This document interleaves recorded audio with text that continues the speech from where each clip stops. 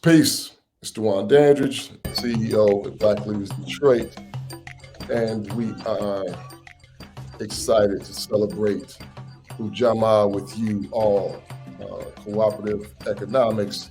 For those of you that are new to Kwanzaa, this is the fourth day, fourth principle of Kwanzaa. We have started off with Umoja, Kujichagulia, and Ujima, and we are excited to be coming to you live to talk about what cooperative economics look like here at Black Leads Detroit. Shout out to all of the people that made this year's celebration extra special in Detroit. If you don't know, we actually have the biggest Kanara in the world, from what I understand. And I know there were several celebrations taking place as usual for Detroit, and there'll continue to be celebrations happening through the rest of the week. So find a celebration. If this is new to you, we celebrate 7 principles, and we are excited to be doing that with you all. So Habari Ghani, and what up, Doe? And we wanted to start off by sharing what cooperative economics looks like to us when practiced. So we got a short video that we're going to share with you. I'm going to jump back on and tell you about some of the people that you can expect to hear from. But the main thing is you'll get a chance to participate, practice cooperative economics with us the BLD way. And what that looks like for us is we provide access to capital to Black entrepreneurs operating in the city of Detroit. We do that 2 different ways. So we have a no interest loan, and you heard me right, no interest loan. So we don't charge any interest on the money that we loan to Black entrepreneurs in the for-profit sector operating in Detroit. And we also do grants. Some of you may have seen what that looks like for us in real time, where we actually pull up on for-profit business owners and nonprofit leaders in the city. And sometimes we surprise them, and sometimes we have an application process. Excited to share with you all what successes look like, or what its impact has looked like.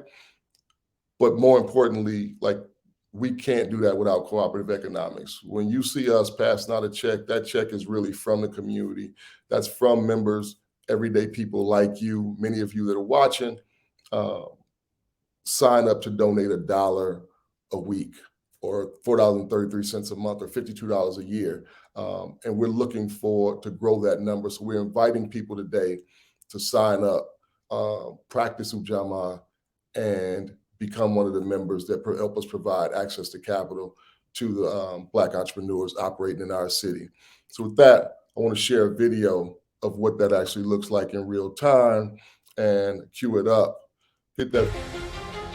Black Leaders Detroit, they knew that during the pandemic, that Black businesses were going to be left out of any type of funding that the government gave, and they wanted to make sure that they were able to figure out how they could step up and help, because again, this is their community, and they want to make sure that their community is still here when this pandemic is over with. And the only way you can do that is by offering support to your community, and so they stepped up and they did that.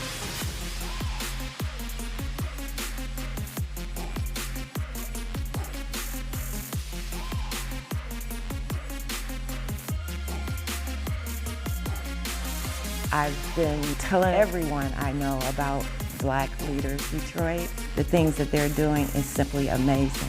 And they're taking care of business for the Black business owners. It's $1 a week donation to keep this great thing moving. $1 a week keeps it popping. Black Leaders Detroit.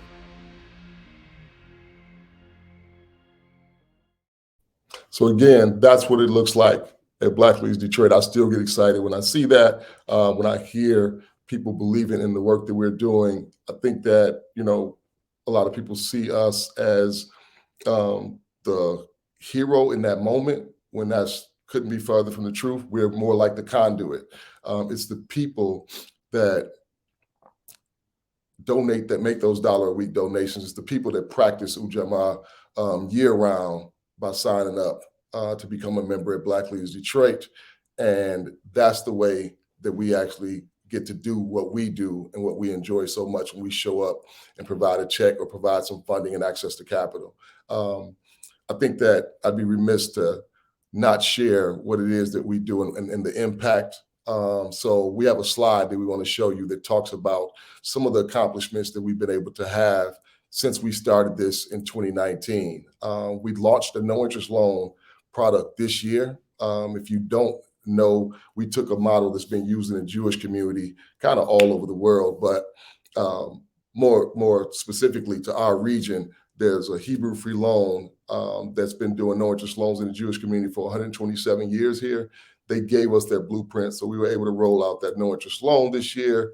And our goal was to do $500,000 in no interest loans. We've made that goal thanks to our funding board members, but also an amazing team member, two amazing team members in particular, Ken Elkins, our COO, but also Kevin Taylor, who's a dynamic young brother that's leading the march on our no interest loan. He's our loan officer. Some of y'all know him. If y'all applied for funding, if you've received funding by way of a loan, you had to deal directly with Kevin, and he's doing an amazing job. Here's what impact looks like for us. Here's what you have done. If you are one of the members that donate to Black Leaders Detroit, here's what you've accomplished. You have dispersed $1,123,000 to Black entrepreneurs by way of our grants and no interest loan combined. That is 250 plus Black-owned businesses and nonprofits supported, and collectively they hire 675 people. And most of those 675 people are members or citizens and residents of the city of Detroit. In addition to that, one of the creative ways that we provide funding is we'll purchase gift cards. If you're not familiar with Black Friday, we purchased 600 gift cards this past Black Friday total. That's 300 with $50 gift cards to one of several stores on the Avenue of Fashion. And then we did another 300 to a couple stores that you can go and grab juice or food from. And so altogether, we've purchased and dispersed 900 gift cards. So it was 900 people able to go and shop because of the work that we do, because of the sacrifice and the commitment you all make, and because of you practicing Ujamaa the way that you do. So we hope that y'all realize the way that we do, that's just scratching the surface. The need is much greater, and our ability to provide is much bigger, right? $1 million sounds good, and I think that it's a great start, but it's a start, right? So we've been out of the when it comes to access, we've been on the outside looking in for far too long, and we're not going to wait on somebody else to fix it. We have the solution. The solution is you, me, us coming together and doing what we can. I don't think any of us are in position to write a check big enough to meet all of our needs, but if all of us are willing to make a small contribution, I think that we'll more than meet our needs. We meet the needs of other communities, right? There's a lot of other communities that survive and been provided for because of our commitment to either shopping with them, spending money, or being committed to their cause. We all practice cooperative economics when we pay taxes, right? And we're not always satisfied with the return on the investment from our taxes. And sometimes that feels involuntary, right? You just got a chance to see what the impact of your cooperative economics looks like here at BLD. So we hope that, you want to be a part of that if you have not signed up. So this is a telethon. We've titled it Ujamaathon, and we're going to be here from 10 to 4 today. You're going to hear from several community members that are actively providing jobs, services, some nonprofit leaders, some folks that support the work that we do, and you're going to hear from them and what Ujamaa looks like, what it means to them, how they're practicing it on a regular basis. But we want to make sure that you feel invited to support the work that we do. We want to make sure that you feel like compelled to not just watch, not just be somebody that's on the sideline, wondering if this is real or not. Hopefully you'll hear something from one of the people, myself, or see the work that we're doing. Please check us out at blackleadersdetroit.org. Sign up today. Don't hesitate. There's a lot more work that we want to do. When we open up our pipeline and our application to our No Interest Loan, just to give you an idea of the need, when we launched it in January of 2022, within 3 months, we had over 200 applications.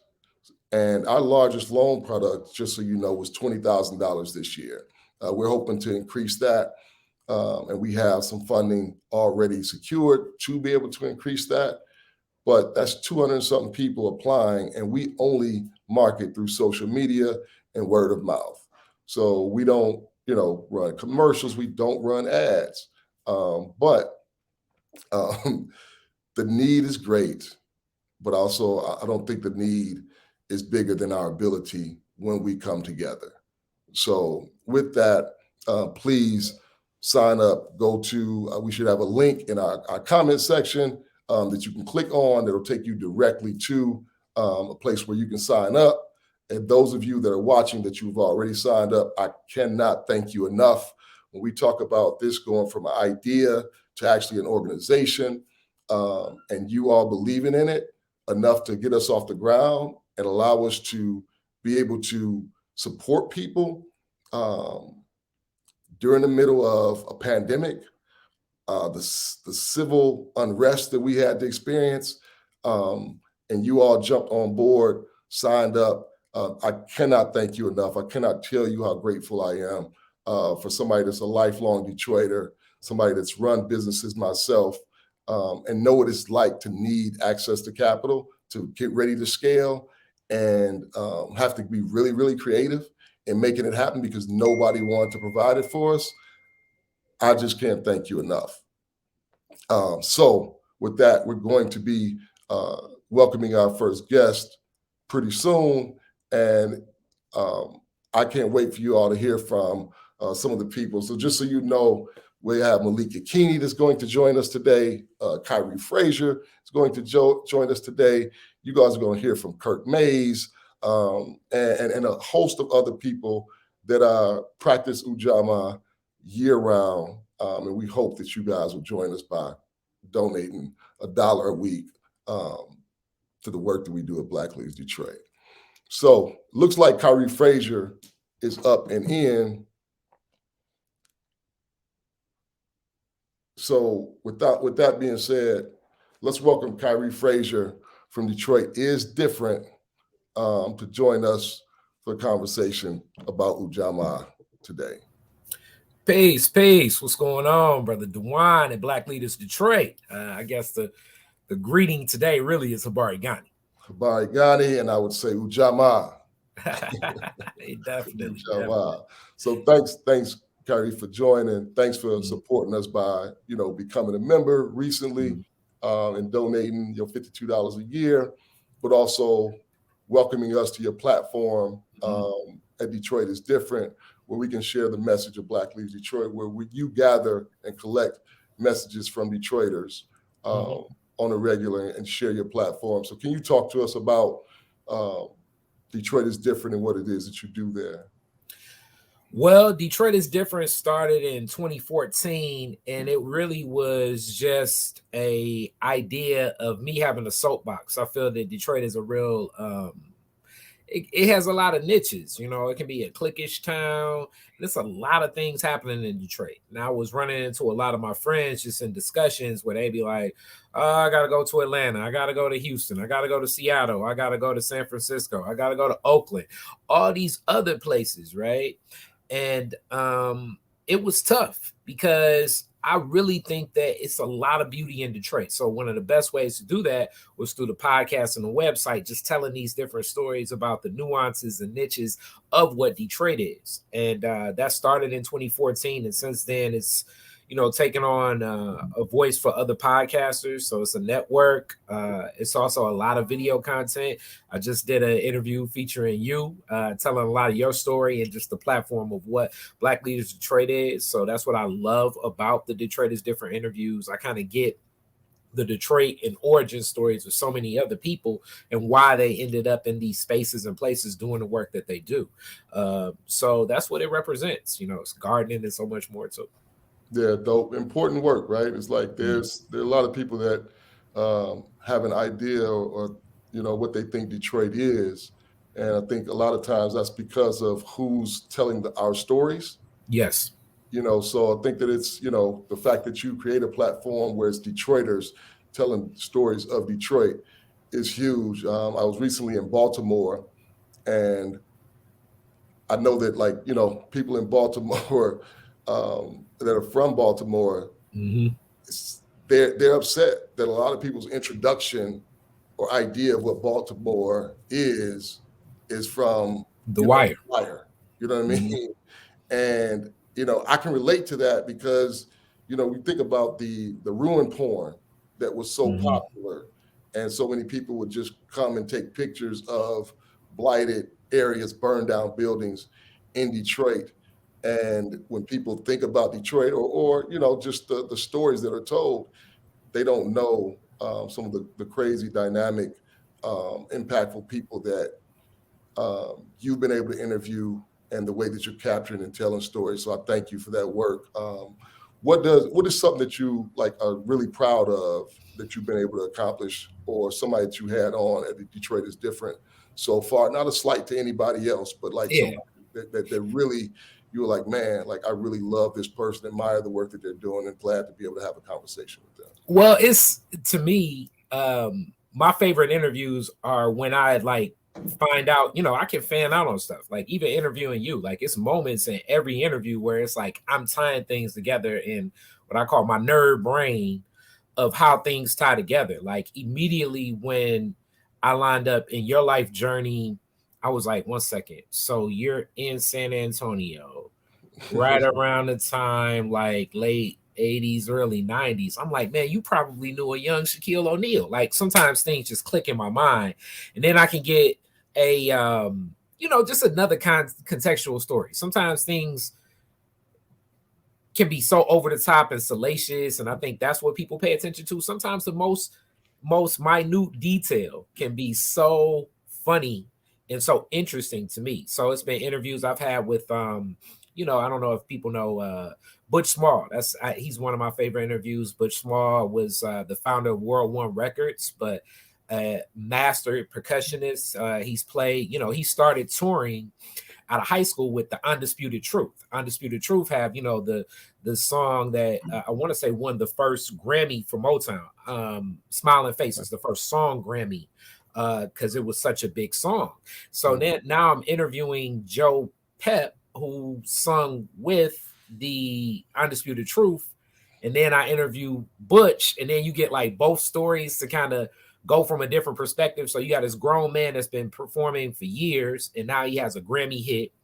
And then you have a kid fresh out of Cooley High School, traveling the world with a #1 song. So their perspectives of the same story are amazing. And that's, to me, the beauty of Detroit is different. Because when you're when you're in your mid-20s and you've been touring, you're not paying attention to things like a kid going from, Finkel to now being, in Germany, in Tokyo, and all these different places. And to me, Butch was that for many other people with World One Records. So it's certain details that I get from the stories of Butch about things he may forget about touring with the Dramatics or helping, DJ Los and Easy B, or I guess Tafari and Jason, but you know what I'm saying? We definitely know everything. Chaos, aka Chaos and Maestro. Yeah. And their details of what they remember performing as Nelson Mandela is coming to America for the first time and coming to, at the time, Tiger Stadium. Yeah. The stories you get from Chaos and Maestro about that versus Butch is like, all right, let's just make sure the sound check is good. Let's make sure this is happening. They're like, wow, that's Nelson. Like, I'm opening, I went from opening for Ice Cube to opening for Nelson Mandela. Nelson Mandela. Detroit is different stories that I like to capture. No, man, that is dope.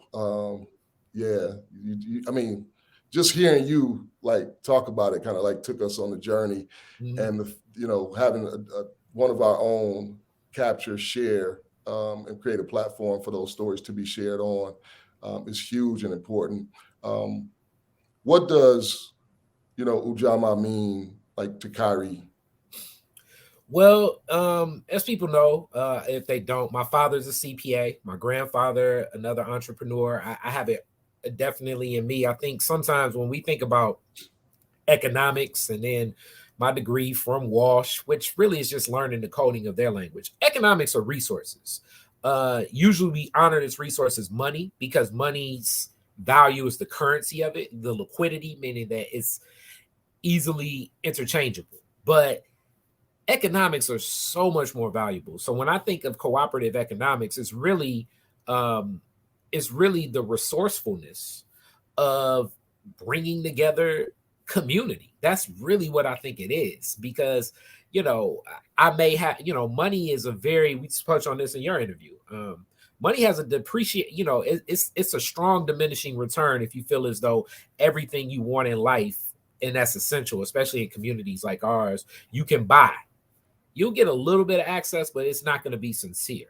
So hence, when I think of cooperative economics, it's about building those relationships. It's about leveraging those relationships with fairness. So knowing that sometimes people will lean on you for whatever that may be. So for me, it may be speakers. It may be, some advice on like, hey, we can try this. Like one of the things I'm going to hit in this private chat after is like, hey, you guys should hit the scroll under this so that people can give, even me, because I don't know what that give point is. But hitting that scroll and it's right there in StreamYard, we can do something like that. So sometimes it's that information. There we go. It's already going. So those are the things that I really do think we need to see, and not only honor the dollar, because the dollar is something that's very scarce in our community by default. And there are so many other resources that we have, especially with the knowledge of people that can be shared, and it can empower so many more communities. So when I think of cooperative economics, I really think of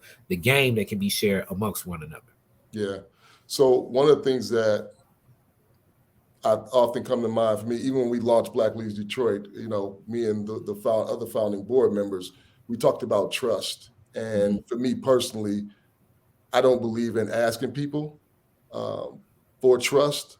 You may have heard me say it. I believe in asking people to watch us, right? Because I think we've been duped so many times, and so many people have, came making promises that weren't kept. So I'm not big on asking for trust. I believe in transparency. So we extend invitation for people to watch us while we work. So with that being said, knowing that, oftentimes that's a barrier. Why should somebody, without knowing me, without, knowing Black Leaders Detroit, why should somebody donate $1 a week to this cause, in Kyrie's words? I would say, the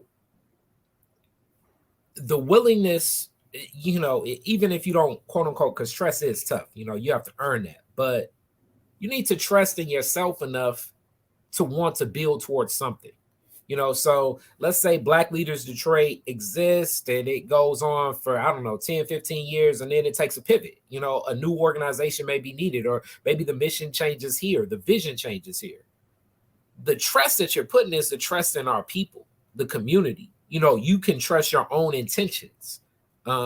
So to like mull over, what would happen with it, how it would happen, that's to me, that's arbitrary. The trust that you're putting in this intentionality is about more so that something like this in this institution needs to be built. So like, let's say that, Black Leaders Detroit is, like one iteration, kind of like what's happening in Detroit is different in podcasting. In 2014, it wasn't many podcasts.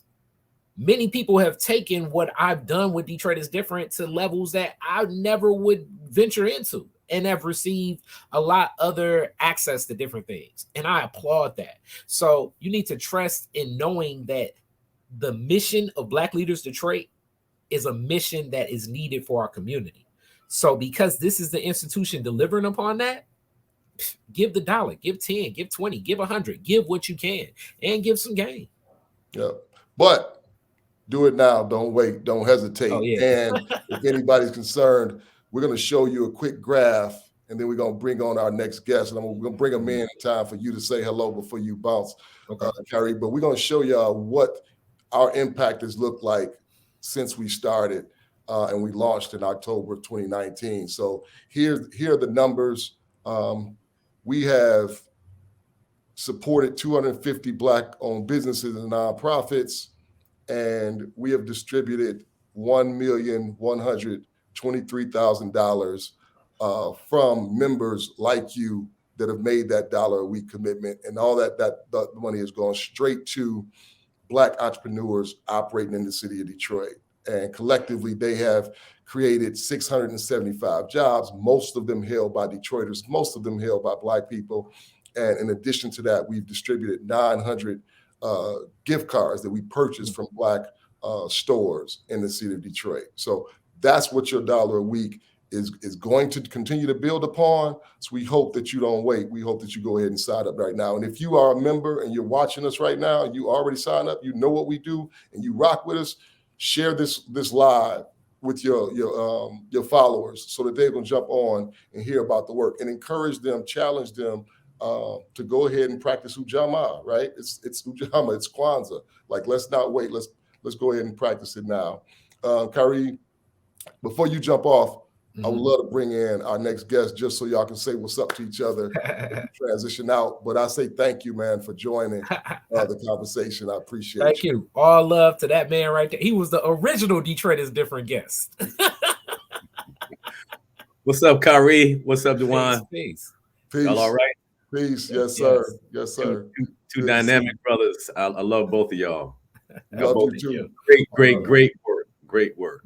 Thank you. Thank you. I think I thought about Kyrie been out here rocking with Kwanzaa for a long time. And I remember several years ago, he was giving these annual Kwanzaa events and his band was playing. And so just flashing back to that, Kyrie.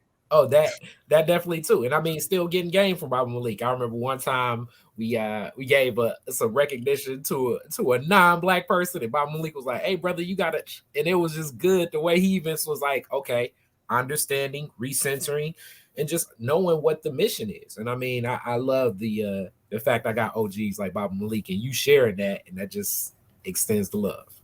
Yeah. It's interesting. It's funny hearing you say Kyrie been out here doing it for a long time. Kyrie looks young, right? But I've been able to serve on a board with him, and you've been able to sit back and hear like his thoughts and the way that he can break down and bring nuance to a subject matter, and just value his mind, but also his commitment to us as Black folk in Detroit. So Kyrie was born into this. No doubt. You don't have a choice. I knew his mother, who was a dynamic woman, and his father is a dynamic man. Thank you. And his sister, who I think I knew even before Kyrie, is a dynamic woman as well. So it's in his DNA. He don't have no choice. You don't have a choice. That's good. That's good. We have to keep breeding them, right? Thank you. Maybe the fastest way to create, revolutionaries is to keep breeding them. Kyrie, thank you, bro. Love you, man. Thanks for joining the conversation. All love. Peace. Peace. Baba Malik, what up, though? What up, though, Dewan? How you doing? I'm doing well. Good. I've been looking forward to joining and having this conversation with you as somebody that practices Ujamaa, right, by vocation. Invite us all to participate in it. And it's a pleasure and an honor. It's an honor to be here. Yeah. So can you talk to us about Ujamaa and what that looks like with the work that you're currently doing? Sure. So I'll start out by saying the word Ujamaa is a Kiswahili word. And one of the reasons that Kiswahili is used both in Kwanzaa and used with the Nguzo Saba is because during the 1960s, as Africa was emerging from colonialism and as independence leaders such as Kwame Nkrumah and Haile Selassie and Julius Nyerere and others were pushing for a united Africa, for Africa to be one nation as opposed to these 54 nations created by European colonialism, there were efforts both to have kind of a universal African currency, but also there were discussions about having what's called a lingua franca, or having a language that was common to the entire African continent. And so many people began to push Kiswahili as that language that should be used continent-wide, because it is a language that's not confined to any particular ethnic group, and it was used widely throughout East and Central and parts of Southern Africa.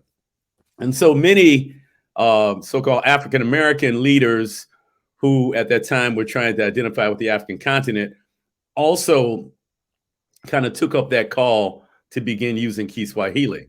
And so about 30% of the words in Kiswahili are from Arabic, again, because it was a trading language largely. And so the word Ujamaa actually comes from an Arabic root word, which is Jama, which means family. And so the root concept really of Ujamaa is that we are family and resources are shared in a family. For example, if you have children, you don't allocate resources based on, if you do this, you're going to get that. Everybody in the family is cared for. And so that's really the root concept of Ujamaa, or cooperative economics. But also it was expressed in the economic policy of Tanzania after their independence. I mentioned the leader, Julius Nyerere. He created what was called Ujamaa villages, which were examples of self-reliant villages which had schools and were producing bricks that the schools were made for, and was producing foods. And so this concept, again, influenced so-called African-American activists who were Pan-Africanists primarily, and that kind of came into the culture of our movement here. And so Ujamaa is widely interpreted as meaning cooperative economics. And for me, cooperative economics is really tied into an understanding of the deficiencies of the capitalist system, which really kind of promotes this idea of individual wealth and individual advancement. And so cooperative economics recognizes that we advance together, and it recognizes that we need an economic system that doesn't pit us against each other in the kind of constant competition that capitalism pits us against each other. And so, in fact, in Tanzania at the time that Julius Nyerere introduced the concept of Ujamaa, he also was practicing what he called African socialism. And so in many ways, Ujamaa is a pushback against the capitalist system and a call to circulate our wealth among each other for the common good. And specifically, you said, what am I doing in that regard? The biggest thing is that I am a founding member and a board member of the Detroit People's Food Co-op, a cooperative grocery store that we're developing in Detroit.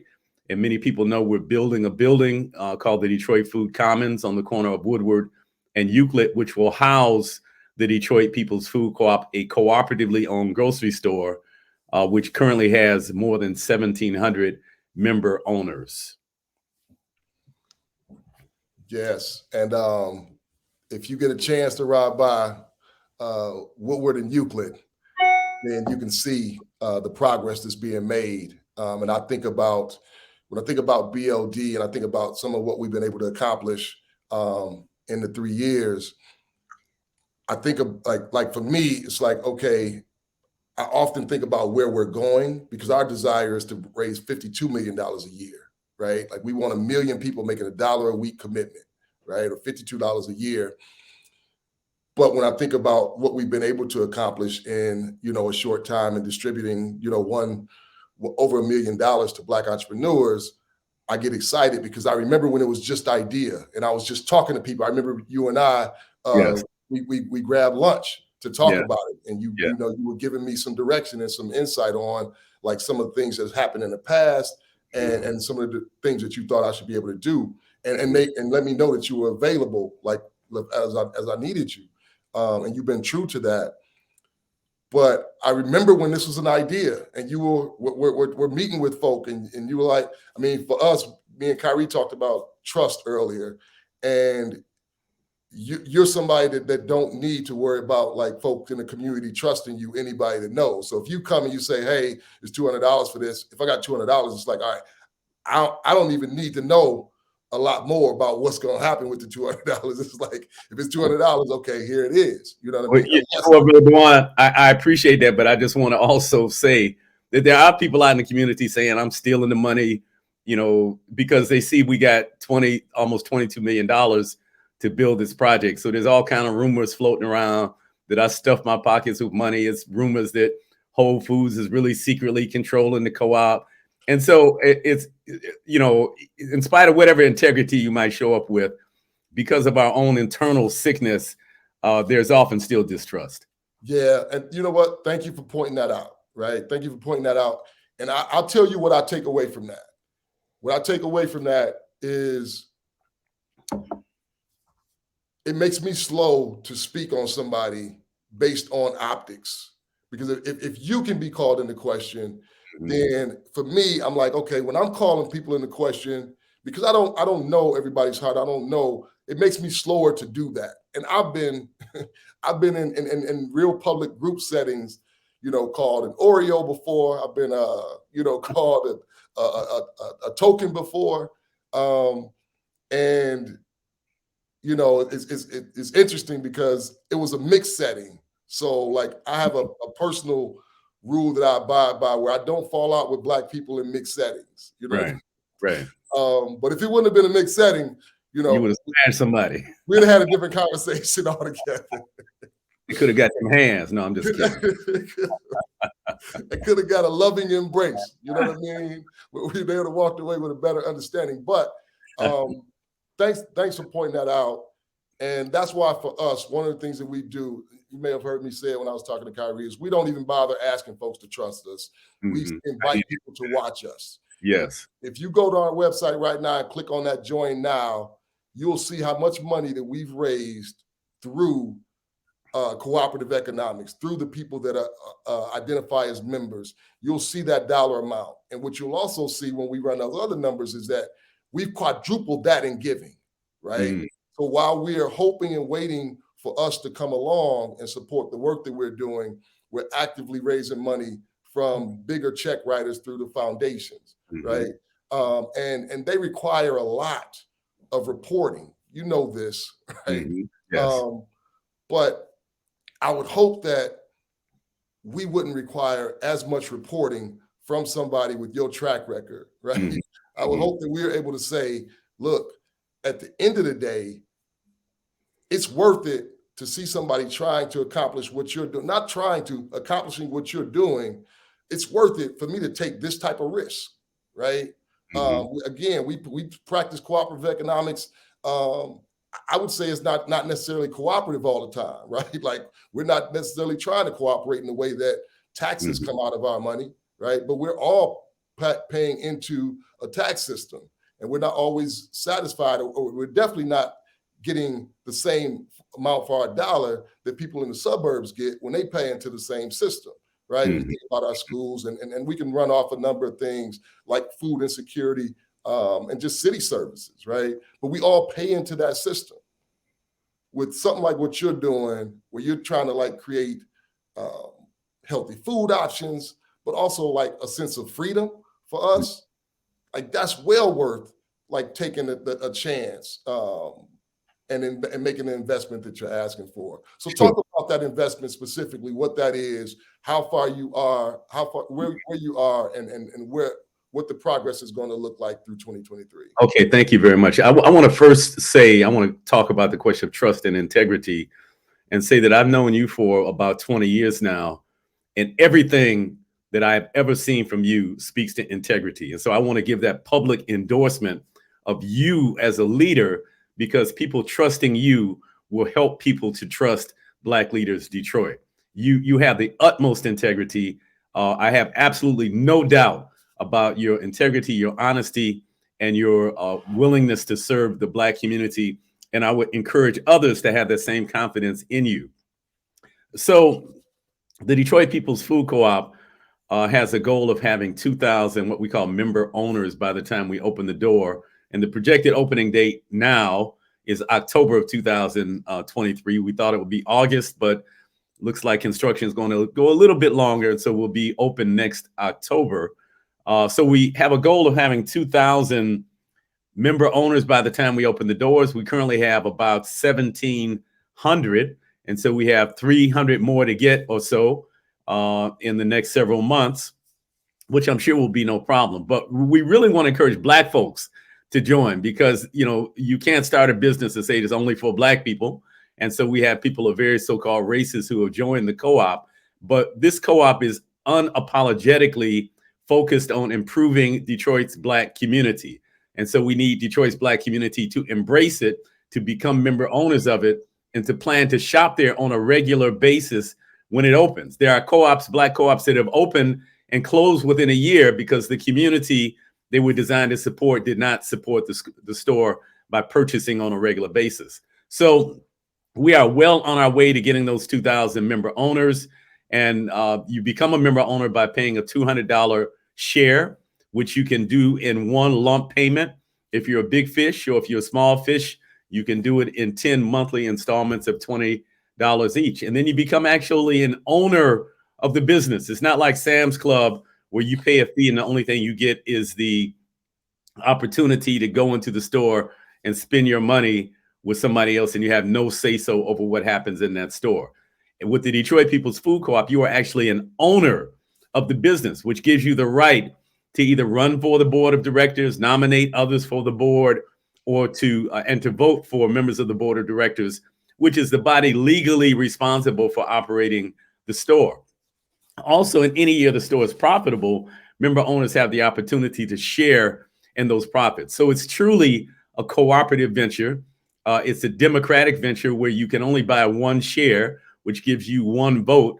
So it's not like a corporation where rich people can buy 500 shares and people who aren't as affluent can only buy 10 shares. And the people that have 500 shares have 50 times more votes than the person that has 10 shares. This is a flat horizontal structure, one person, one vote, which we also think is important, that we restore the ability to democratically make decisions in our community, particularly Detroit, which has been plagued with the imposition of emergency managers by the former governor, which kind of took away democracy and had us fall into a lethargy where we got used to other people making decisions for us. So part of one of the mandates of to be self-determining is that we have to begin to make decisions collectively for our collective self. And I think I've heard you. I mean, you touched on so many things. One of the things that I'm often trying to preach to us. Before I say any of that, let me just pause and say thank you for the public endorsement, and it means a lot. And you earned it. You earned it. I'm not just blowing smoke up your orifice. Like you said, watch, show and prove. Like many of my brothers and sisters say, show and prove. I mean, you've done that, and so so you deserve trust because you've earned trust. Yeah, I appreciate that. So, with one of the things that you touched on in inviting Black folks specifically, right, to pay in, one of the things that I'm often talking about is the difference between shared resources and shared power, right? Like lots of our funding members from philanthropy, they are accustomed to sharing resources, and many of our like white folk from the suburbs that identify as allies and people that want to be a part of creating fairness and equality. Right. One of the things I often challenge them with is that you're comfortable with and cool with sharing resources. What you don't like to do is share power, right? And that's two different things. Yes. So when I hear you talk about like sharing power as well as putting in, like that's huge, and creating a blueprint that like we can like continue to follow, in that we have to make sure that this is successful, and like let's make sure that it is Black folk that have those shares and have those votes Yeah. by donating, right? Yeah. So I think that shared power model is extremely important, because if not, if we don't have that frame, if our only frame is that, you know, we're going to put money towards Black things, then what can happen is we can create a Black elite that we invest money in that advances themselves and doesn't advance the majority of our people. And we see this a lot on the African continent. For example, I just returned about 3 weeks ago from Cameroon, where the president has been in power since 1982. And so we see this often throughout the continent, that resources are concentrated in the hands of a few people. And we see it also in Black America, that often resources are concentrated in the hands of the Black elite, and the masses of our people continue to suffer. And so we need these models that are democratic models of shared power. Yeah, it troubles me when I see the way the conversation is happening when we talk about teaching financial literacy, and some of the things that I see. It seems like there's something underlying there with the way that we're talking about it, which continues to talk about like separation, right? Like, as opposed to bringing us along, it's like separating us from other family members that don't understand or whatnot. So I just want, like, that's been kind of like constantly on my mind lately. And yeah, that's not what you're trying to do. That's not what we're trying to do at Black Leaders Detroit. But I do, before we let you go, I just want to show a picture that we have, you know, from like the building and the development that's happening over there. And I told you that, you know, I go by there every now and then just to get inspiration from the spot. So if we got that queued up, let's pull it up real quick. I think this may have been a couple months ago. You know, Yeah. It was still kind of warm. It's a lot more up now. Yes, a lot it is. more has happened, you know, since I took this picture. But you know, this was, you know, building that had to be torn down, land that you had to purchase, all the things that you had to go through to get this and make it happen. But it's happening.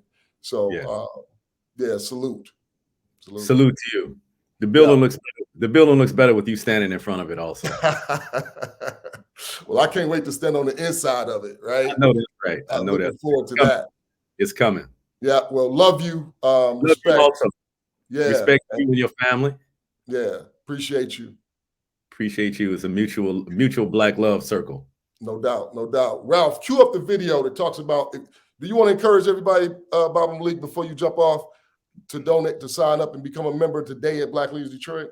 Yes, as a matter of fact, I need to go on and make sure that I have signed up, because although I'm a supporter of Black Leaders Detroit, I don't think I'm donating that $1 a week. So as soon as I get off this call, I'm going to go online to the website, and I am going to make sure that I'm signed up for my $1 per week. And I want to encourage everybody in the community to do this. This is, you know, many people have talked about, well, if every Black person gave $1 a week, we could do this, we could do that. But not many people are moving on it. So you are actually moving on it, realizing it, actualizing it. You have the utmost integrity. Black Leaders Detroit has the utmost integrity. People should not only give $1 a week, but they should encourage everybody they know to give $1 a week and to support this worthy community venture. Thank you. Ralph, show them what that $1 a week is done by showing the video as we say peace to Baba Malik. Black Leaders Detroit, they knew that during the pandemic, that Black businesses were going to be left out of any type of funding that the government gave, and they wanted to make sure that they were able to figure out how they could step up and help, because again, this is their community, and they want to make sure that their community is still here when this pandemic is over with. And the only way you can do that is by offering support to your community, and so they stepped up and they did that.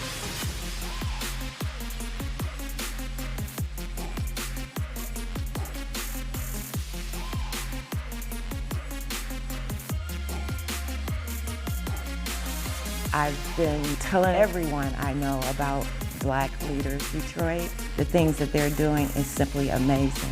And they're taking care of business for the Black business owners. It's $1 a week donation to keep this great thing moving. $1 a week keeps it poppin'. Black Leaders Detroit.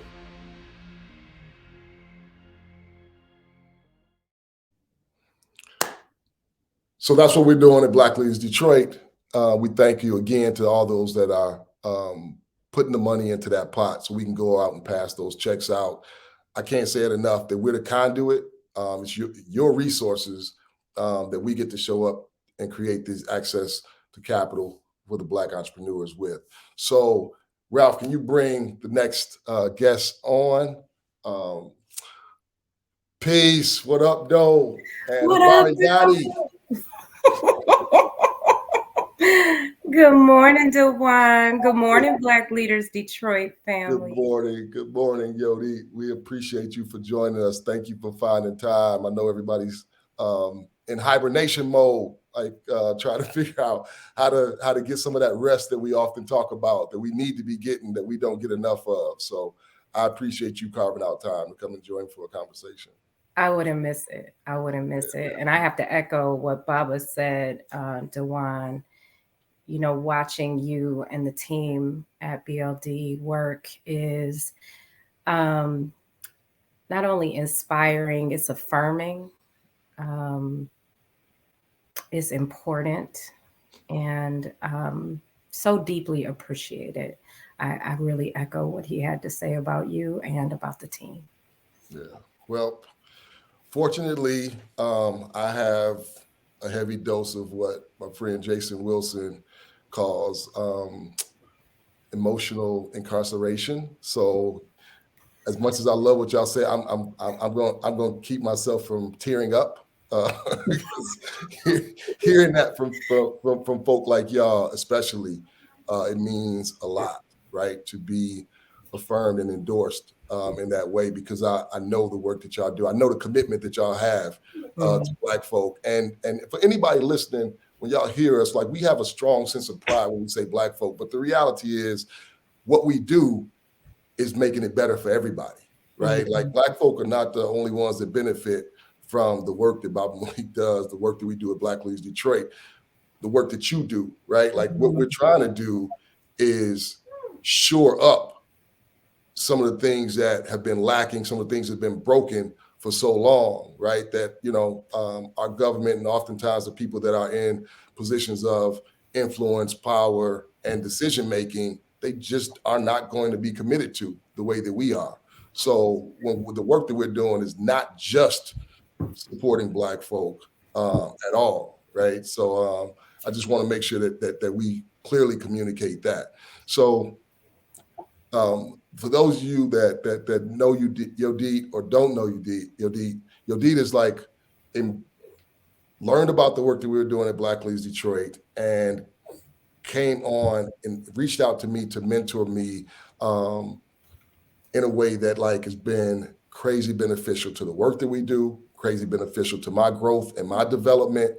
And when we talk about cooperative economics, I think Kyrie Frazier was trying to remind us that it's not just like writing a check, because especially at the time when Yodi signed up, like, we wouldn't have been in position to pay for the type of information, the type of game, the type of, like, consulting that she had offered pro bono at the time.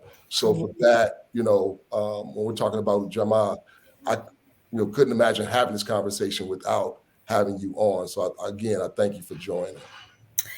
Yeah, I mean, I think first of all, like, one of my core beliefs is that we are who we need, right? And when you talk about your work and our collective work benefiting others, it reminds me that in the entirety of the history of my little nephew and niece are in the background. But it reminds me that in the entirety of this history, when our people have gotten free, everybody has gotten free, right? I was just watching a video this morning that talked about this single human race, that the constructs of race, the fact that a Black Leaders Detroit has to exist is a product of global supremacy centered around, uplifting certain people or cultures, but the reality is, in that fight for liberation, our fight for liberation, that as we've gotten free, everybody has gotten free.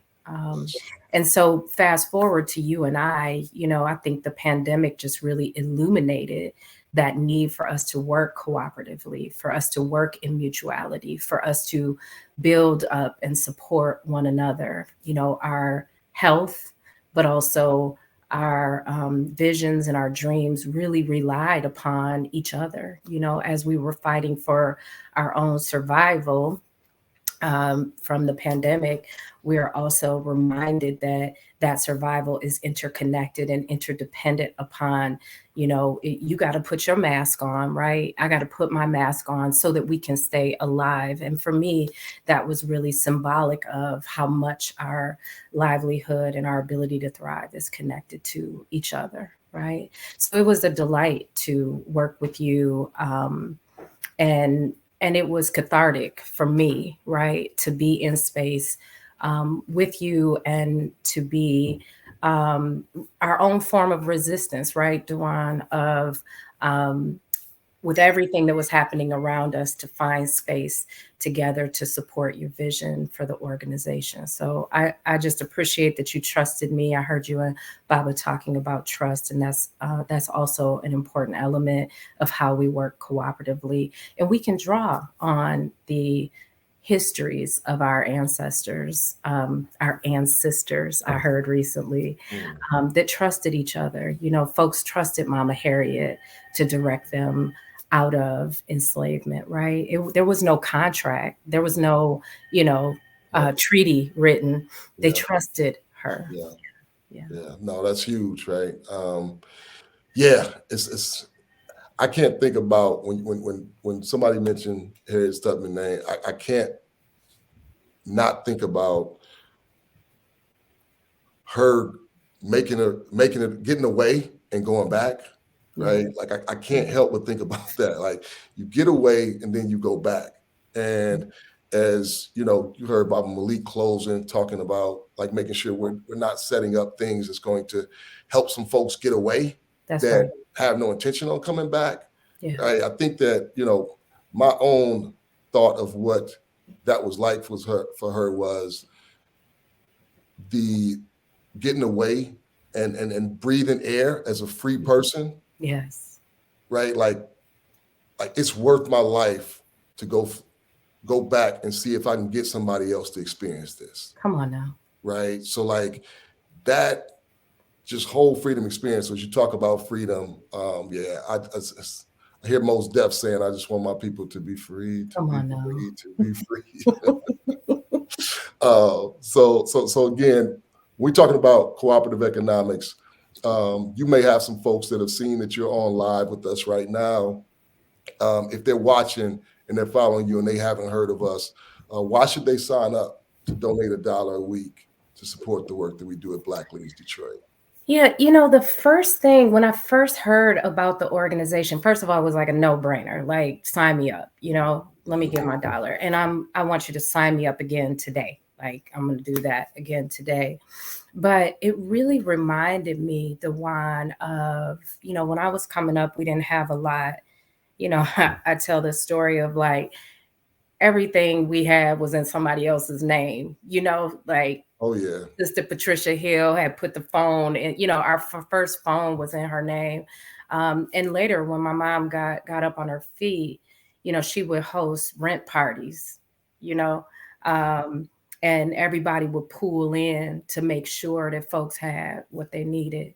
Baba talking about food sovereignty, like folks made sure and shared. So, and I am the daughter of an immigrant from Ethiopia. And, I don't recall a time when my father lived in his house alone. He was always hosting others. And so that is not only like in my DNA that we take care of each other, but it's a part of, my upbringing. So when I saw this low barrier of entry, right, it reminds me a lot of how Obama ran his campaign, right? That the everyday person can contribute to building something beautiful that benefits us and benefits others. And it was an immediate yes for me. This idea of collectively contributing to the futures that we want. In this case, we want to see Black Detroiters thriving, Black entrepreneurs growing their visions. And I think we can do that in a way where we're building community power and building economic power, but also simultaneously pushing back on the ways in which current institutions that are fundamentally racist and sexist and class oppressive have locked us out. The social, political, and economic systems that incentivize domination and exploitation of women and people of color and the poor and the homeless and the disabled, the queer and undocumented and indigenous people. We can build community capital and community economic power through the creation of new institutions that incentivize cooperation, love, compassion, and kindness. And we can lift up and support folks that are doing grassroots organizing, working class folk, people of color who are building long-term strategies through small ideas, right? But big dreams that resist these oppressive models and build joyous and collaborative new futures. So that's what kind of pulled me in. And then I think I would be remiss if I didn't say that as I've gotten to know not just you, but the team there, we need to know that we can count on institutions to also use their institutional power and privilege to push back on. And I think it's real easy. You and I have talked about this, for BLD to get caught up in the nonprofit industrial complex, right? And to begin to behave the way many institutions, whether intentional or not, right, the way many institutions do, which is what you and Baba were talking about, that then end up locking out, many people. And so, right from the onset, it spoke to my heart, drew me in. And then as I've gotten to know you all, has kept me in, if you will. And I really encourage folks to do the same exploration that I did, to get to know you. The good news is we can follow you on YouTube. We can find you on Facebook. You've been so accessible, which I think is important as well.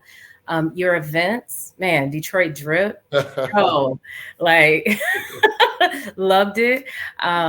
Loved being in community with folks who have these great missions and who have such cultural pride, neighborhood pride, community pride, these micro enterprises that are changing families and changing communities, that uplift the spirit of resiliency of the city in spite of all of the things that are happening. And not just that, man, to see you ride, from here to Mackinac. People talk a lot about servant leadership, but and I think that's important. But what really stood out for me is we can't be what we can't see, right? And seeing you and seeing the supporters from Detroit to Mackinac, put your literal body into the work, was another source of inspiration as well. No, thanks. I remember when you signed up. I think we were on a big Zoom meeting with a bunch of other people in there. Shout out to Kwaku and the team that was putting together a convening of sisters doing dynamic work. And you had signed up really quick, because I get notifications, right? so I was like, man, it was cool and it was affirming, and it was it's always encouraging when somebody gets it, right? And I could tell right away that okay, you're oh, this is that thing that we always talk about, right? If we can just come together, and that's what I describe it to people as. It's I don't think that it was a Dewan idea at all, right? I know better. At the end of the day, it is what I heard us talk about at dinner or at the barbershop when we're frustrated and saying, if we could just come together, we would be all right. So We just needed a mechanism where we could come together. And that's what it is at Black Leaders Detroit, $1 a week, like you said, a low barrier where we can come together. Yeah. I mean, you are building on a legacy, and I know you know that. We've been coming together. And I think part of what we have to do is shift the narrative that reinforces this idea that you know, we've given up on each other. We haven't. We know we're who we need. We take care of each other. You are contributing, you're an ingredient in the bigger pot of Black love and Black power. And I'm excited, just so excited for your work. See you flourish. Dope. Appreciate it. Appreciate it. Well, we are not going to hold you for very long. We thank you for joining the conversation. We thank you for being a part of our Ujamaathon. And we hope that, you know, y'all have enjoyed, y'all watching have enjoyed the conversation as much as I'm enjoying it, talking this, like being able to talk to some of my own personal heroes and sheroes here. So, Yodi, thank you so much. Enjoy the rest of your day. You ain't have to chase the kids away. It's actually cool. But love you. I love you too. Thank you so much. You bet. You. Be well. Harambe. Harambe. Peace. Peace. Ralph, can you cue up the video for anybody that's watching and not aware of what it is that we do at Black Leaders Detroit, what it looks like, practice? Can you go ahead and cue it up, the video, one more time? Black Leaders Detroit, they knew that during the pandemic, that Black businesses were going to be left out of any type of funding that the government gave, and they wanted to make sure that they were able to figure out how they could step up and help, because again, this is their community, and they want to make sure that their community is still here when this pandemic is over with. And the only way you can do that is by offering support to your community, and so they stepped up and they did that.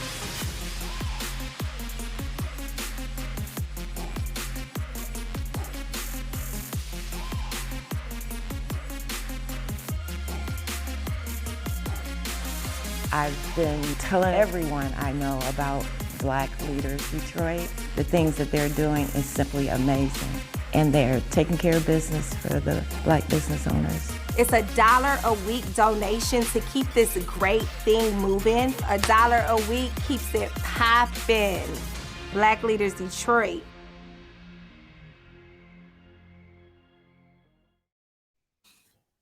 Peace. That is what it looks like. That's what you're doing.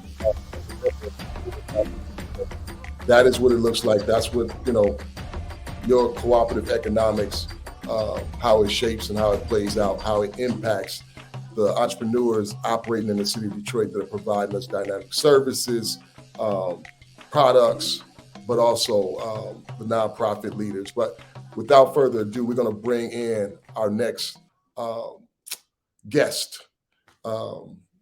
We got Yolanda Jack. Bring her out the back. Hey. Peace. How are you? Gargani. Oh, Ujamaa. All day. Yes, indeed. No doubt. No doubt. Cooperative economics. Thank you for coming. Thank you for coming and bringing great energy. I can feel your energy already. Oh, so, wonderful. It's my favorite time of the year. I love Kwanzaa. I love Kwanzaa. It is my favorite holiday. Yeah, yeah. How do we get it from being, I mean, I appreciate it for a celebration, but I know people like you believe in living these principles not as 7 days, right? 365, 366. That's it. That's it. As a way of life. Like, how do we encourage, you know, our collective to continue to do that? I think the easiest way is perhaps to remind our collective and our families that our communities have embodied the principles of Kwanzaa since before Kwanzaa, since the continent of Africa, since before our ancestors were taken from the continent.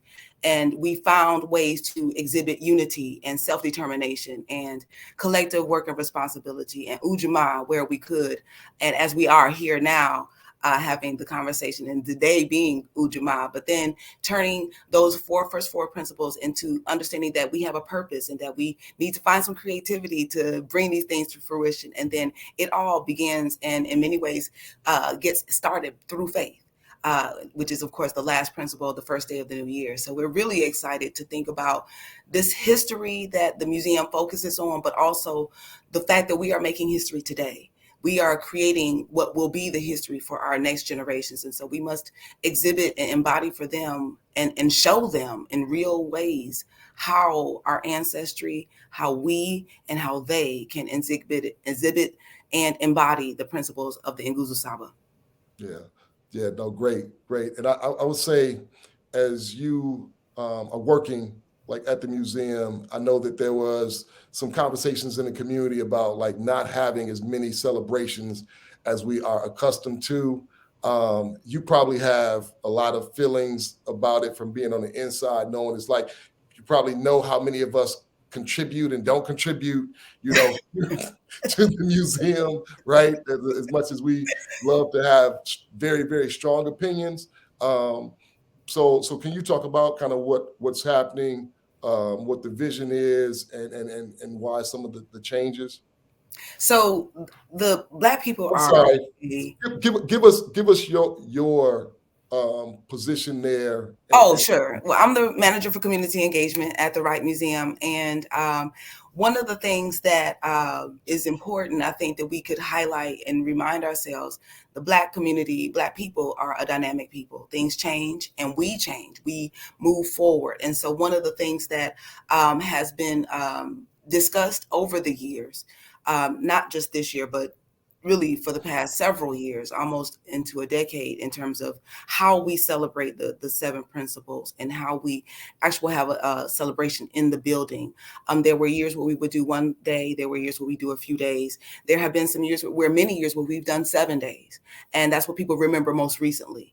And so we're looking forward to see how we can balance the celebration, maintain the museum's integrity and hope forward and connectiveness to the community, but also maintain a work-life balance for those members of the community who work within the museum. That maybe they may want to visit families out of town. Maybe, this is a holiday season. Yes, indeed. But everybody doesn't celebrate Kwanzaa every day in the same way that maybe I would, or the way that, members of our community do. So we are a dynamic people and we have to represent all of that. We are all, and it's hard to be able to balance all of that, but we do our best. And with the community's help, with the community's support, we'll be able to move forward beyond this year into Kwanzaa celebrations, and also embodying the Nguzo Saba every day, not just at December, but in the programming that we do, in the ways that we engage with community. This is a very important, I live the Nguzo Saba. It is not a thing for me that is something, that's nice to put on red, black, and green at a particular time of the year.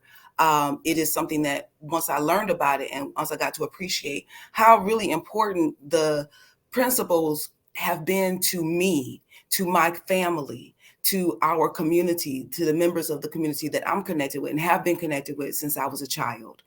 Understanding that even though I didn't know Nguzo Saba, I understood unity.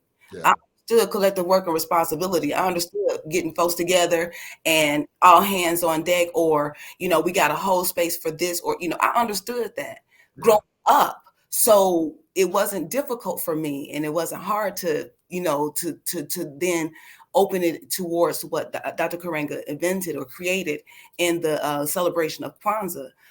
It was really just an embodiment. He was labeling with this beautiful African connection, things that we have been doing every day. Anyway, that's right. This is new for us, That's right. and I think that that's the important thing, that more than anything else, how we move forward in the community. We want to remember those principles. We want to remember why Dr. Wright founded the museum. We want to remember, and we get reminded from the community. We get reminded within the offices. It is not, it's an important thing, and the discussions therein are going to need to happen and going to need to continue to happen. Yeah. It's just the way it's Black people. It's Black people. That's it. We heard your deep talk about her mom throwing like rent parties, right? Right. So like, that's cooperative economics. So all day and trying to make it together and purpose, because I'm trying to stay in this house. That's it. Right. And we also realize, like, look, like if they lose their house, like somebody got to take them in. You know what I mean? So like we have to figure this out ultimately. I mean, like one of the cooperative economics stories that stand out to me is the birth of Motown, right? And Barry Gordy going to his family that, you know, would all invest into a pot. Like they would all put money into a pot, similarly to what we do at BLD, and then somebody would come and be able to borrow the money from that pot. Coincidentally, Barry Gordy was one of the members that the member that didn't put money into that pot. So it was a challenge for him convincing his dad to give him the money as a loan, right? But we're so glad that he did, because without that, who knows if we have Motown. That's right? right. So That's right. And what you're speaking to, the putting the money in the pots, and that's a susu. That's been going on since Africa. We've been doing that in the diaspora. We still do it today. There are members of our community that have giving circles or gifting circles, which are different from pyramids or anything like that. But understanding that we really do, it underscores that cooperative connectiveness economically, how we invest in each other. Because we didn't have banks. We didn't have opportunities of financial infrastructure that other communities might have and still do take advantage of today. We have to be Kuumba. We have to embody that creativity and find, how do we got this idea. I got that self-determination, but I need a way to make it happen. And Kuumba has been Black people's bread and butter. Like, we've been creative. We've been inventive. We've been the creators of our own reality, no matter what the circumstances were. And I love that the Black Leaders Detroit found a way to bring that and embody it right now today, from ancestors decades, centuries, millennia ago to 2022 and beyond. Yeah, no, thank you. Thank you. So for anybody that's following you, that jumped on and aren't familiar with what we do at Black Leaders Detroit, what would you say to them if they're thinking about how to participate, and should they donate their $1 a week to support the work that we do here? It is important, I believe, to encourage members of our community to support the building and the builders of our community wherever they are. You can do that by supporting the business entities here with your opportunity, with your financial dollars. Maybe you don't have financial integrity together to where you can donate that $1 a week. I don't know. That might be difficult for some people, perhaps.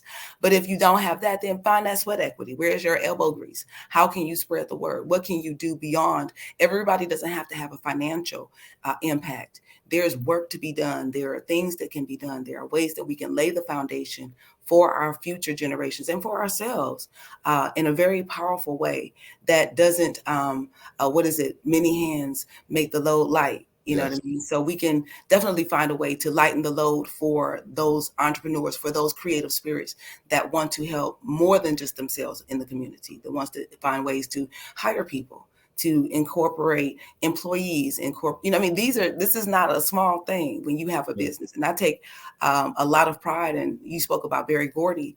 My first connection to Ujamaa was when looking at my mother becoming a businesswoman, selling perfumes through Kalan. I don't know how many people remember Kalan on the Avenue of Fashion in the 80s.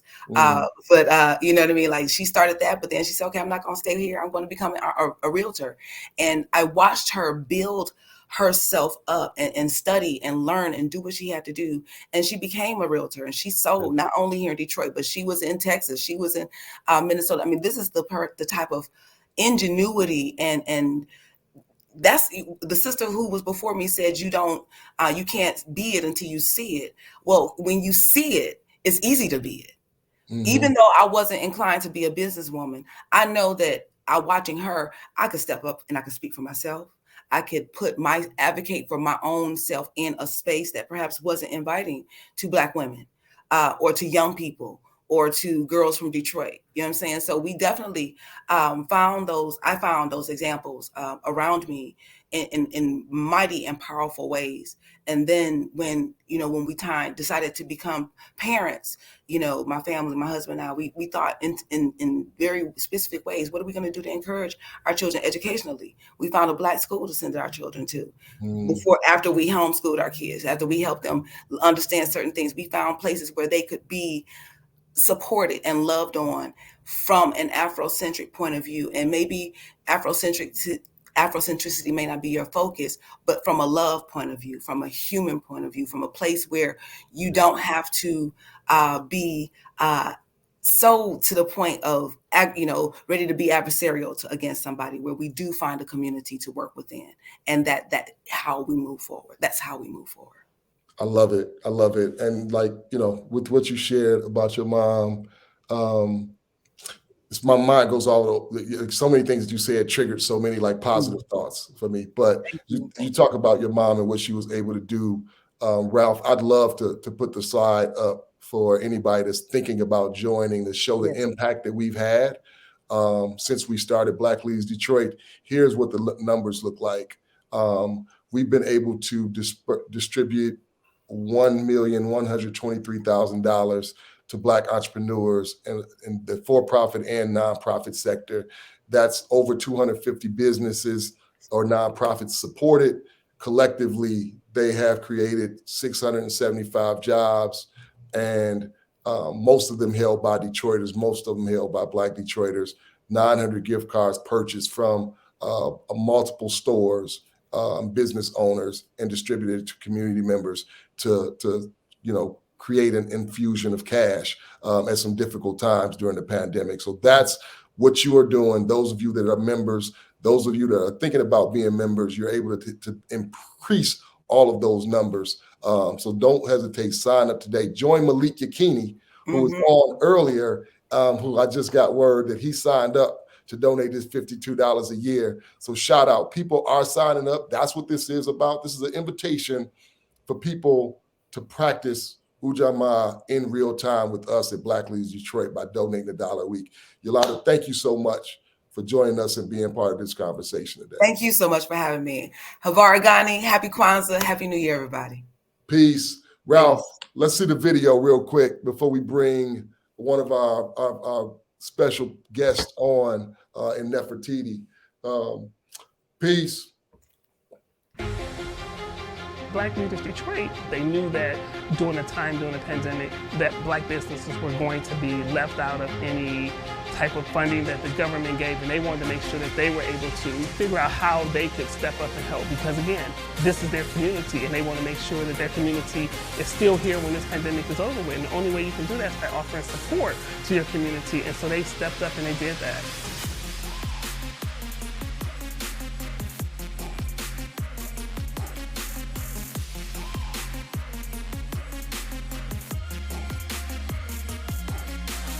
I've been telling everyone I know about Black Leaders Detroit. The things that they're doing is simply amazing. And they're taking care of business for the Black business owners. It's $1 a week donation to keep this great thing moving. $1 a week keeps it poppin'. Black Leaders Detroit.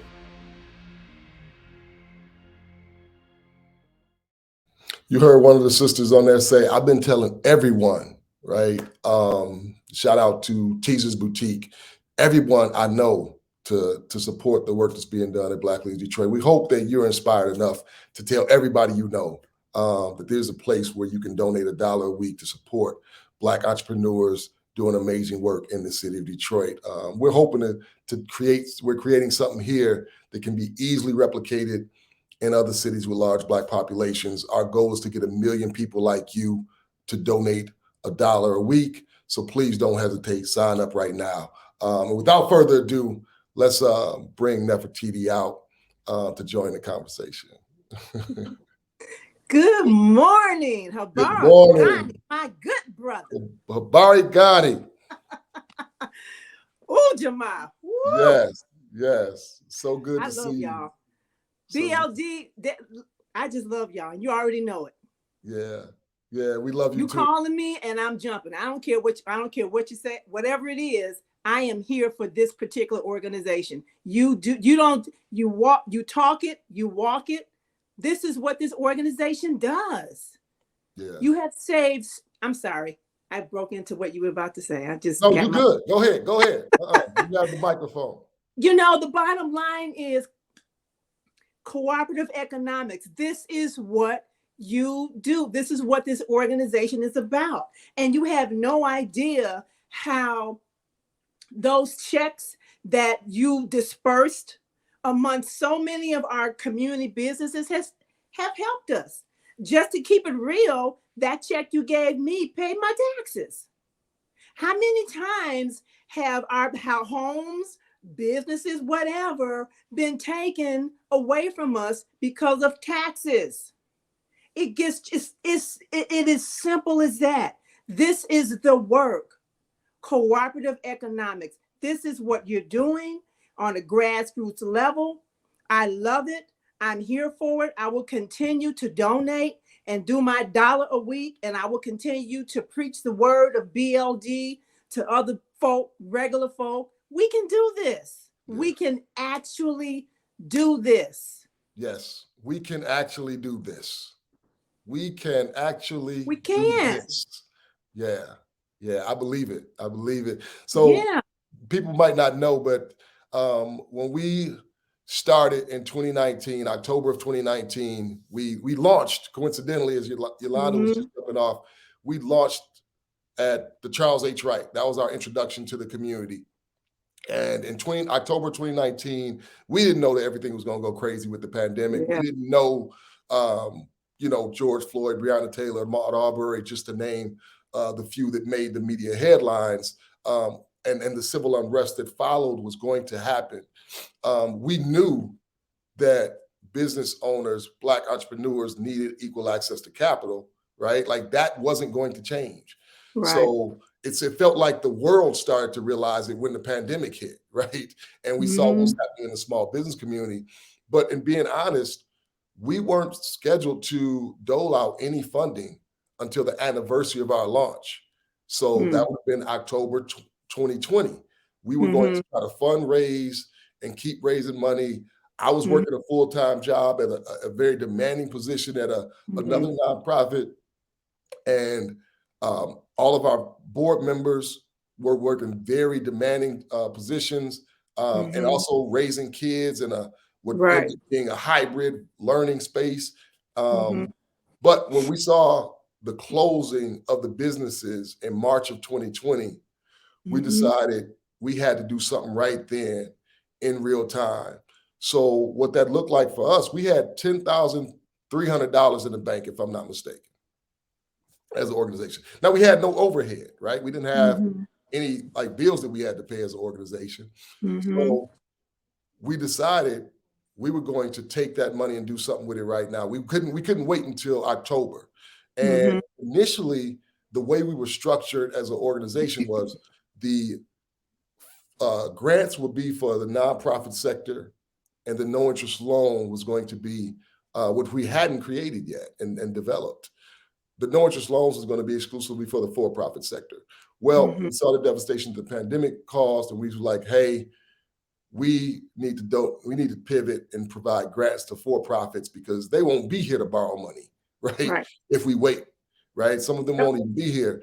And we opened up an application. We started with $500 grants. And if you remember when we were on, a friend of the organization, a good friend of mine, was like, hey, I want to put something else on that. So the very first $700 grant was awarded to Textures by Nefertiti. Oh my God.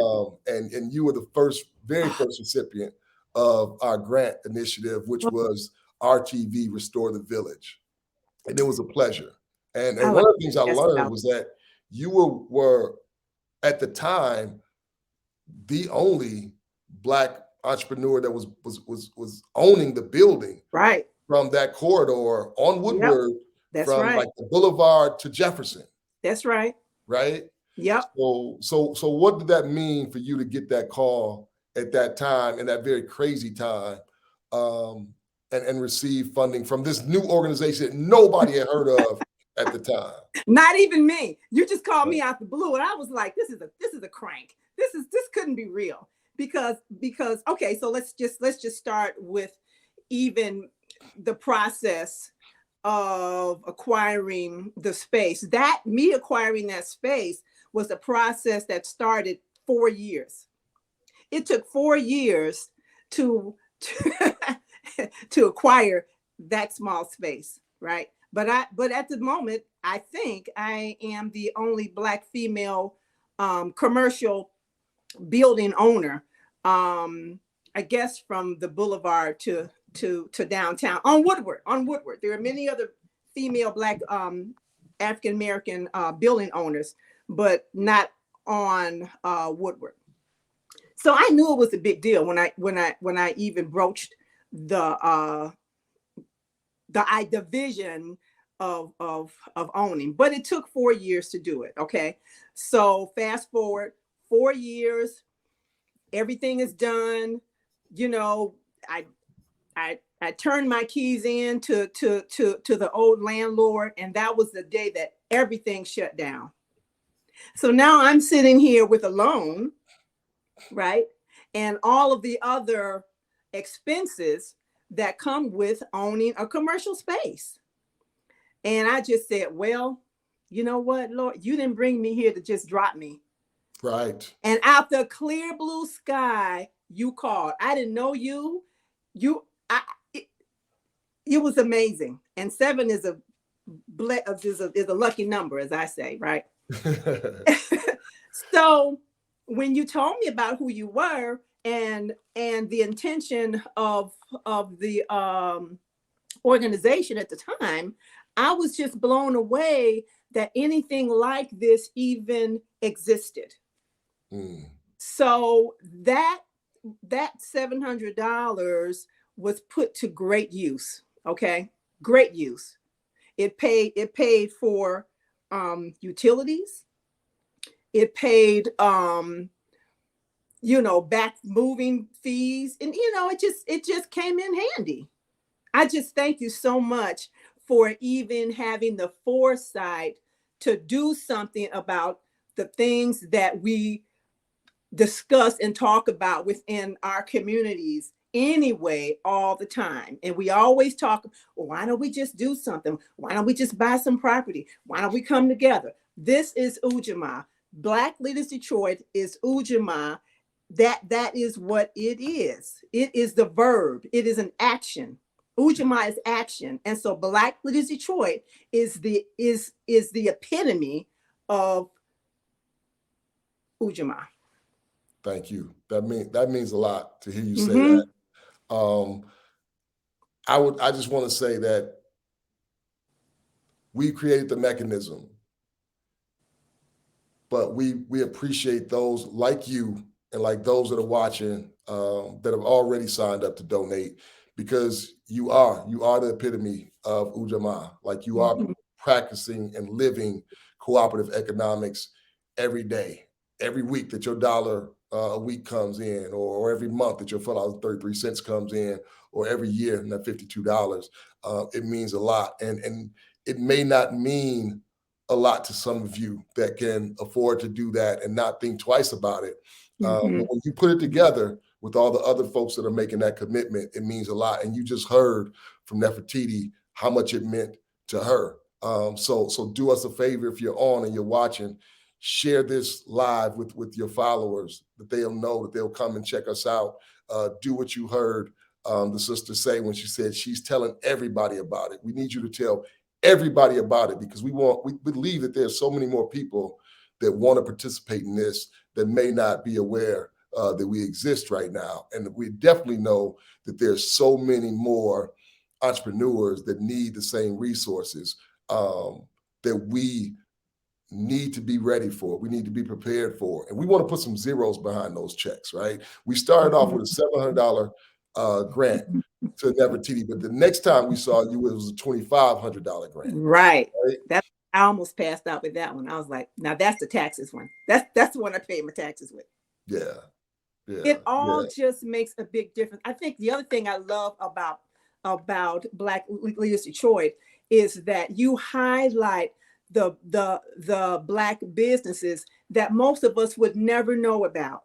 Yeah. For whatever reason, we don't hear about these businesses in the Metro Times or Detroit News, but we're not invisible. We're here. These are Black businesses that have been around for a while, okay, that are here. And so the impact that you're having by supporting these businesses with the monies, with some of this grant money, is huge. Yeah. It's huge. And I say that moving forward, we need to focus, put a spotlight on these many African-American businesses that the greater Detroit does not know about. Yeah. No, we hear about the businesses that are making $1 million plus. or 500,000 plus. No, the businesses that are making the huge impact in our communities are the ones that are in our communities. And those are the ones that need the most assistance, the most guidance, and the most help. They doing it from their bootstraps. Because a lot of us don't have any kind of training being an entrepreneur. So we make a whole lot of mistakes. And I think that there needs to be a lot of emphasis put on how to invest like you are in these, what they call mom and pop businesses, so that they can scale up and make the kind of money that they're supposed to be making to make an impact on the community and their families and themselves. That's the emphasis. That's what I want to focus on. Yeah, I can imagine Charity, who's going to be our next guest, is in the back room like, bring me on now, bring me on now. I know you're getting her geeked up, but make Charity wait for a minute, Ralph. But no, that's it, right? Like one of the things we know for sure is we don't have to make a mandate for you and others to provide jobs for Detroiters. We know that y'all gonna do that anyway, right? Sometimes in order to woo and recruit and make deals with some of the bigger companies, we have to remind them and make some type of mandate for them to get some type of tax incentive, right? Y'all gonna do that without getting extra support or the love. So why not make sure that if I know when it comes time for my son to need to get groomed for homecoming, I know I can reach out to you and you're like, okay, we're gonna get him in, right? Like that was a need that we had that you met, right? So we know that that's gonna happen. We know that you all are going to care for the community without being prompted, without being told, without anybody applying any pressure, because that's who you are. It only makes sense for us as a community to make sure that you all have access to resources, be it capital or the other thing that you pointed to is assistance education-wise as it comes to creating or running a business properly. I appreciate you for pointing that out. I appreciate you for always like loving us, affirming us, and encouraging us, and being a spokesperson for us as well, because we need that. Just the way that you say we highlight businesses, we need decision makers around the city to know that we are endorsed by the Black entrepreneurs in the city. So I thank you for always doing that. 1,000%. Everybody better look, a dollar a week. What you gonna do with $1 a week? Nothing. You can't even buy a coffee with $1. $1? $1. Come on now. That's it. Don't talk about it, be about it. That's it. That's it. Y'all heard it from Nefertiti. So thank you so much for joining. You are so welcome. I can talk to you all day, but I'm not going to hold you. I'm going to value. We got to get Charity on here. Yeah, bring Charity on so they can say hello before Nefertiti bounces. Ralph, bring Charity in. Hey, beautiful. Hey, what's going on? How are you?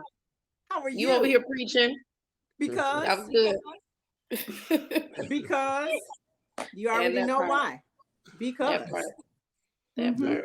We got it. We have to do it. We have to. This is what, this is our mission. Yeah. We are doing it. We invite, and we are doing it. There you go. We invite others to participate. So Nefertiti, we love you. Thank you for joining us. And I'll talk to you soon. You're welcome. Thank you so much. Peace and light to you. Thank you. What up? So who do I have today? Do I have Charity or do I have Nene? Who do I have today? Look, well, neither, because I am so much on my vacation. My phone been on Do Not Disturb since Christmas Eve. You got a version of something, but I'm here. Well, that anybody that's watching, that let y'all know like how important this is to Charity. If y'all know her, y'all know how hard she works and how hard she goes for the Black entrepreneurs in Metro Detroit. So for you to carve out time to have this conversation means a lot, and I appreciate you. Absolutely. Yeah. So when you think of cooperative economics for you and the work that you do, what does it mean to you? It's interesting. When I think about cooperative economics for our people, I think about a world in which we control the currency. I think about, I imagine, a world, not say if I ruled the world, right? If Yeah. cooperative economics was in full effect in our community, we would have the resources to do all the things that we need to do in our community. We would support each other. The circulation of the Black dollar would be real. But ultimately, we would come together to use our money to lift up our people, right? And to help close the wealth gap that exists in the country, and to help deal with some of the other issues that might not be economic issues per se, but economics can help change that issue, right? So power, somebody said not Nene. Yeah, I'm Nene. But being able to fuel activism, being able to fuel change through economics. That's a beautiful thing about having economic power, is that when you have economic power, you can actually cause change in other areas, whether it's, social criminal justice reform or other things that plague our community. So if I could rule the world, cooperative economics would mean everybody would have what they would need, but we would be using that economic power, frankly, that we've earned in this country, that we've built in this country, to help rid some of the problems of the country. No, that's good. And as you talked about the wealth gap, right? So for somebody that's listening, I know that many of our listeners, the type of people that follow us, will know what that means. But for anybody that does not, like, what are you talking about when you say the racial wealth gap? I'll explain it. But first, Elijah, can you give me some coffee, please? I had to, It's get all some good. coffee. But yeah. So if you know, you know. That part. So the wealth gap. So we have a wealth gap in our country, and capitalism. But if you think about the history of our country, right? So even if we go back to the 1600s, when we were brought to this country, the people of African descent were brought to this country, enslaved, and built wealth for this country. Slavery ends in the late 1800s, but there was no payment to the people that helped build the wealth. And then after that, you had many policies that kept Black people from acquiring wealth. And when I say wealth, I'm not just saying money. Money is one way to measure it, but it's also assets, right? Land. And so in America, we have a racial wealth gap. And you can look at it state by state, but it is pervasive around the country, and its roots are rooted in, how we got here. But a Black family and a white family with the same education and the same income. So a doctor that makes, let's say, $150,000, and a white doctor and a Black doctor with the same education, same income, that white family is going to have 9 times the wealth. I mean, they're going to have more in their savings account. They're going to have more land. They're going to have more ownership than the Black family. Why? Because generally, if you go back generations, they would have gotten a head start to acquiring wealth in our country. It was not even until the late 60s, early 70s that we got the Fair Housing Act. So housing discrimination and Black people being able to even buy and own home on own land was pervasive even up until the end of the 20th century. And so because of that, you didn't have anything to pass down, right? And so there's this huge gap that exists in our country, and we got to figure out a way to close that gap. No, that's it. No, very well put. I think that, one of the things that I think about when I think about the work that you're doing at MDBBA is you're addressing that, right? In a way. Yeah. We know that it has to be, we have to deal with this in so many different ways, because as you pointed out, there's so many different ways that it impacted us, that we got here. And we know that it's not going to be the job of one person, one organization, especially in one area, to do it. So, I mean, we appreciate being able to coexist alongside of MDBBA and play our part as you are playing your part. You heard Nefertiti talk about how creative and innovative like one can be with like what they have. But I think that there's some things that sometimes when we start our entrepreneurial journey, we come with our gifts and our abilities. I was a carpenter when I started out, right?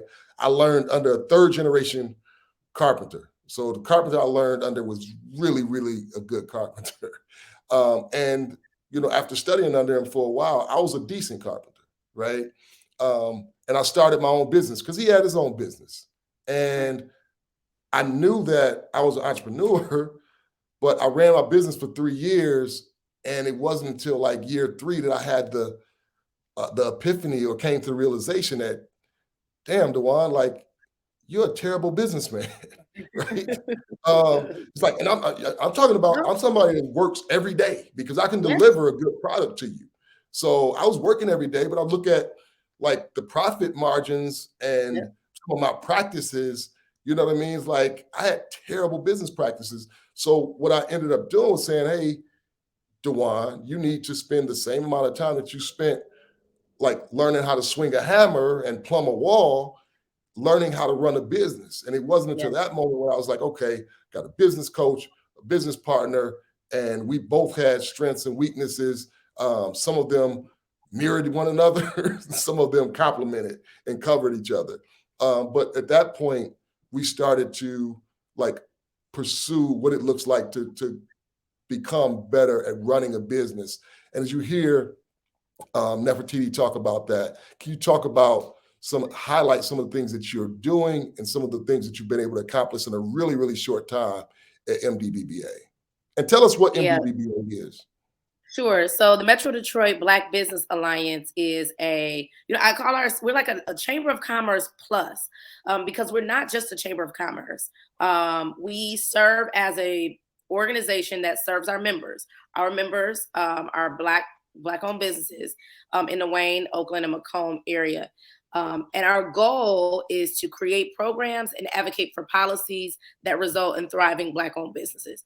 And so we've done that. We'll be 2 years old in March, so we're new. But we have had amazing success in our start, and I would credit that to a couple of things. Obviously, I believe it's divine. I believe it was, God has helped us. I also believe that there's been such a need in our community for just that. You talked about, yes, I can do construction. I'm a great carpenter, but my business plan and being able to have a growth strategy. And so many of our people have missed out on some of that. Maybe they're really good at accounting, but not so good at the legal stuff. And so we say, okay, if you're a Black-owned business, even if you're not a Black-owned business, our mission is, about closing the wealth gap for Black-owned business, but we have ally members. We have brown businesses, and it's like, okay, I need a business plan, or I'm trying to navigate the city. I got a ticket and I shouldn't have had a ticket, or I need help with this licensing, or I want to be certified. All of those things we do for our members so that we can help strengthen them for success, because it's not just the money, right? We need the capital, but we also need to make sure that our businesses have the infrastructure that they need to succeed. So you now have that multiplier effect. That's when you get into cooperative economics. That is, I'm giving you $10 and I don't just take the $10 and eat it. I need to figure out how to multiply that $10 so that $10 now has a $100 impact. And so at the Black Business Alliance, through our Capital Connect program, we're teaching about financial projections, business planning, how to pitch to a funder. And so we are doing all of that for our members in Wayne, Oakland, and Macomb area. We've got about 650 members so far. No, is it 600? I think it's 600 members. Kai would tell me what the correct answer is. But we've helped our members get to I think our number is 8 million total. So that includes from our BizWiz program and our Capital Connect. That's not $8 million that we have. We don't have that. It's connecting folks to Dewan. It's connecting folks to our partners at Prosper Us, Invest Detroit, getting them ready to go to a bank to get funding. And we add that up because that is how we are measuring our impact. And then we're engaged on a policy side too.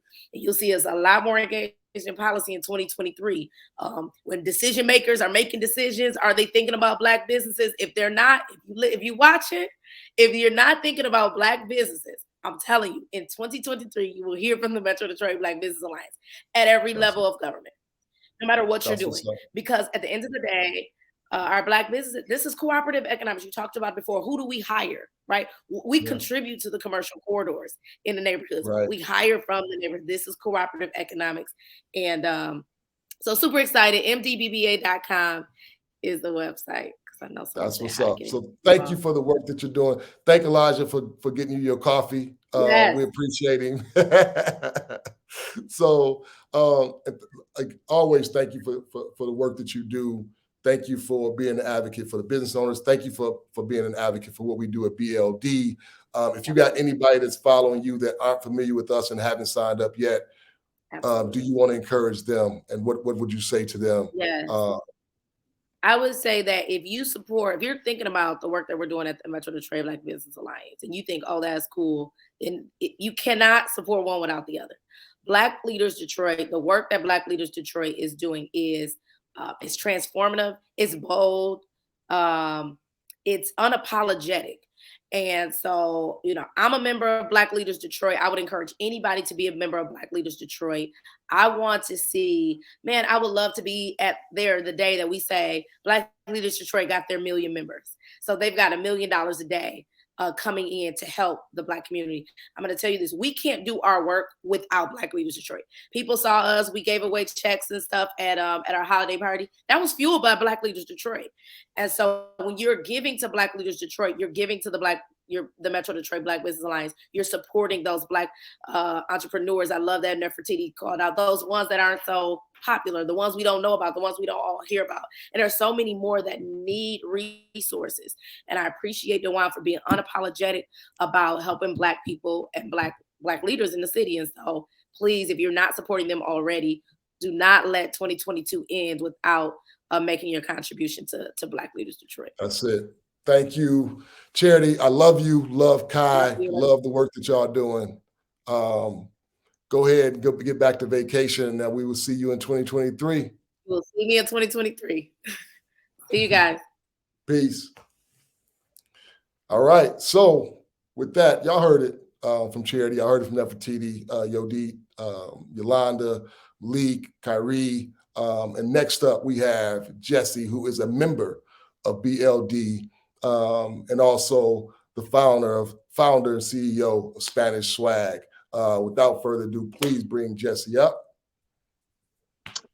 Hola, hola, hola. Hola, peace, blessings. How are you doing? Todo bien, all is well. Feliz Kwanzaa, happy Kwanzaa to you and to all the community members of Black Leaders Detroit. Es un placer, it's such a pleasure to be here with you all today. So likewise.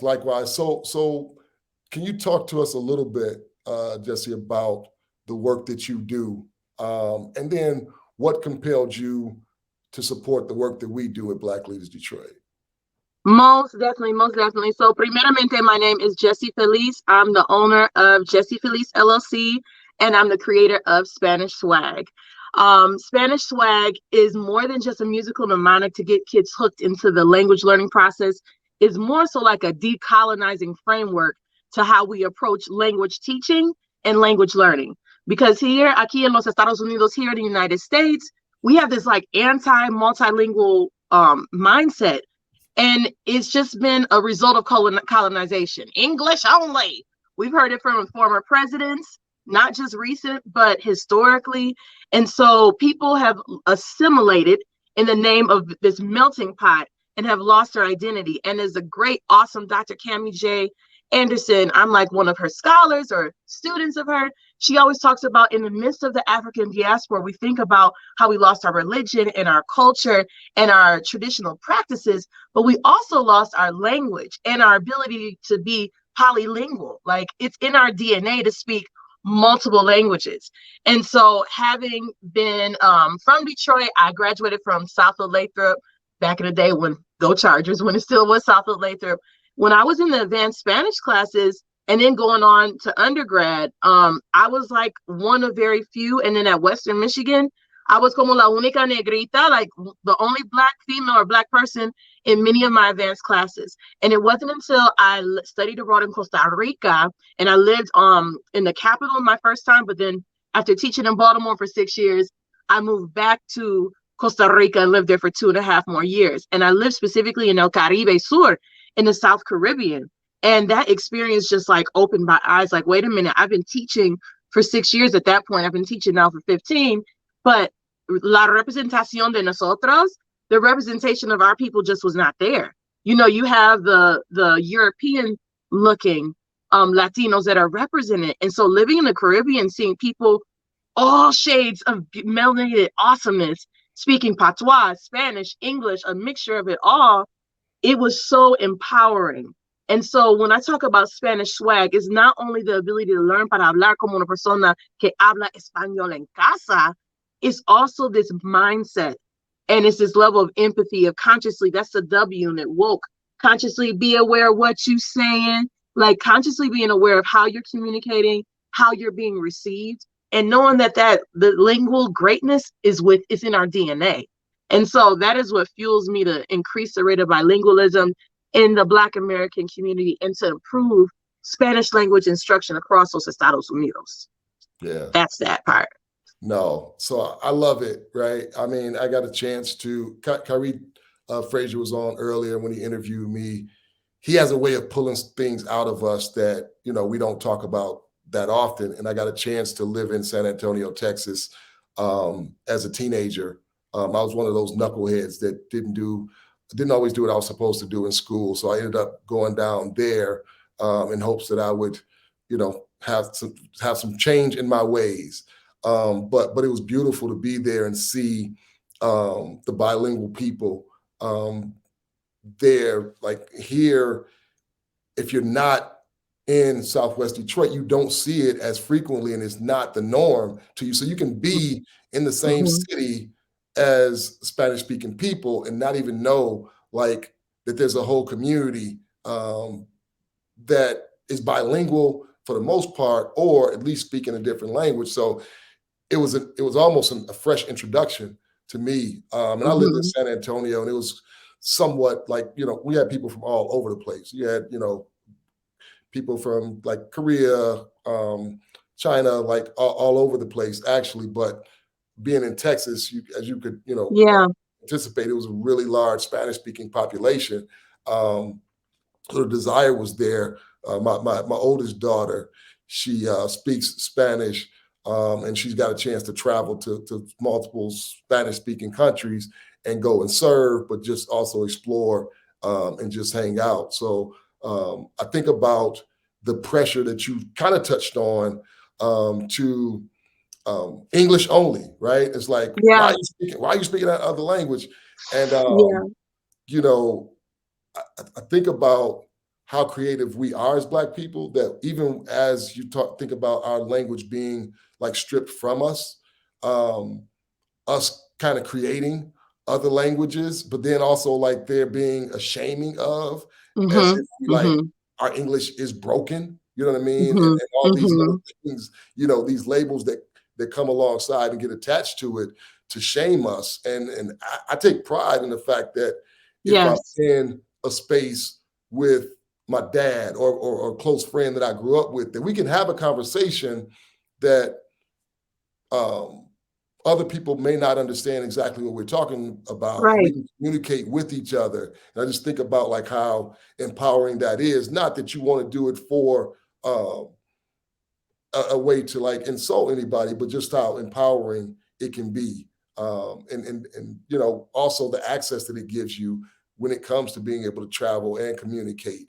Because language is a reflection of culture. And so your microcosm, Zaretta Hammond talks about your culture is your brain software. And so we cannot separate language, whether it's informal or colloquial. That's part of your identity, you know? And so obviously some people do not like the term of code switching, like, oh, I have to change who I am to fit in this type of space.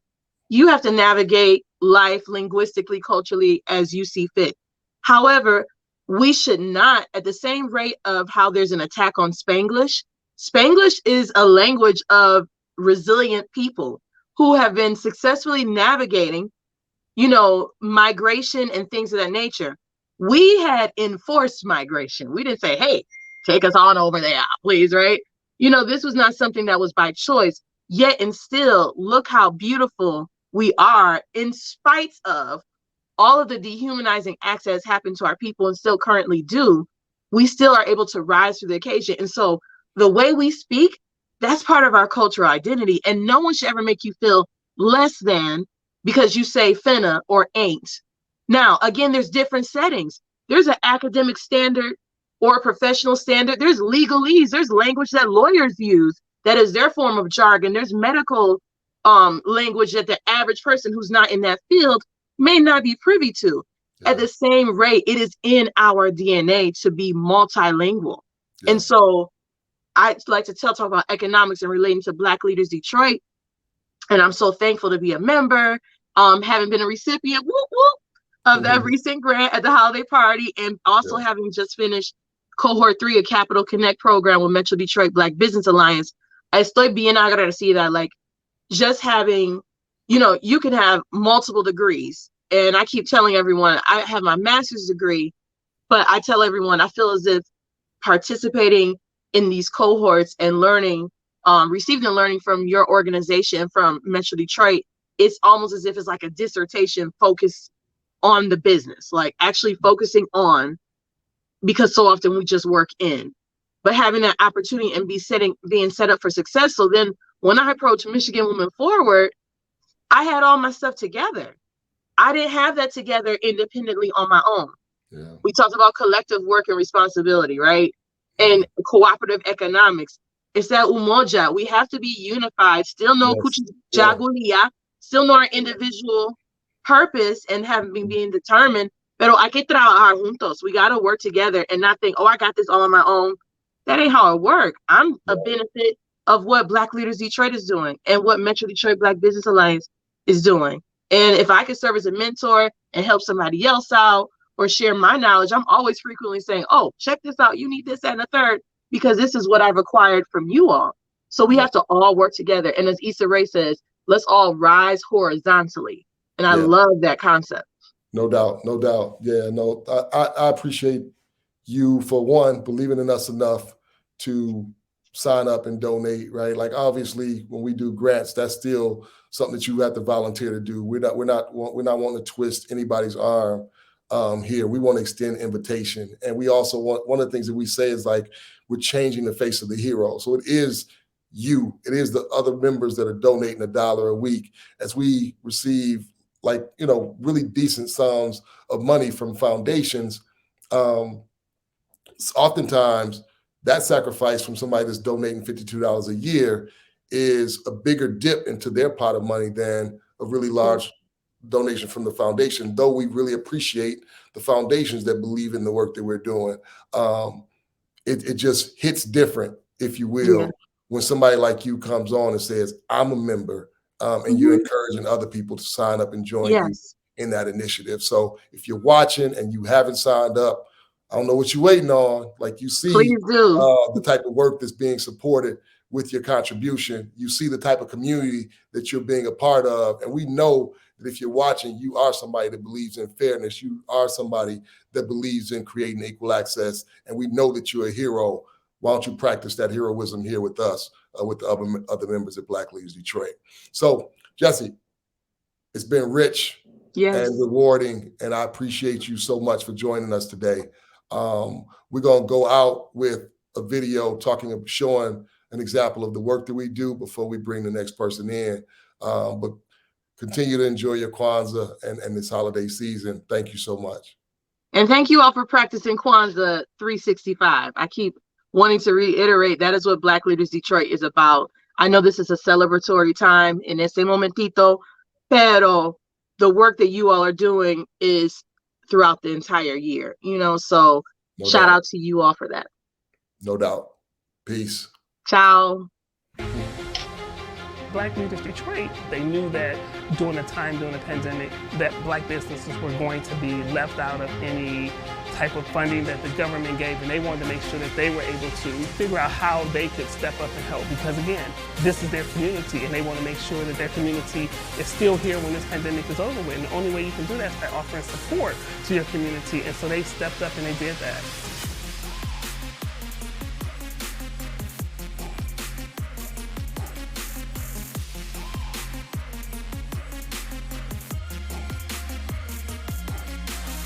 I've been telling everyone I know about Black Leaders Detroit. The things that they're doing is simply amazing.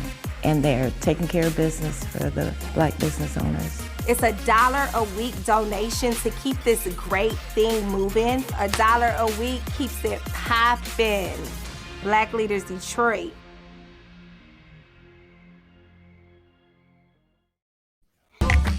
So again, that's what Ujamaa looks like for us, 365. That's what Ujamaa to you looks like when you are a member at Black Leaders Detroit.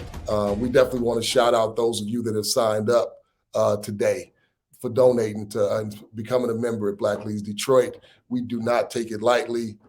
As you are now a member, you're in the family, go out and share this with somebody else, get them to jump on and join, hear some of the conversations that's happening, be a part of the impact that you have at Black Leaders Detroit. Without further ado, I want to bring the next brother out, Skrill, to share the microphone in this space with us. Peace. Peace.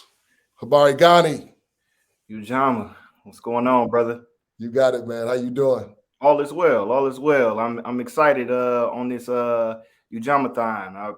I've been sharing it on my profiles and just letting people know locally and nationally on my network to get in tune with what's happening in the blackest city in America. No doubt, man. Well, I obviously that means a lot. It doesn't work unless somebody's going to do what you just described, right? Like it doesn't work, but we know it's going to work and we believe it's going to work because we know people are watching. We know that like the people here are going to share with people that follow them. But I'm excited to talk to you every time we connect. The way that we connect and the way that you present and some of the things that you share just kind of feeds the fuel that's already inside of me. You kind of throw more logs on the fire. So I just want to say, like here and publicly, how much I appreciate that and you.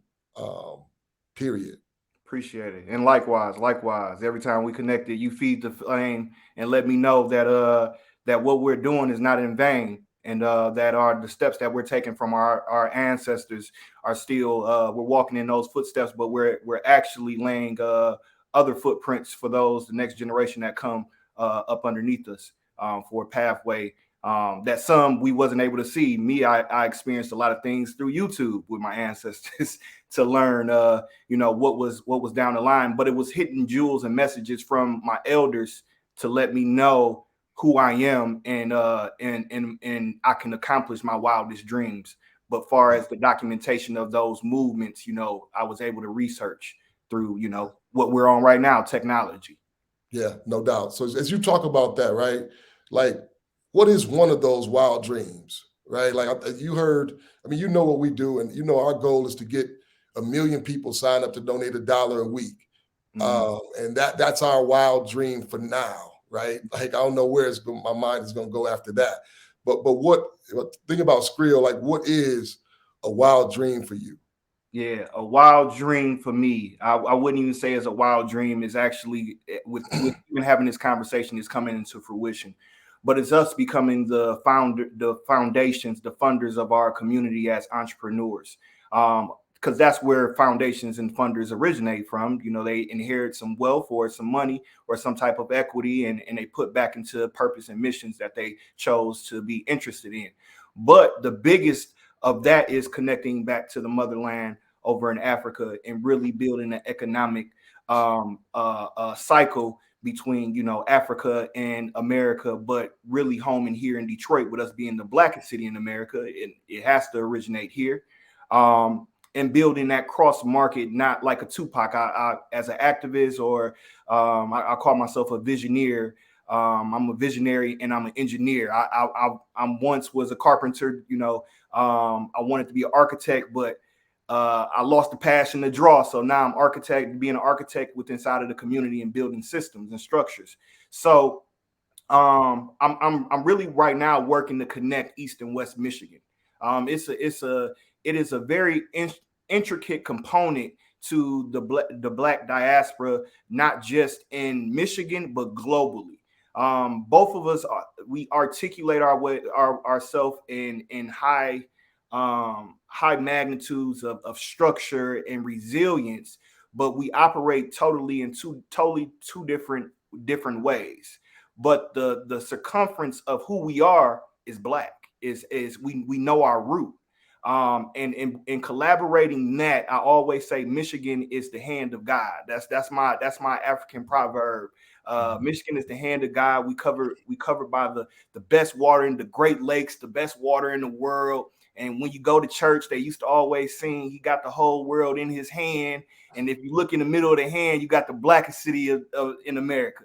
That's my philosophy. That's my, that's what I live by. That's how my spirit drives me and move. And if we can connect that East and West Michigan, we can turn a hand into a fist and knock something out the park economically, not just in the United States, but really connect with our family over in Africa, the tribes over there. And I've really been building a relationship over there. And right now it's happening with the United States making that $86 billion investment, talking about slavery and how, we know it's an economic and resource game, but we got to use that as our advantage to say, oh, y'all know what happened? Okay, we're here and we're still thriving. Now give us what is owed to us. Yeah. No doubt. And I mean, is that how you talk about like connecting like East and West Michigan? You talk about just the connection period. I mean, Deep touched on it a little bit when we do the bike ride across the state, right? I think in order to raise awareness for the work that we do, if y'all watching and haven't heard about the bike ride, you can Google like Ride for Equity, look up Ride for Equity, or somebody can send a link that will share something about the ride in the comment section. But we do a bike ride from Detroit to Mackinac the week before the Mackinac Policy Conference. And the Mackinac Policy Conference, if you're not familiar with it, it is a conference that happens in Mackinac, on Mackinac Island, that has a lot of the decision makers from the business sector, the policy makers, people in government, and in the nonprofit sector as well. And we go up there and we create as much buzz as possible to highlight the cause and instill the need for equal access to capital. But we do that because we are connectors. And as I hear you talk about that, like you understand the point of connection. As I hear you describe yourself as an engineer and whatnot, like, I understand and I respect what it means to have to do that and be that. And as I think we connected at one of the recent places we bumped into each other at was a conference put on by New Detroit. Mm-hmm. And just I guess the nuance of being proud, Black, strong, and not apologetic for that. I don't even know why we would put unapologetically Black in front of. Why I don't even know why we need to put that disclaimer there. You know what I mean? But also having conversations about what does it look like to connect with like allies? What does it look like to work with others that say that they are like on the side of right, as it relates to this point in history and our obligation or commitment to move the needle in a positive direction. I just appreciate connectors, bridge builders, and somebody that's going to walk with the type of integrity that you walk and be unwavered and unashamed of who you are, even as you look to like work with, as you mentioned, the government, you know what I mean, and others, because it's rare, right, to have folks that are in that space that can stand as strong and confident, as proud as you do, and also at the same time be willing to work with whoever's at the table that we need to work with, right? So shout out to you for that. Appreciate that. Yeah. So as we have people on considering and thinking about some of the people that you even invited, right? Thinking about signing up to be a member, what would you want to say to them to encourage them and push them over the ledge, if you will, to sign up to be one of the heroes that provide funding to Black entrepreneurs through Black Leaders Detroit? I'll say it's only an action. It takes you to lean over to the side, pull your wallet out your pocket, go on the website and sign up. I had to make sure before I jumped on. I mean, we met out. I came to your community event over at Ivy's Kitchen, and when y'all was breaking it down, I'm sitting there thinking like, whoa, this is what I was doing with an organization called Tandem Med called Own Your Story. We brought it to Detroit, and it became Detroit Is Us, and we gave about $100,000 in re-grant to community. And I'm sitting there like, this is on steroids. I have to invest into this. So before I got on today, I had to make sure that I did my due diligence and did my donation. And it's not that much. Like you said, $1 a week. It's not a lot. What we can do, what we save up for $1 a week. And if you can't do it at this moment, share the message with somebody that you know that can do it at that time. And then when you have the ability financially to do it, we know we are in a recession. When you have the ability to do it, follow your purpose, follow your divinity of creating this economic revolution within inside of our community that our ancestors were on. I study Martin Luther King. I study Malcolm X. I'm from Inkster, Michigan, and I wear that proudly because not because of the history, but because I know the greatness of my community and my city with being a village. But once I learned that Malcolm X transformed his life in my city, and they call him Detroit Red, but he stayed in Inkster, Michigan, and was able to transform his life from a small city that everybody don't even look at, don't even know about really. And it empowered me to know that he was on an economic fight before he got assassinated. And also Martin Luther King, he was on an economic empowerment before those things happened. And we have to pick up where our ancestors left off at, not start where they began and build it back up. Pick up where they left off at. And this organization, this movement right here is picking up where our ancestors left off at and actually moving it forward. And it's not just talk, it's about action. As you already start doing the re-grants, and you already start doing the relationship buildings with these entrepreneurs and new businesses that's coming up. And I listened earlier, and it was just mind-blowing to hear again from our community. And it was an outcry too, that some of these businesses aren't the $1 million corporation businesses. They're not getting the highlights from the Michigan, the Metro Times, the Detroit Free Press, the Channel 4s, 2-7. They highlight some. But we have a conglomerate. We're the blackest city in America, so we have a conglomerate of black businesses that don't get that uplift on mainstream media. And this organization is uplifting those organizations that don't get that, and some that do get that mainstream media. So it's a melting pot of black excellence right here at Black Leaders Detroit, and I'm excited to be a new member of Black Leaders Detroit, and I look forward to continuously building and moving this mission forward, not just here in Detroit, but nationally and internationally. Man, I appreciate you so much. Thank you. So y'all heard it from Skrill. Skrill, I want to give you a challenge that I should have gave everybody. But before we get off, go and get one more person to sign up. I just believe you got it in you. Folks been giving you shout outs even as we're talking, and I would concur with, who was it? It was James. It was James Marks. That's California. That's Long Beach, California. Yeah, my brother Blue in Long Beach, California, doing excellent equity work in the cannabis industry, transform. Man, brother is doing powerful work out in California. And these are the relationships that we're building nationally and internationally. So yes. That's what's up. You got to connect us. I'm probably going to be in California and in the LA area probably in February. So I'd like to reach out to James when I get out there. Brother, it's all love. Appreciate you. Thanks for joining us. And as you phase out and you bounce, Ralph's going to show what we do at Black Leaders Detroit and the impact that it has. through a video that we put together. For those of you that just jumped on, check it out before we bring up Danielle North, our next guest. Peace and love, bro. Peace. Black Leaders Detroit, they knew that during the pandemic, that Black businesses were going to be left out of any type of funding that the government gave, and they wanted to make sure that they were able to figure out how they could step up and help, because again, this is their community, and they want to make sure that their community is still here when this pandemic is over with. And the only way you can do that is by offering support to your community, and so they stepped up and they did that.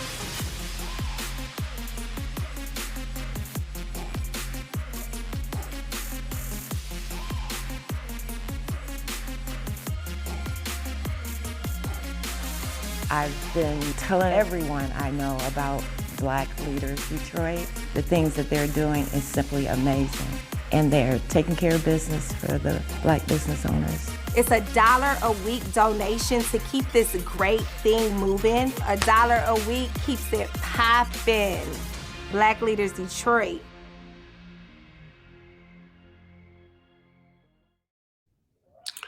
So that's what we do. That's what you do. If you are a member, if you're thinking about being a member, that's what you will be participating in. So we hope that you will. We hope that you'll consider it. We hope that you'll just sign up today. This is Ujamaa. This is the day that we practice cooperative economics and we celebrate cooperative economics as a community. And what better way to do it than donating $1 or more a week to support Black entrepreneurs in the city of Detroit.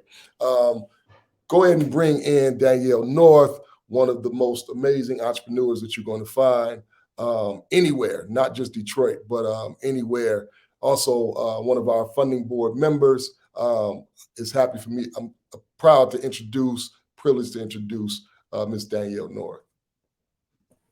Hey, good afternoon. Happy Kwanzaa. Thank you for the kind introduction, sir. You're the man. You're bringing us all together. So no doubt. Thank you. Peace and love. Peace and love. Peace and love. I'm just a knucklehead kid that most of the time didn't listen to what I was told. That grew up in Brightmoor, that heard people talk about doing something like this my whole life and was like, hey, why not try at least, right? But thanks to people like you that have came and lend your experience, your expertise, but also validating us, right? When people see people like you connected to the organization, it gives us a sense of legitimacy to some people. So we appreciate you, and I know how busy your schedule is. I know, all the things I know some of the things that you have going on. I'm sure there's some things that I'm not even aware of. But for somebody like you to commit to the organization in the way that you have and bring the insight that you have, it means a lot. And I appreciate you if I haven't told you that before. Oh, you have, and it's mutual, it's reciprocal, and my heart is here. I feel completely honored and privileged to be a part of this, because as we're here representing cooperative economics, I mean, we can't do this alone.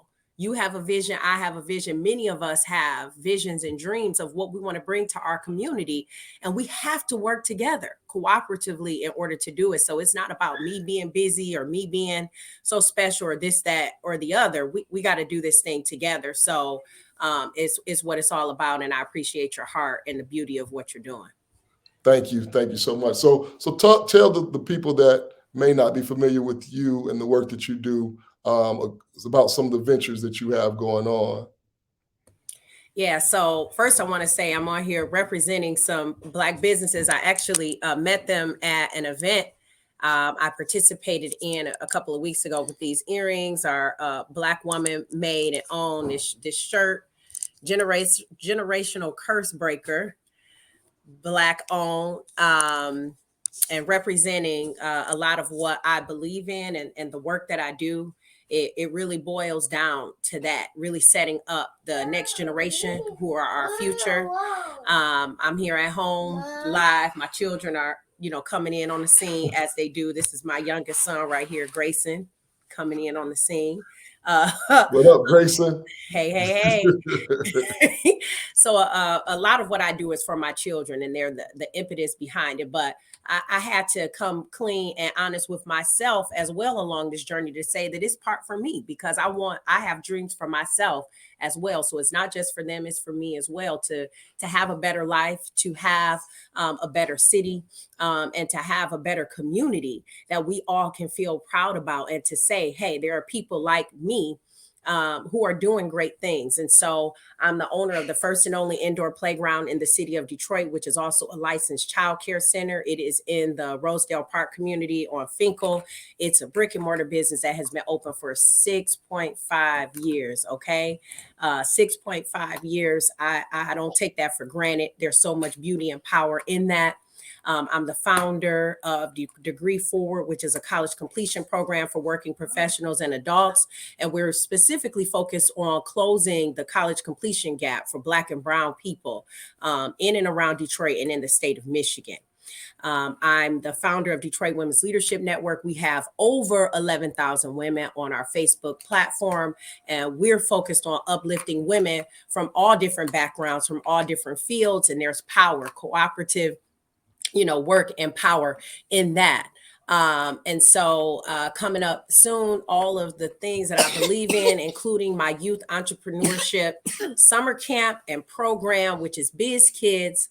It's all going to come together in one space called the Dream Studio, which Black Leaders Detroit is a partner in that, where our people are going to be able to come right in the Cody Rouge community and receive multi-generational impact and support for their dreams that they're trying to accomplish to make them a reality. And so the Dream Studio is coming on board soon, and that's really going to culminate everything. Degree Forward is going to be in the building. Kids Kingdom is going to be in the building.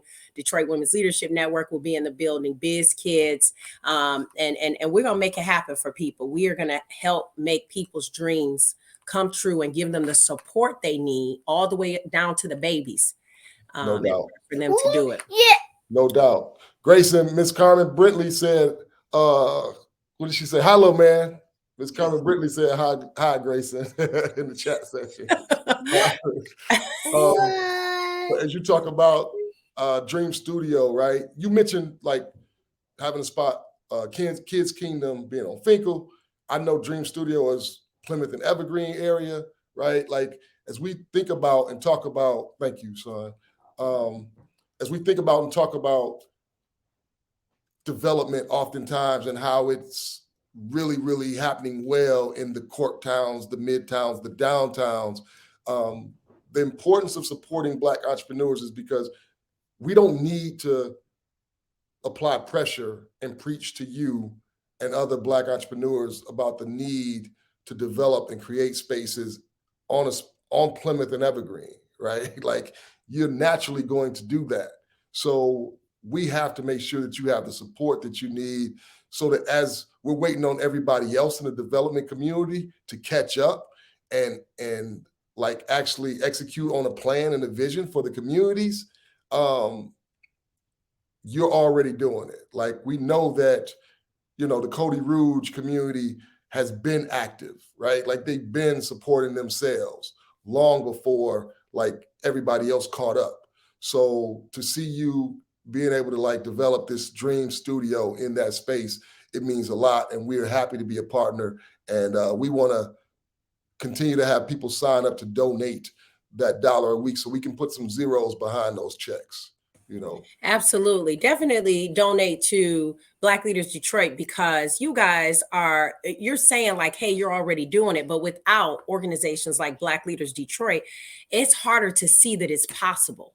It's harder to see that we can accomplish these things and that people are really behind us on it, because it's a lonely journey having all of these dreams and visions in your head. And when you have folks like Black Leaders Detroit who are saying like, we're behind you and we're going to go out and get the funds, we have to. I see you, Carmen. Let's do it. I got to get connected up with this sister. Having folks like you help even people like me. I need the support. I need the help. I need somebody pat me on the back saying, yes, we need this, because it's a crazy journey. Yeah. It's a crazy journey. So support, give that $1 a week. Give that. It's real over here. It's real live. Come on, baby. No. I'll get it for you. Donate that $1 a week or give it all at one time. Yeah, no doubt, no doubt. I think that's it. Like we have multiple options, right? Like you can do $1 a week, you can do $4.33 a month, or you can do $52 annually, right? Like all those options are available to you if you want to support organizations like Dream or initiatives like Dream Studio, the work that Danielle is doing, the work that the other members that you've heard from today that they're doing. Most everybody that you've heard from today are members and also recipients of the resources here at Black Leaders Detroit. Can you show the graph, Ralph, that shows the impact? And I just want to talk a little bit about that with Danielle before we let her get back to Grayson, before he had to jack one of his siblings up. But here's what you've done. I'll speak to the members, and I'll definitely speak to you, Danielle. Here's what you've been able to accomplish through the mechanism at Black Leaders Detroit. That's $1,123,000 either donated or loaned to Black business owners and nonprofit leaders in the city. Over 250 entrepreneurs supported. Collectively, you all provide 675 jobs, and we know that most of those jobs are held by Detroiters and Black Detroiters at that. And we've also been able to purchase and distribute 900 gift certificates, right? We know that, the grants, the loans are great, but people start businesses because they want customers. So through our gift card purchases, we're able to highlight and draw attention to some of the businesses that don't have big marketing budgets, so they can't promote as much, right? So things like that. But I just want to say again, salute to you and everybody else that's a part of the work that we're doing at Black Leaders Detroit. That's what you've been able to accomplish. Yeah, and it's been powerful to be on the funding board and to help make decisions about giving out these funds to businesses. And I saw something funny recently with Kev on stage. He's a Black comedian, and he was joking about nepotism and talking about, he said, oh yeah, my kid's gonna be nepotized and all of this kind of thing. Yeah, bring all of the nepotism into the Black community. You know why? Because other communities have been doing this and supporting each other for years, like not recusing themselves, not doing any of that. And it's like, yes, we have a policy, we have processes, procedures. I'm probably the one pushing procedures a lot or more than anyone. But to see someone and say, hey, I actually know of that business. I know the power of what they're doing. Actually, your next guest coming up who is a recipient. So to see someone who is working hard and be able to be a decision maker and say, yes, give them, the $20,000 loan for their business, give them, the support that they need. It's powerful. We need to be able to have leaders who can do that in our community. And you've created that mechanism. So if you're watching this right now, give $1 a week, give $2 a week, give $500 for the year, give $250, give whatever you can, because it's going into the pockets of Black entrepreneurs. Thank you, Danielle. We appreciate you. Thank you, Grayson, for sharing, Mommy. I hope that you get a little bit of rest. That's really for sure why he's acting like that. He's like, this is my time. You're on break. You think you're going to hop online all in the middle of the day like that? That's all right. Tell Grayson we said thanks. We appreciate him. And thanks again for joining us. And I'll see you in 2023. Always an honor. We'll see you at the prayer breakfast. Yep. Look forward to it. Thank you. Peace. So we do have a prayer breakfast coming up January 13th, where we will be praying for the Black entrepreneurs in the city of Detroit.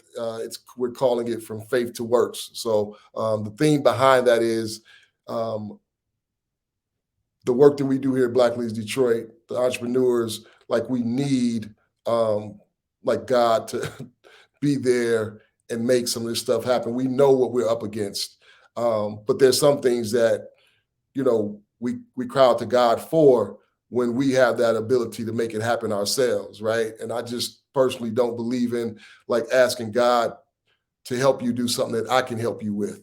We call that loving you, like I love myself, right? And We're going to be talking about that at the prayer breakfast. We're definitely going to be praying and petitioning the Most High for the things that we don't have the ability to accomplish, but those things that we can do collectively, like cooperative economics, we're not going to be like bothering God with that, right? We're just going to practice it and do it ourselves. We hope that you feel compelled to do the same thing. We hope that you will sign up to become a member, donate your $1 a week right now. Do it today. We want to be able to boast about the numbers that we got today. We want to talk about this being the biggest day of membership growth that we've had since our inception. So please don't hesitate to donate, but also go out, find somebody else that you know is on social media today anyway. Get them to come and listen in on what you're hearing, and ask them to sign up. Ask them to donate $1 a week and join you. But without further ado, let's bring our next guest in, Miss Janika Smith. And I pray that I'm pronounced the first name right. Yes, you pronounced it correctly. Hey. Hey, peace. How are you? Good. How you been doing? I've been doing good. I hope that you're good and busy. Yes, I'm actually here at the holiday market. So I closed the doors because I wanted to make certain that I had time to come on and talk about everything that you guys are doing and just show gratitude for what you're doing for the community. No, thank you so much. Yeah, glad that you got a somewhat warm day today, right? Because I know it's been brutal down there recently. Talk to us about what you do, where you are, and in your business and whatnot. Okay, so my name is Janika, and I own Jana K Charcuterie Boxes and Boards. So we are a charcuterie catering company here based in the city of Detroit. Currently, we are housed downtown in Cadillac Square for the holiday market. So we will be here until January 1st. We are a full-fledged catering company for charcuterie, and we actually just purchased a building in the Brightmoor area where we'll be converting it into a commercial kitchen as well as another commercial kitchen share space out there so that we can get our products out to the individuals of Detroit. Great. So can you talk to us a little bit about, first, I didn't thank you before. I want to now for opening up the space in Brightmoor. Like, some people know that that's where I spent my formative years, my teenage years growing up in Brightmoor. So it means a lot to hear businesses opening up in Brightmoor. Brightmoor is often one of those spaces that's forgotten about. Yes. And that was something that was really near and dear to us.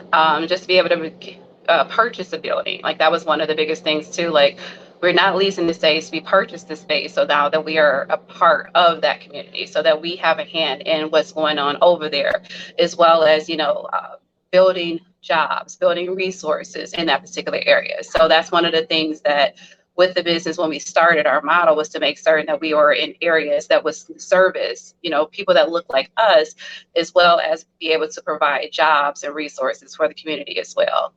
Yeah, dope. So as we talk about Ujamaa and cooperative economics, you recently received a no-interest loan from Black Leaders Detroit.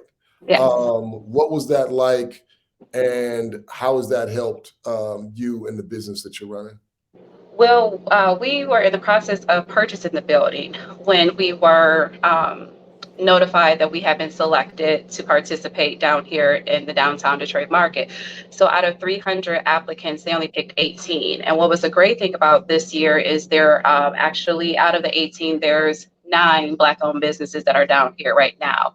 So when the no interest loan came available to us, it was an incredible help for us to be able to buy the inventory for the store. Like I said, we're a charcuterie catering company, but we are in the process of expanding our reach and expanding the product line out to become more of a lifestyle brand. So we were able to have the funds and the capability to be able to come down here and to be an active participant. Yeah. So I got a chance to see what your product looked like in person, and it's crazy impressive. I love the story behind kind of how it all started and the whole nine. But I don't know if you talked about numbers, right? And we don't have to share the numbers, but when I heard you talk about the numbers that the businesses were doing and the potential for that to happen for you this year. Yes. Are you on track? Are you having a good season down there in that space? The number that I gave you, we've exceeded it already. Yes. So like, Yes. yeah. So like going into next year, we're already positioned to do 2023 is just going to be amazing for us. This year, and like I said, with the loan that we were able to receive from you guys, it put us in a position where we are competing. We are competing on a larger scale and a larger platform. So now other businesses, larger scale corporations are able to see us and see what we're able to, produce and provide. So now beyond the exposure, we have gotten the validation that we are one of the, contenders in this market, if not the contender. Nice. I mean, that's Yes. crazy exciting. Yeah. Yeah, that is huge. That's why we do what we do. Like we believe in you. We believe in the organizations out there. We believe in the people like you, right? The organization is one thing. Like, well, there's different visions. There's different guests. I mean, there's different gifts, right, that you all have.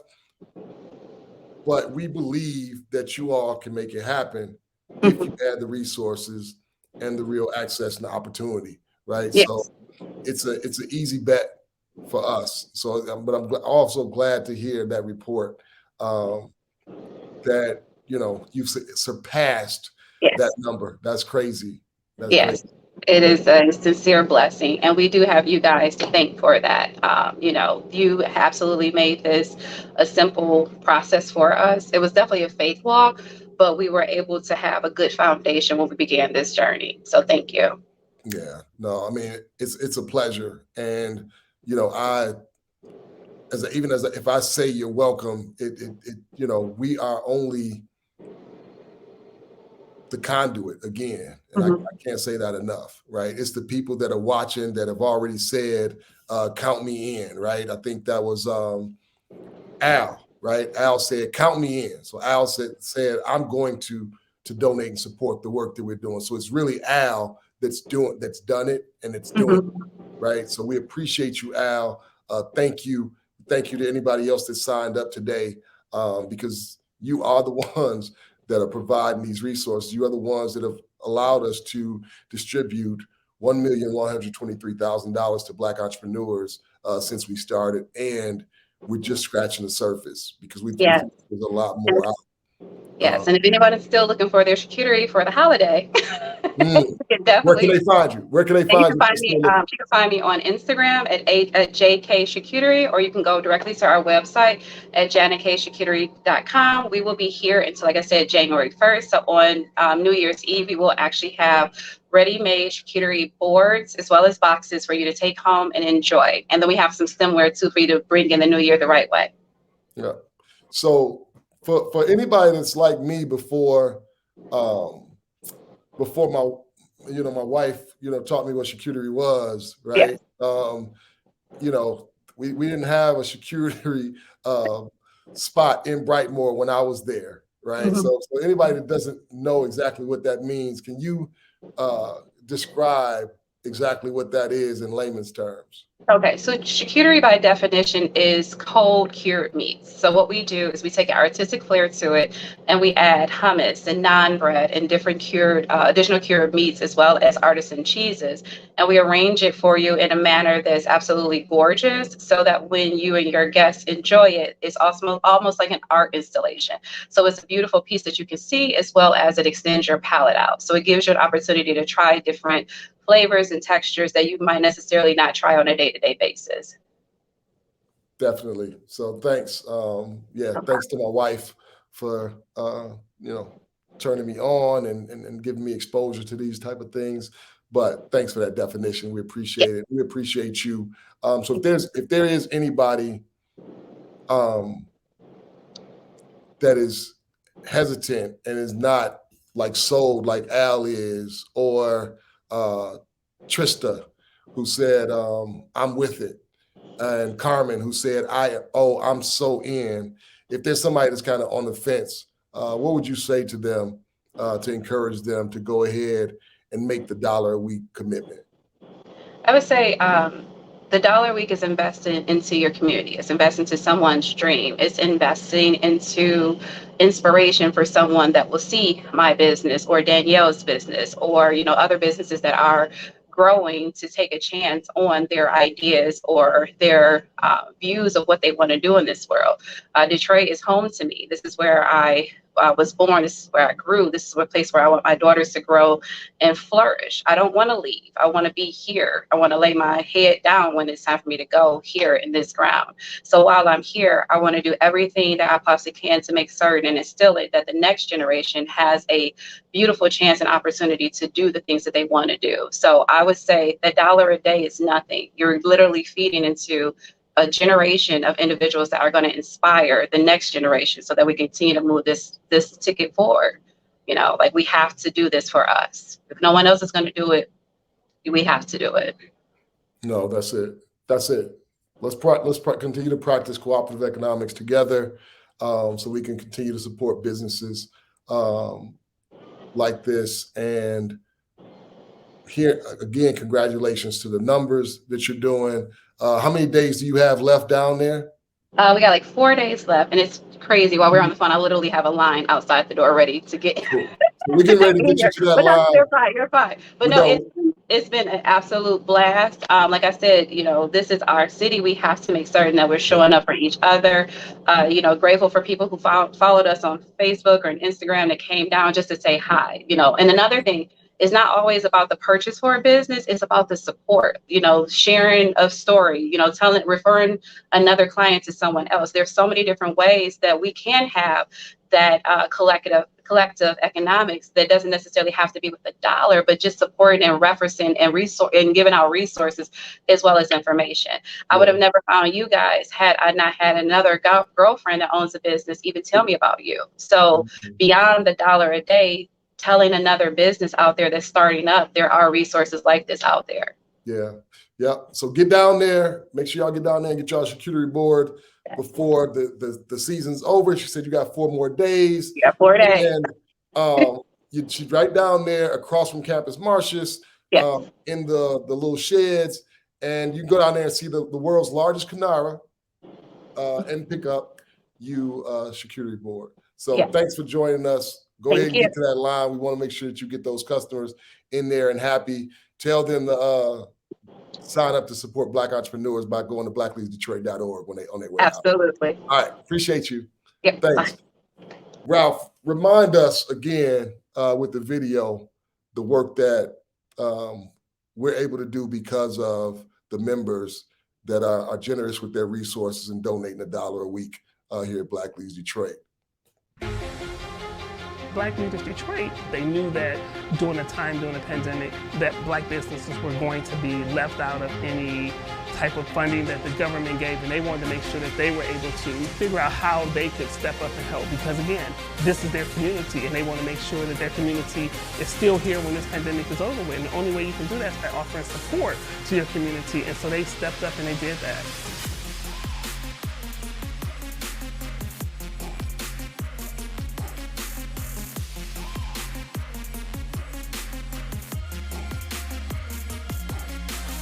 I've been telling everyone I know about Black Leaders Detroit. The things that they're doing is simply amazing.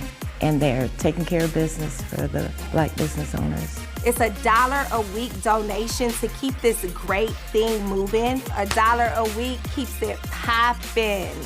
Black Leaders Detroit.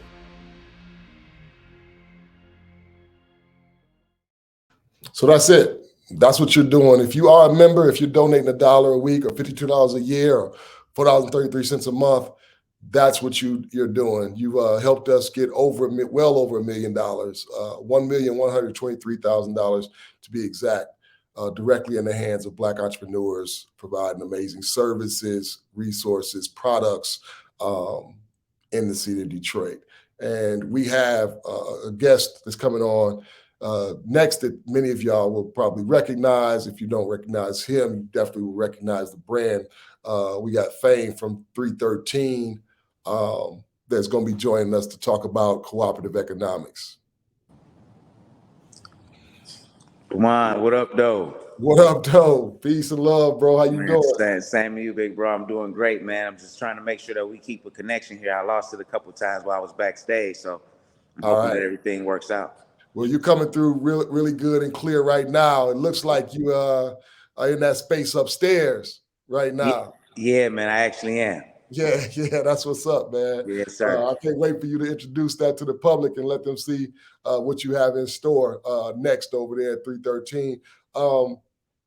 Introduce yourself, man. Anything you want people that's listening that don't know you yet to know about you, and then talk about 313. Okay, I appreciate it, man. First and foremost, thanks for having me here, man, with Black Leaders Detroit. I'm Clement Fame Jr., affectionately known as Fame, the owner and founder of 313, Detroit's brand name. We are essentially a Detroit pride shop that sells merchandise and experiences and content that has everything to do with amplifying Detroit. And so I'm super pleased to be here today, enjoying Black leaders in the conversation about, cooperative economics and how that looks in our community. That's what's up, man. That's what's up. So people may not know that you and I have a little something else in common as far as like neighborhood, right? So you're really close friends with my sister who's no longer with us, Ebony, who passed when y'all were teenagers. Right. But I remember one of my sister Crystal told me how close y'all were, and this just the connection that we have through that, and the neighborhood, right? Growing up, I know you went to Redford. I don't know if you went to VTOL or not, but I imagine you had to go to VTOL, right? So, which I went to VTOL as well, and the Schoolcraft area is kind of where most of my family is from.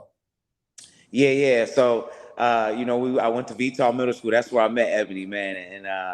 And VTOL was on Westbrook and Schoolcraft pretty much. So we used to have to catch the bus. I stayed down by Grand River and Greenfield. Okay. So we would catch the bus. We would catch the bus to school.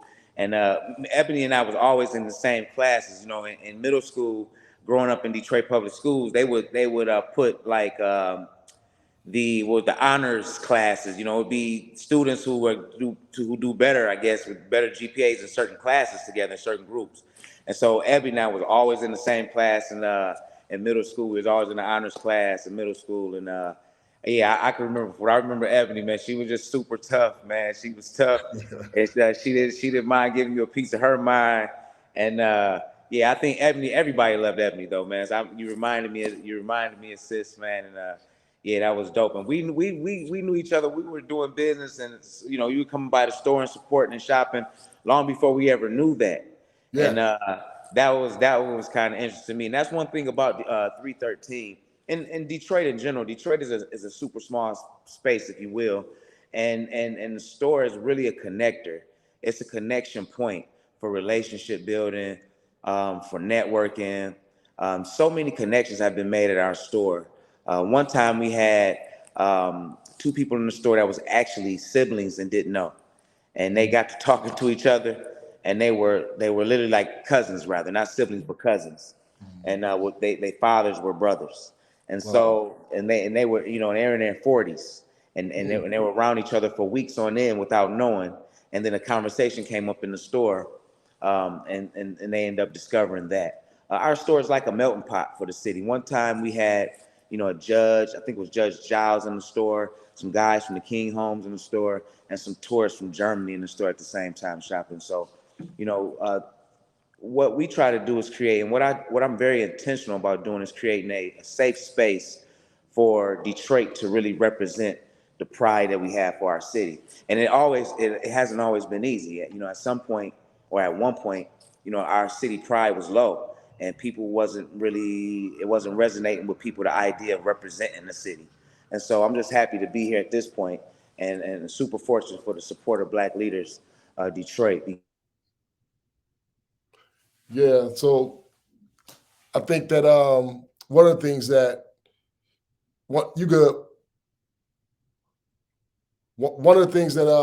we able to do is Black Friday, the last couple of years on Black Friday, is we provided some of the gift certificates that some of y'all have heard me talk about or us reference in the doc. You meant that the slide that we keep showing, but 313 is one of the organizations or companies that we support through the gift cards. So if Fame Connects comes back, I want to invite him to talk a little bit about that, but I'll share with you exactly what that looks like. So we know that Black Friday has become like a traditional big shopping day for many. And we know that the big box stores, have lines wrapped up around the corner, right? And people going out there standing in line to wait and go in there and wrestle over, TVs and what have you, right? But the reality is our Black dollars, again, go outside of the Black community. And too many of us don't even consider shopping at some of the stores like 313, like Teaser's Boutique, and some of the other ones that we supported. So what we do every Black Friday is we buy gift certificates from the stores to make sure that people are coming in, spending some of those dollars, and we provide the first $50 to 300 shoppers to come and shop. Can you talk a little bit about what that support has meant the last couple of years? Oh, no, most definitely. So for the past couple of years, that support has really been a business, a day that we look for in business for the past couple of years. And before your support, our numbers wasn't as high. And I must admit that, the idea of allowing people, giving people gift cards to come shop at the store, what it does outside of just obviously the idea, a free gift, if you will, it gives them an opportunity to visit the store. And so now they actually see what the store is about. They catch the vibe of the store. They get to interact with us. And at 313, we pride ourselves of having quality items that's valuable. That's things that people want, things that people can appreciate. And so when you consider adding value to the community and the community supporting in a way to where they can see that value and get that value out, Black Leaders Detroit has driven a lot of traffic, not just to our store, but to the avenue, period. When you consider having several businesses participate in this, it has driven a lot of traffic, man. We're so fortunate for your support in that sense. Repeat customers. Not only do people come shop once when they have the gift, like as I alluded to earlier, when they see something of value that they like, and that's affordable, that's something that they see that they can use, they always come back. And so Black Leaders Detroit has introduced several customers to our store. It has given some of our core customers the opportunity to get, if you will, a small token, a gift of, to come support, if you will, a rebate, if you will. A lot of our core customers, they look forward to Black Friday for the past couple of years because they know Black Leaders is going to support. And then we even have customers who come in who are not looking for the gift cards.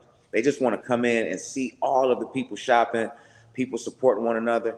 I don't want to understate it, because at one point I remember ringing up a little girl and she had her gift card and she probably was 6 or 7 maybe. And, the look in her eye as she felt, that she's doing this on her own, a sense of independence, buying something for myself. And that was a teachable moment for us. And so, I just really appreciate, man. I can go on and on and on, but it's more than the money. It's definitely more than the gift certificates. It's the idea and the mindset that we can, together, we're better. Yeah. And I got one more thing that I want to ask you to process with me. Man, when we first launched, and I talked a little bit about it earlier. When we first launched, we were going to raise money for a year and start doling out money the anniversary of our launch.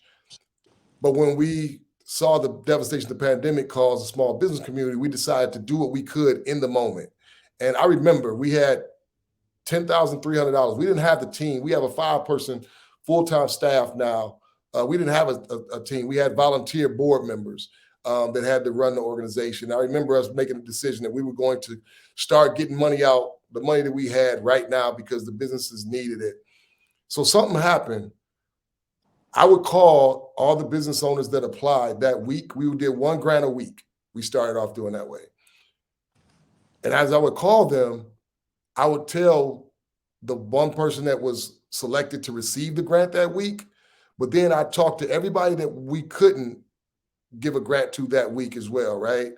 And as I did that, and I described to them what Black Leaders Detroit was, and nobody had heard of us at this time.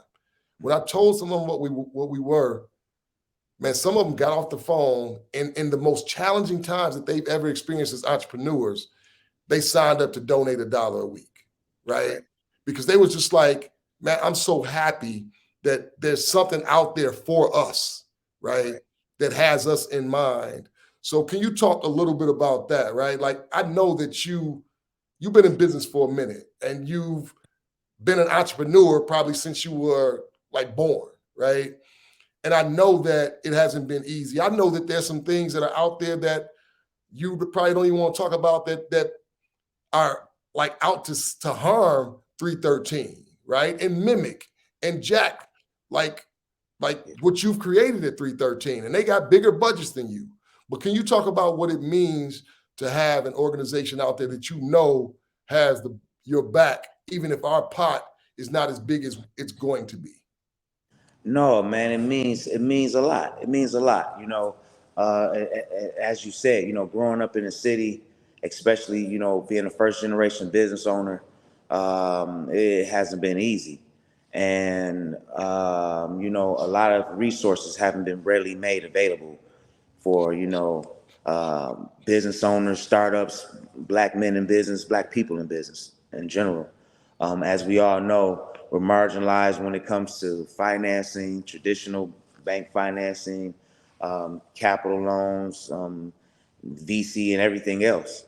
And so, the idea of having the support from an organization that's tapped in really and connected to community in an organic way, right? Not in a way to where, you see opportunists or, organizations just setting up because they have an end road to some funding or, have relationships with, gatekeepers, if you will. No, it's a sincere way that Black Leaders Detroit is tapped into investing into community, into business in Detroit. And so, when you consider the idea of $1 a week, an investment into an organization that's going to lend that type of support to our community, it's minute. It's so small because it's so much of a chain reaction that happens when, we're supported.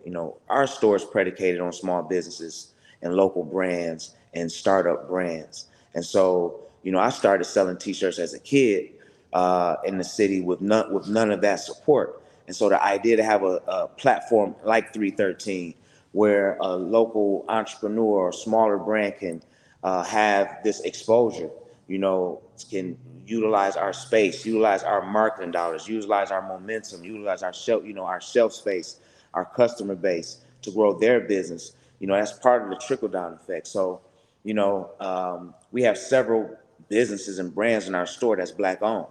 And the idea, like I say, once again, is power in numbers, and then we're better together. And so I do not want to understate how much support just the one day, just the Black Friday, has been for us on the past couple of years. Let alone having a resource center, having a business where you can reach back to, an organization where you can reach back to for support year round, right? And so.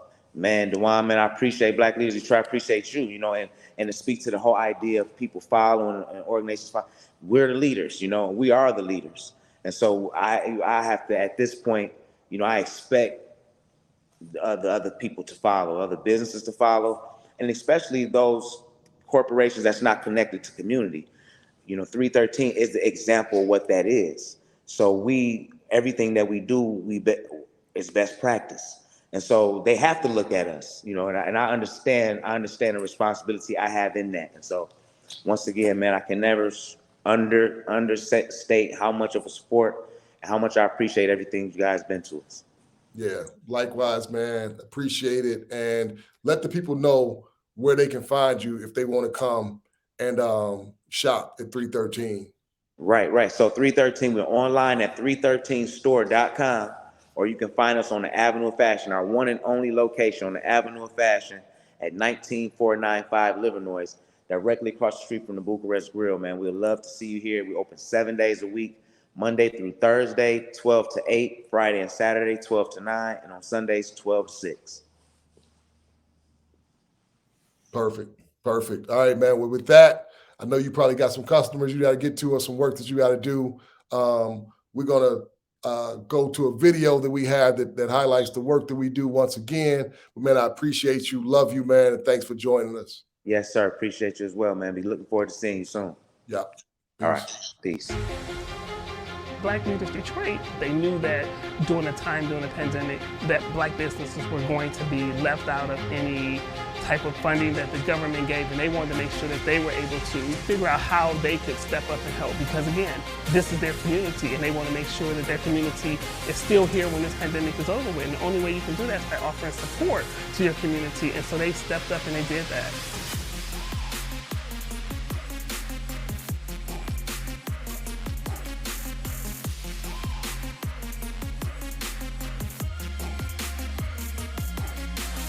I've been telling everyone I know about Black Leaders Detroit. The things that they're doing is simply amazing. And they're taking care of business for the Black business owners. It's $1 a week donation to keep this great thing moving. $1 a week keeps it poppin'. Black Leaders Detroit.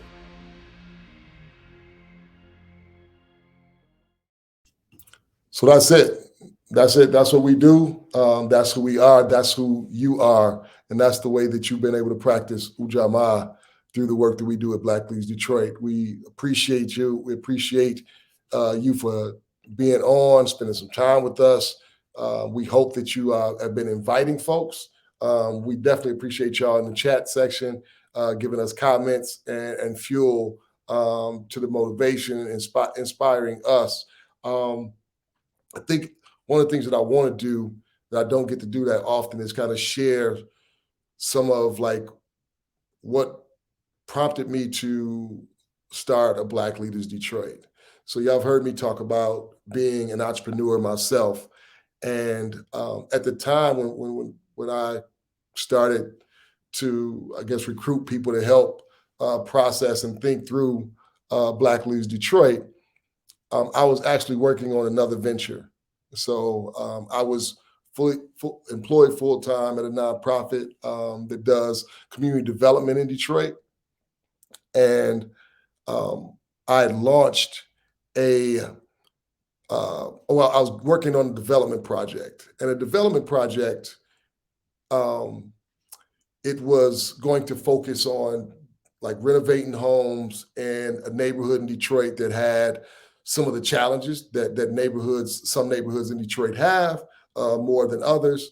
But it was going to like include renovating the homes really well, making them nice and moving folks, drawing people to come and move to the neighborhood in close proximity to each other that had shared vision, but also had resources, bringing families into the community.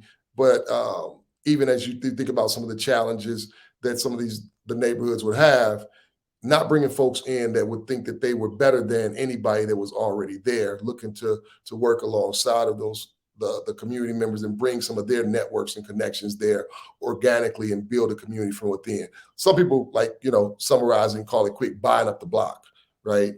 I was working on that and had a full-blown business plan together that I'd start to pitch and present to people to raise money for it. And I needed $1 million for the project. I'd met with some social impact investors, some really good people that loved the vision and was looking to support the work. And where we landed was they were willing to loan the first $250,000, which would have got the first 2 projects done. And then you sell them, pay them back their money, and almost like a revolving line of credit, right? What I couldn't kind of reconcile was the fact that the social impact investors were white, and non-Detroiters, right? And the fact that they could give me a yes or a no, and that meant I could or could not participate in the development that was happening in the city like Detroit that had given me so much, and I think that I've given something to as well. The fact that they had that power just didn't like sit well with me. And I took that idea that I was working on, shelved it, and met with some friends and talked to them about Black Leaders Detroit and what I wanted to do with Black Leaders Detroit. The thought being we needed Black Detroiters being the decision makers and controlling a pot of money that we can come and have access to. And that's a really quick summary. Now, I'm still cool with the social impact investors. Went and kind of go and kind of connect with them, pick their brains because they are like really well-intentioned business folk that continue to try to connect me to other resources that help the work that we do at Black Leaders Detroit. But I'm really huge on power dynamics and not just share resources, but as you heard me say earlier today, share power as well. So that was kind of the reason that we started Black Leaders Detroit. So thank you to the founding board members, Ken, who's now our COO, Shannon, Quan, Kim. This was just an idea that would have tormented me inside my head without them and their commitment. And additionally, without you that support the work by donating $1 a week. So thank you for helping us create a pot that is managed, overseen, and controlled by Black Detroiters for Black Detroiters. Without further ado, we're talking about development. We want to bring in the next guest, Yusef Bunchy Shakur to talk about the work that he's doing and why he believes that cooperative economics is important. Peace. What's going on, black man? Peace. What up, bro? How you doing? How your grill feeling? Oh man, it's feeling good, man. Thanks for asking. Good. That's what's up, man. Well, thanks for joining, Habari Ghani. Yes, back to you, man. Kwanzaa, Habari Ghani, man. It's always a pleasure, man. Being with no doubt. Yeah, so share with somebody that may not be familiar with the work that you're doing at Mama Kua House and anything else that you want to share real quick so we'll know what's going on over there and then some of the background behind why. Man, I appreciate it. The question, first and foremost, there's the persona, Yusef Bunchy Shakur, the activist, organizer, author, PhD candidate. But then there's Yusef Bunchy Shakur, the native of Black Detroit, the native of Zone 8, the son of Ava Joe, the brother of Rachel and Julia, the father of Kobe and D'Angelo, my nieces and nephew. And making that distinction is so important because the work that I do in my neighborhood and the work that I do across Detroit, it comes out of the legacy of being Black, the legacy of what oppression has created, but the opportunity to challenge that oppression as a former gang member, as a former prisoner, who transformed his life, who works tirelessly in his neighborhood, Zone 8. If I die today, my legacy good. My legacy is done what many of us wish we could do, which is go back in our neighborhoods that are tore down, that have been left for dead as a result of white hegemony, of us leaving ourselves, and building an annual backpack event, building 2 institutions, now close to building 4, where we've taken abandoned homes and we transformed into community houses, as the elder sister said, a freedom place, a love house, continuing in the Black radical tradition. No, that's what's up, man. So we talked a little bit about some of the challenges, right? As you think about because if you go there and you see Mama Kua House, you're blown away, you're impressed, and you're like, dang, like he done took it and made it happen, right? But like what you don't get to see is the challenge, the struggle, the hurdles, and like I think about some of what we experience when we're trying to get funding, right? And we see others like that don't have the experience, that aren't from Zone 8, didn't come back to that community, come and raise money really so quickly, it seems, right? Can you talk a little bit about like that and why it's important for a Black Leaders Detroit to exist in the first place? Like I told you, and I tell everybody when they come to the Mama Cool House, it took us 7.5 years to renovate that property. I repeat, it took us 7.5 years. Anybody about knowing about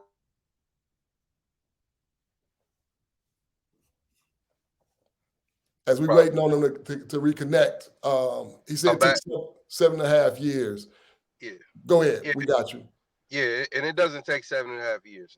That's another show for another topic. But emphasizing that point, when we started, my mother was the first investor.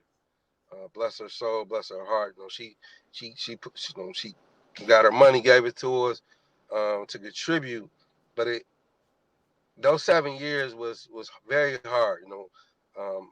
One time as a fundraising campaign, I lived in the house for 15 days, from February 1st to February 15th, with no heat, no water, to bring awareness. Most folks know who I am and know what we do. For whatever reason, we support different ways, and that's why I think Black Leaders Detroit are significant, because there's a ton of folks who are doing grassroots work, doing community work, who are not being invited to the tables, or who are being invited to these white tables that's controlled by white folks, or people who think like white folks, and they're creating hurdles, they're creating barriers, and it's very disgusting. It's questioning our own self-worth and our own integrity at the end of the day. So I think this is what for me, a Black Leaders Detroit looks like, in terms of breaking those barriers. But particularly when you look at Black folks, it's always been Black folks who have supported and loved Black folks for us to be able to do and achieve. And so I see that same tradition that Black Leaders Detroit has come about. We still got a long way to go, but there's a lot of folks with a lot of great ideas, but we don't have the resources. But we don't understand our resources from cooperative economics. Cooperative starting a need to work together. And then we feel the need to work together, and then we can figure out the economics. But if the economics is determining how we're going to work together, then that was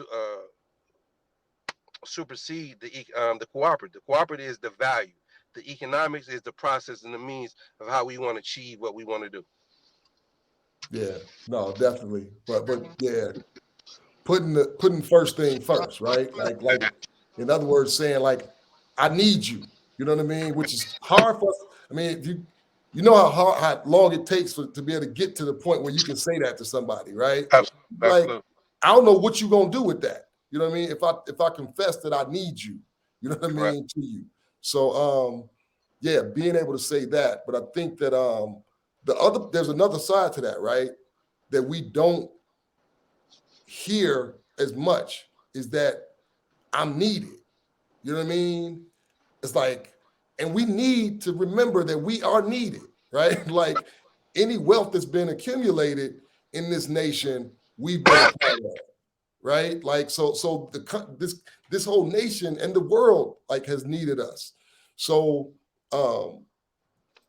I'm trying to get past personally being able to look at somebody and say, I need you. So if you're listening, right, and you're watching this telecast, we need you. We need you to donate $1 a week to join the other people so that we can make sure that it'll never take 7 years, right? So you'll never have to sit in the house to draw attention, right, that doesn't have heat. You've already proven yourself with the work that you've done. So when you are saying, look, I'm getting ready to do an initiative that what was your budget? What did it cost? $150,000 to renovate the first house?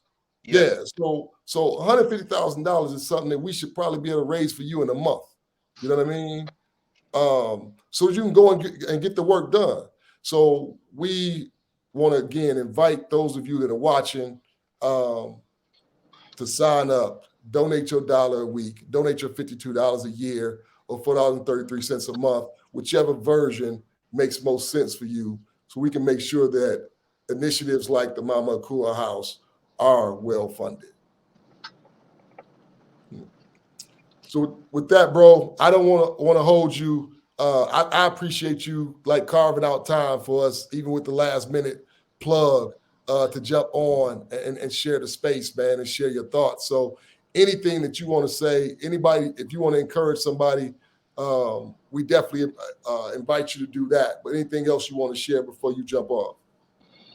I was just saying real quick, we use terms of Black nationalism, self-determination, revolutionary, I believe, those elements, those ideologies, those practices what we can see within the Black leader Detroit. This is a revolutionary program.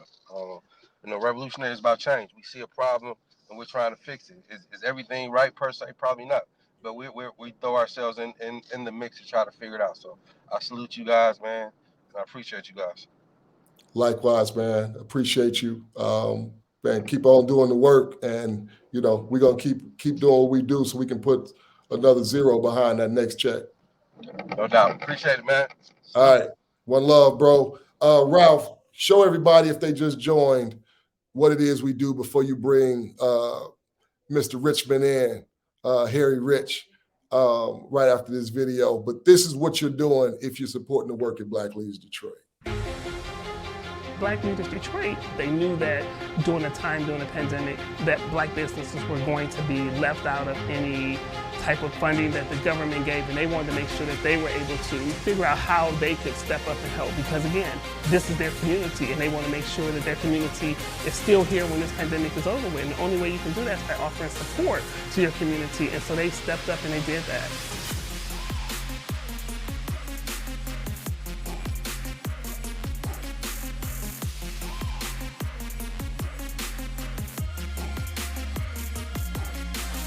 I've been telling everyone I know about Black Leaders Detroit. The things that they're doing is simply amazing. And they're taking care of business for the Black business owners. It's $1 a week donation to keep this great thing moving. $1 a week keeps it poppin'. Black Leaders Detroit.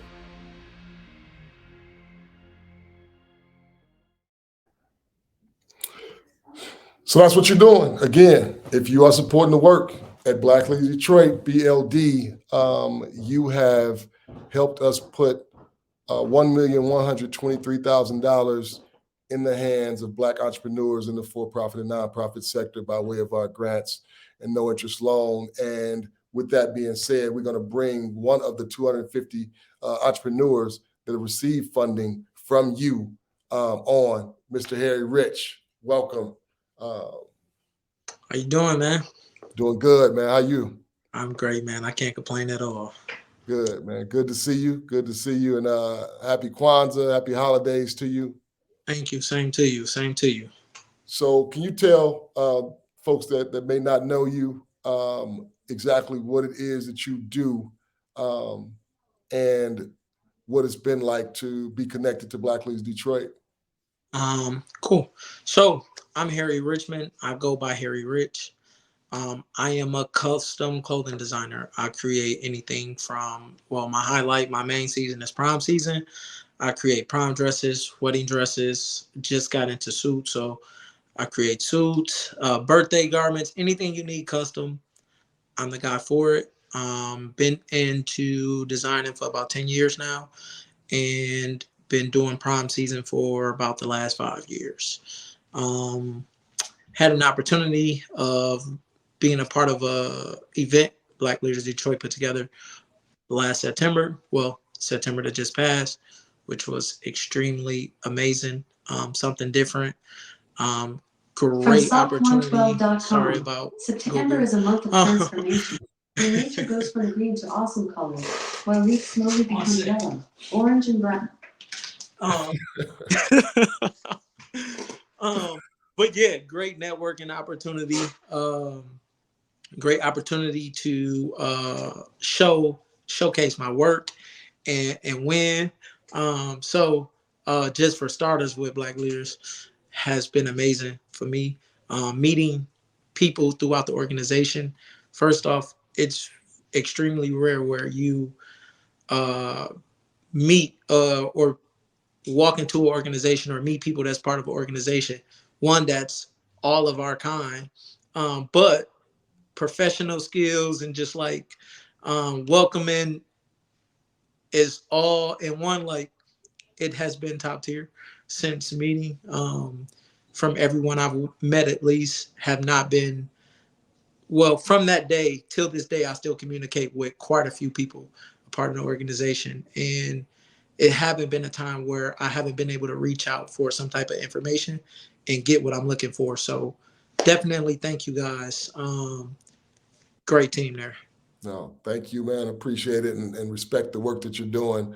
I've seen some of your products and crazy impressive. I mean, you won a competition, right, with one of your designs.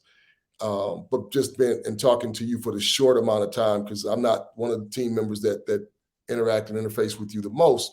Yes. Just being able to see how quick a study you are. You know, I won't get into the argument about like who's the GOAT in basketball and all that. But as we talk about LeBron James and his greatness as a basketball player, one of the things that I often talk about if I'm a part of a conversation is that I think he's even a better business person, right? I think he even has a better business mind. If you think about how much he's protected his brand, the things that he's been able to accomplish off the court and what have you.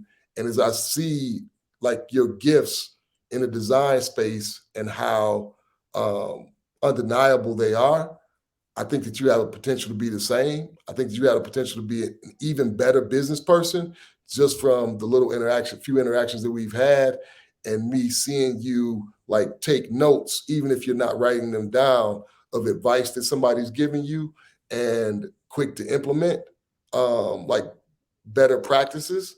I think that the sky is the limit. And I hope that, you're able to share some of the things that you learn and accomplish with the greater community, and I'm sure that you will. So, so I say all that to say that like we believe in you, we believe in the entrepreneurs in the city. I want to ask you, as we've talked about, Detroit Drip internally, and I often hear it described from us and as team members, what was Detroit Drip in your explanation of it as an event?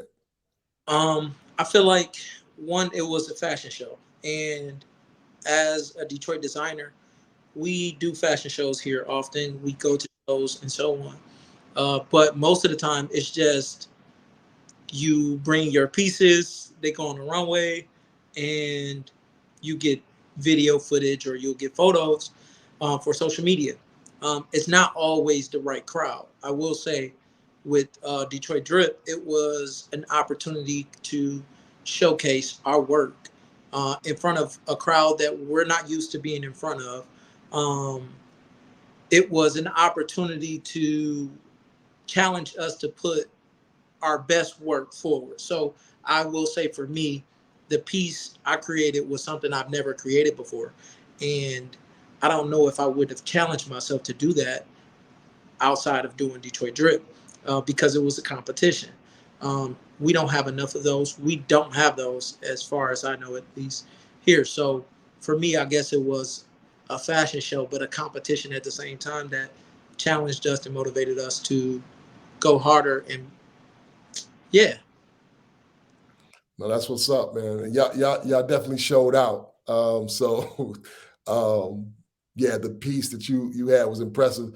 Like a lot of that stuff was impressive. I mean, that piece that this one sister had with the hat, yes, that was basically like a drapery that went around the whole hookup. Her name is Charlotte. She go by Cold-Blooded Butterflies. She goes by what? That's my cousin.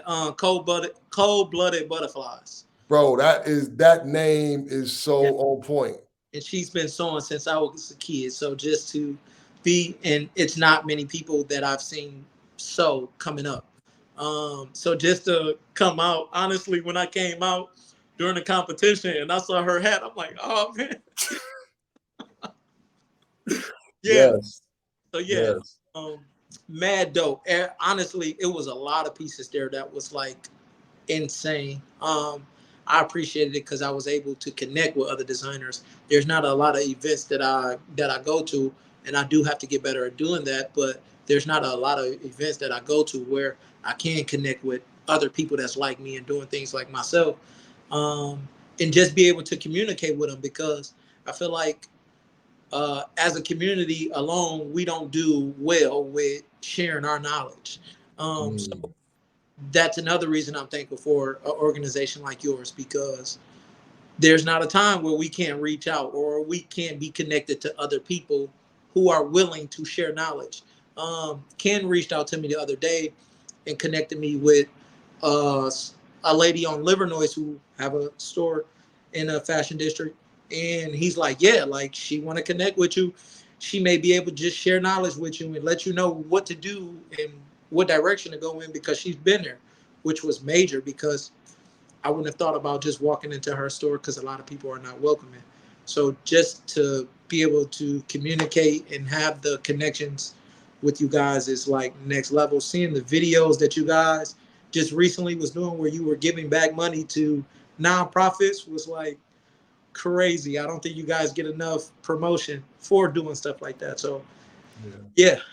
No, that's good. That's good. It's interesting for me to hear, what that experience was from your perspective and your point of view. And on the competition side, me personally, I'm always reluctant to do the competition thing with us, because as resources are so limited, so I never want to create like a Hunger Games situation. You know what I mean? To where it's like, okay, we're pitting folks against each other for like, a one winner takes all. But the reason we were okay with it this time is because at Detroit Drip, the theme was to buy and wear something that you purchased from a Black-owned clothing store or a Black designer in Detroit, right? So like in addition to the competition and the grant that you won and four others won, we were able to create a space that encouraged and incentivized people to go and shop with you all, right? So I think that we'll continue to do that, find creative ways to draw attention to and encourage people to go and shop with y'all. And the people came and they went and they purchased, and everybody was looking good. We had a good time, and y'all again, y'all definitely y'all definitely showed out. So for anybody that's watching, Detroit Drip is an event that's going to be an annual event. This year we put it on at Riverside Marina, which, if you don't know, it is one of 7 Black-run marinas in the nation. We have 2 of them here. Jason is doing an amazing job. He has a really big vision that he inherited from the original founders of the Riverside Marina, and he's trying to bring it to fruition. But as you know, it takes cooperative economics and it takes money and resources to make it happen. So we were pleased to be able to host the event there and have over 400 people show up. And thank you for being a part of it, man. Thank you for the work that you're doing. If you got anybody that's watching that follow you and they're wondering or considering becoming a member that donates $1 a week to Black Leaders Detroit, what would you say to them to encourage them to do so? I would definitely say, please do. Not just for other entrepreneurs, but for myself as well. I am one who have received and benefited from people who contribute already or donate already. So if you can, please do so. It is a great organization, going to great people who are using the funds for all the right reasons. Yes, do that, please. Thank you. Well, thanks, man. I appreciate it. What's on the horizon for Harry Rich? What should people be looking out for in 2023 from you, and how do they get in touch with you? Okay, so a few things I haven't even just came out and said just yet, but I currently do everything, all of my sewing, my producing, whole 9 yards out of my home. I plan on moving sooner than later to have a physical location for you guys. So that's major. You guys have access to me on a whole nother level. I plan on dropping a collection next year, which is going to be insane because my ideas is just like everywhere. If you want to get in contact with me, my social media would be Harry Rich Clothier, Harry Rich Clothier on Facebook, Instagram, TikTok. Telephone number would be 313-949-5006. I'm available. I normally respond Monday through Friday, 11 a.m. to 6 p.m. Yeah, don't hesitate to reach out to me. I can get you what you need. Thanks, man. Thanks for jumping on and celebrating Ujamaa with us, Cooperative Economics. We appreciate you. Keep doing the work that you're doing, man. As we fade out, we're going to share the video once again that highlights the work that we do or the work that you do, those of you that are members here at Black Leaders Detroit. Thank you. Peace, bro. Peace.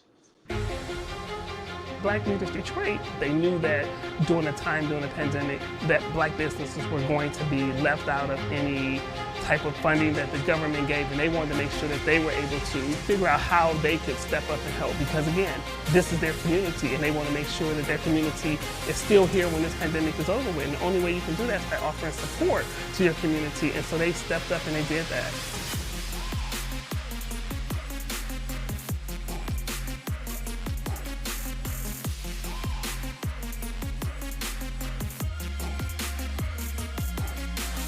I've been telling everyone I know about Black Leaders Detroit. The things that they're doing is simply amazing.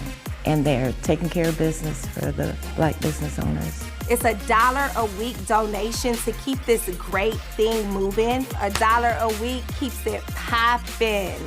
Black Leaders Detroit.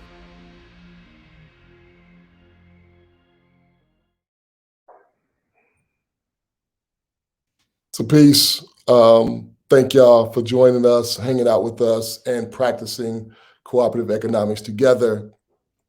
One of the things that I, like to share is the reason that we started Black Leaders Detroit, or one of the reasons, right? I think there's a number of reasons. Y'all heard me talk about some of my own experiences as an entrepreneur earlier. In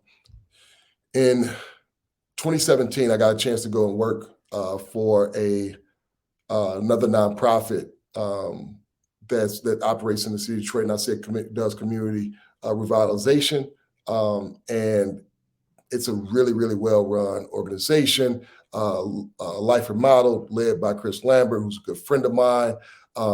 It is a white-led organization. Chris is white, from Indiana, and one of the reasons I went on staff there is I wanted to learn and get to understand how some of the white-led nonprofits in Detroit raise so much money and so much momentum, right? And I probably couldn't have landed at a better space because of the way that they, raise money and also raise momentum. And being there, I got a chance to see like what it looked like practically and how to execute, where like funding came from oftentimes, but also how to structure and put together the back office side of a nonprofit. I think that one of the things that I observed and identified as it relates to nonprofits that are launched by people like myself, who's a lifelong Detroiter, is that we often see and identify a problem in our community, and we dive in head first looking to solve that problem, and we take our own experience, our passion, but far too often our own bank account, right? And, what ends up happening is you either burn yourself out or you burn through your money oftentimes. Some of us it takes 20, 30 years before we get to that point. But what I've identified and observed from our white colleagues is that they will identify funding sources. They create business structure, right? Tweak business structure if necessary to make sure that they are in alignment with the funding sources. and then they get the funding and go to solve the problem, right? And that ends up being a way that's more scalable, right? Sustainable. And I think once you're measuring impact and doing the other things that's required, able to capture and tell your story, you pick up momentum. The momentum and money follow one another. And I think that we are oftentimes practitioners, right? Like we know the solutions to the problems. Many of the problems we've either had to overcome ourselves, and we're looking to scale it by showing others the way that we overcame said obstacle. But I think one of the things that we're looking to do at Black Leaders Detroit is take what I learned there in that space, raise money so that some of us that struggle with doing that will have access to capital so we can keep on doing the things that we know best. And that's how to solve the problem, how to teach others to overcome the obstacle. So that's one of the things that started me on the journey that landed me here personally, us here as a community, for those of you that support the work that we do at Black Leaders Detroit. So again, I appreciate you all. I appreciate those that we've been able to come alongside of and support the work that you're doing. I appreciate those of you that actually, signed up today. This is an opportunity and an invitation to practice Ujamaa, cooperative economics together. So we really, really appreciate those of you that are watching. If you don't mind sharing, inviting others to join, come and check out what's happening here. Yeah, definitely. Let's do the work, as Carmen is saying. Carmen, I hope you stay the whole time because you've been a great cheerleader encouraging us. We see your comments and we need it. So shout out again to Danielle for her comments and encouragement. Jay, I hope Yusuf got a chance to see your comment, but he probably already knows how much you appreciate him. James from the LBC, we thank you for still being here with us. We know you're in a whole different time zone, so we appreciate it. And we know that if you're connected to Skrill in the way that he described, then you are out there doing the work that's necessary there. And I'm glad to be connected to you through this platform. We hope that you signed up to donate that $1 a week as well, because we're gonna hopefully share what we do in Detroit with other cities with large Black populations once we feel that it's mastered here and we receive invitation to other communities to share our processes here. So y'all have heard me talk about, the way that we get funding or the access to funding to Black entrepreneurs. And it's pretty simple in description, but it's really complicated on the way it's executed. But we do grants that you have heard Harry just talk about, him receiving a grant at Detroit DRIP.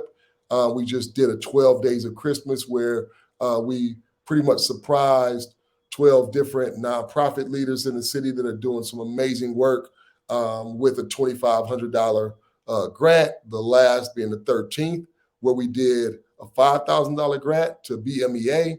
And we'll continue to do things like that. So please participate in Ujamaa by donating your $1 a week if you haven't already signed up to. The other thing that we do is a no interest loan. So what that no interest loan looks like is that we capped it at $20,000. We had a goal of doing $500,000 in our pilot year, 2022 being our pilot year. We launched it in January. And we are happy to say that we exceeded that goal by $500. So in our pilot year, we were able to deploy $500,500 in no interest loan. So because of the work that you all are doing and making that commitment, because of the people that y'all are recruiting, because we know that you're doing that as well. That's a part of it, spreading the word and saying, hey, you want to be a part of this. You want to be a part of what's happening here through this organization that's funded by us. So please continue to do that. But again, by the numbers, here's what it looks like when we talk about the $1,123,000 deployed to Black entrepreneurs through our grants and no interest loan. That's 250 Black entrepreneurs supported in the for-profit and nonprofit sector. That is 675 jobs that they create through their businesses. So you are supporting, when you donate your $1 a week, you are supporting 675 people, right, that work for these companies or these organizations. And in addition, you heard Fame talk about Black Friday, 900 gift cards that we purchased for people to go and shop and provide a customer base for some of the entrepreneurs in our city. So again, thank you for continuing to support us, and please tell a friend. Without further ado, I'm going to bring in our next guest.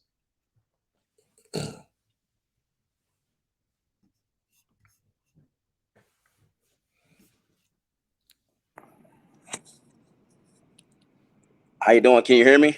I can hear you loud and clear. Peace, bro. How you doing? Awesome. How you doing today, sir? I'm doing good, man. Thank you so much for joining us. We appreciate you for coming and practicing Ujamaathon cooperative economics with us at Black Leaders Detroit. Listen, no problem at all. I can barely hear you. I'm transferring over to my computer only because I can barely hear. Okay, well, while you're doing that, just let me know when you are up and in, and I'll turn the microphone back over to you. But we're glad to have you here. We're glad to have you joining us, along with the other people that are watching us on live. Those of us that are members at Black Leaders Detroit. I think that we are at above 800 people, approaching 900 people that have supported us from our launch, and we're hoping to add to that number substantially and hopefully put ourselves past the 1,000 people mark before Kwanzaa is over, even before we end today at 4 o'clock. So thank all of you that have invited your friends to join this live, support the work that we're doing. One of the things that we learned through some of the marketing that we've been studying is that a lot of times people are waiting for the ask or the invitation. And the ask is only going to go so far if it comes from me. But for people in your own personal network, if the ask comes from you, if you convince them that you believe in this work, we know that, for many and most, $1 is not that big a deal. And for those that $1 is a big deal, we don't want them like putting into this pot right now. Like we want, as somebody said earlier, I think it was Kyrie Turner said, we want them to be shored up financially before they, or maybe it was Skrill, to be shored up before they put into this pot. There's other ways to support. They can help spread the word. But we know that for many, that $1 a week is very doable. And it's going to take you making that ask to people in your network. It's going to be you endorsing Black Leaders Detroit as an organization to, convince people to go ahead and make that commitment. And if you're watching and you're one of the people that I often run into, that will say, hey, man, I love the work you're doing. I've been meaning to sign up. Please take a moment to do it today, right? We are often, I say we always got about 100 people out there that have been meaning in their mind to sign up. And trust me, I know what that means like, what that feels like. I'm guilty of doing that sometimes too. I make a mental note to myself to sign up to do something, and then I never go back and check that mental note, right? And remove it from my to-do list to done. So take a moment right now and take this off of your to-do list and move into things that you've done, right? Because once you're locked in, you sign up for $1 a week, it's just going to automatically come out. If you sign up for $2, make sure you do it annually. So it'll keep on happening. So, and then go out and share the word with somebody else. I just found out from Sharia that we are 78 people away from 1,000 members. So we got another 2 hours and 10 minutes to stay on. Can y'all help us get to that 78 people so we can get past 1,000 members today? Let's make that a personal challenge to ourselves. Those of you that are watching, those of you that are listening, let's see if we can do that. If you're with me, if you're gonna try to invite somebody, encourage somebody to join, just leave "I'm with you" in the comment section right now. Matter of fact, just type Ujamaa in the comment section right now to let us know that you're with us and you're gonna help us get to that goal of 78 more people to get us past the 1,000 mark today. All right, look like we got you. Yes, sir. How you doing today, sir? Yeah, look like we got you on your computer now. Yes, I am ready. How you doing today? I'm doing great. How are you? Man, I'm blessed and amazing. So I cannot complain, good brother. Cool. All right. Look like Do Good Detroit just told us that they with us and gave us the strong arm sign. So thank you for that. Do Good Detroit, help us get to 7. We just share with the people, we're 78 people away from having 1,000 members, and we want to try to get to that today. So please introduce yourself to those that are listening, and you know why Ujamaa is important and the reason that people should be connected to Black Leaders Detroit. Absolutely. Well, again, thanks for having me. For everyone that's listening, my name is Keon Clinton, native Detroiter, born and raised east side of Detroit. Grateful to say that I'm an international speaker, best-selling author, 2-time award-winning bodybuilder, also founder of my own nonprofit organization. And I'm also the current president for Forbes the Culture Michigan, where we have about 300 entrepreneurs and small business owners that I get the privileged position to lead and help grow and scale their business and companies. So I'm super excited to be here, super excited to have the conversation. And it's very important for everybody that is listening. One, you want to join a network full of people who are like-minded, right? You also, two, want to be in part of a group in an atmosphere that's always progressing. You know, my company is called 1% Better. Well, we simply believe that every day that you wake up, ask yourself how you can get 1% better every day, mentally, physically, spiritually. And with Black Leaders Detroit, this is clearly an organization and a movement that's alive and well and that's thriving. So why not be a part of something that's going to continue to progress, continue to allow you all to bring your expertise and to give back and to serve the communities that have served you, right, if you will. So that's why it's very important for people to join the movement and be a part of it. And I'm grateful to be on here with you all. Yeah. So thank you. And thanks for the shout out. Thanks for the encouragement for folks. Thanks for the work that you do in and around the community. I do want to shout out Shaminia Stewart Adams. I hope I pronounced your name properly with the Ujamaa. In other words, she's saying that she's going to help us, or Shaminia is going to help us get to the 78 people that we need to get past that 1,000 member mark. And Maryland is as well. So appreciate you, Maryland. Appreciate you, Do Good Detroit. Let's make it happen. Let's get there. We got 2 hours and 7 minutes to make it happen. I believe we can do it. Just share, invite folks in, shoot a quick text to somebody, whatever it takes. Keon, thank you again for being a supporter of the work that we do. Thank you for the work that you said you're doing. So talk to us about some of what you have been able to accomplish and be excited about in 2022, and then tell us what you're looking forward to happening in 2023.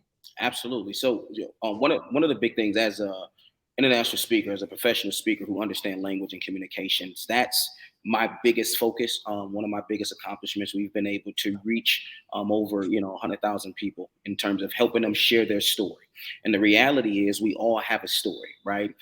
And if we had the right platform or if we got in front of the right people, we can truly inspire folks to live, to be, to become, to do more, simply by telling our story. A lot of us have honorary PhDs, if you will, in some facet of life.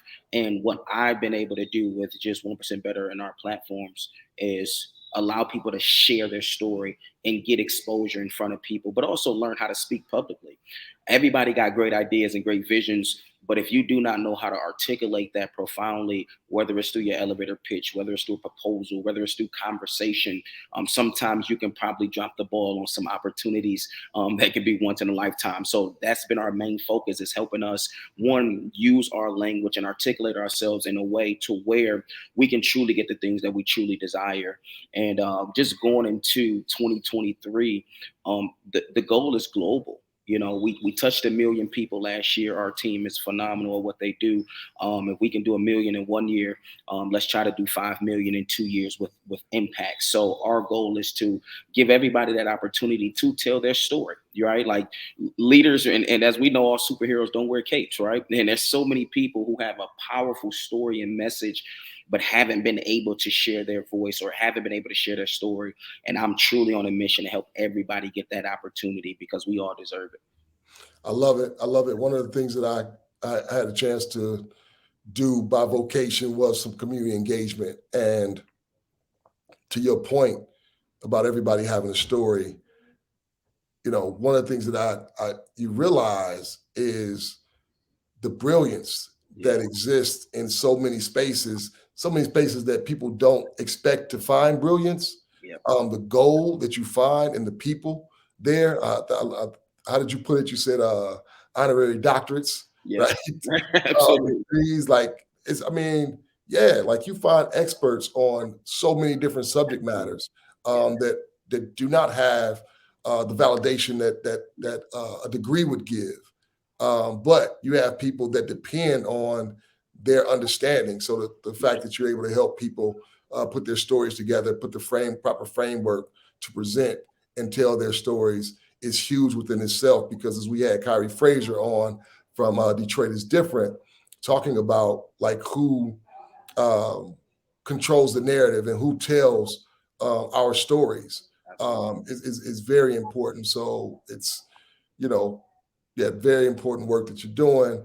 I'm excited to hear the numbers that you've been able to do. Like that's amazing. Yes. And the goal of looking to grow that and multiply it by 5. If you can get to 1 million, you can get to 5 million. And if we can get to where we must be at 922 people, we can get to 1,000 today. And I see Dale Stubblefield said that she is going to help us get that other 78 people we need to get to 1,000. So I appreciate you, Dale. If there's anybody that is watching, listening, and hasn't signed up yet, you want to give them a pitch or an invitation on why they should do that and become a member and donate that $1 a week at Black Leaders Detroit. And the reality is, you know, for everyone that's listening, you know, and even myself, what I want to do is make sure that I continue to put this in front of Forbes the Culture Michigan, you know, with our members, and also even my email distribution. The reality is, being a part of Black Leaders Detroit, being a part of this ecosystem, this is something that we all want. You know, you want to grow, you want to be around like-minded individuals, you want to be around people that are resourceful.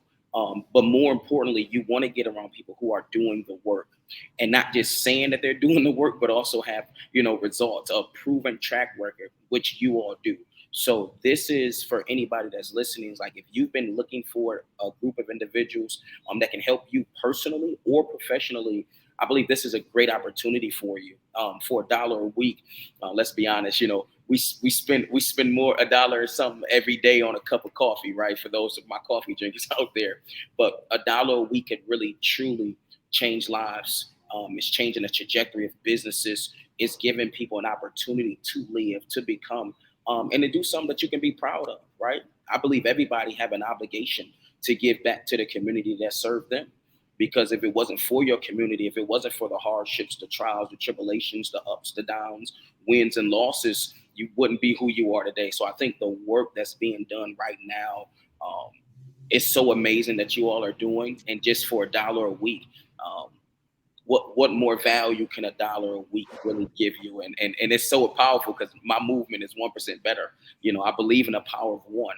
And that's the way that we all move, one step at a time, one decision at a time, or one mistake at a time can change the trajectory of your life. So $1 at a time every week, I believe, can truly continue to do something great for the world. So I hope everybody that's on here, you make that commitment today. And if you know somebody else, we all have friends and families that can make that commitment and see that the fruits of their labor for just $1 a week, man. You can't really beat it, honestly. No, thank you, man. We appreciate that. And I agree with everything you said. Please, join us in helping us get to that goal of 1,000 before we shut it down today. So if there's anybody that you know that haven't, but you know is an easy ask, that they're going to do it because you said, please reach out to them and let them know, man. Love what you're doing. I'm glad to be connected. And thanks for joining us. Thank y'all for having me. I really appreciate it. Like I said, I'm going to do everything that I can with my network so that they can come on over here, man, because when one of us win, we all wins. That's the way that I look at life. So thank you all for the work that you're doing. Y'all have my full support in any and everything that y'all doing, and keep me updated on seeing how I can be a better asset to you all. Appreciate it. And dope glasses, by the way. Thank you. I appreciate you, brother. Take it easy.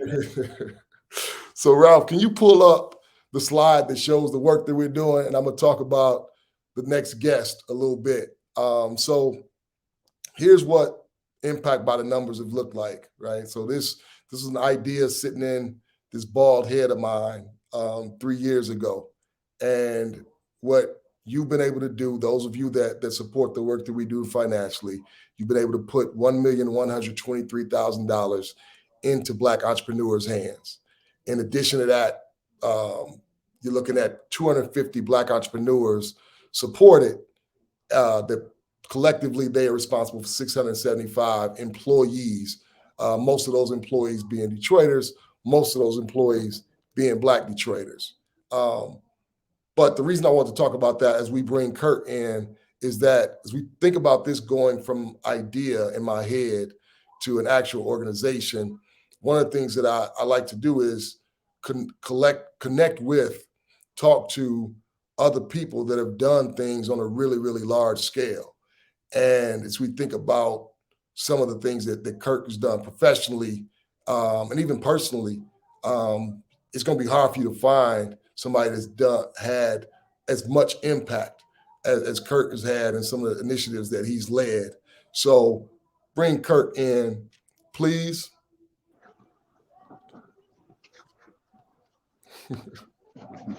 Brother D. What up, Doe? Man, I'm so proud of you.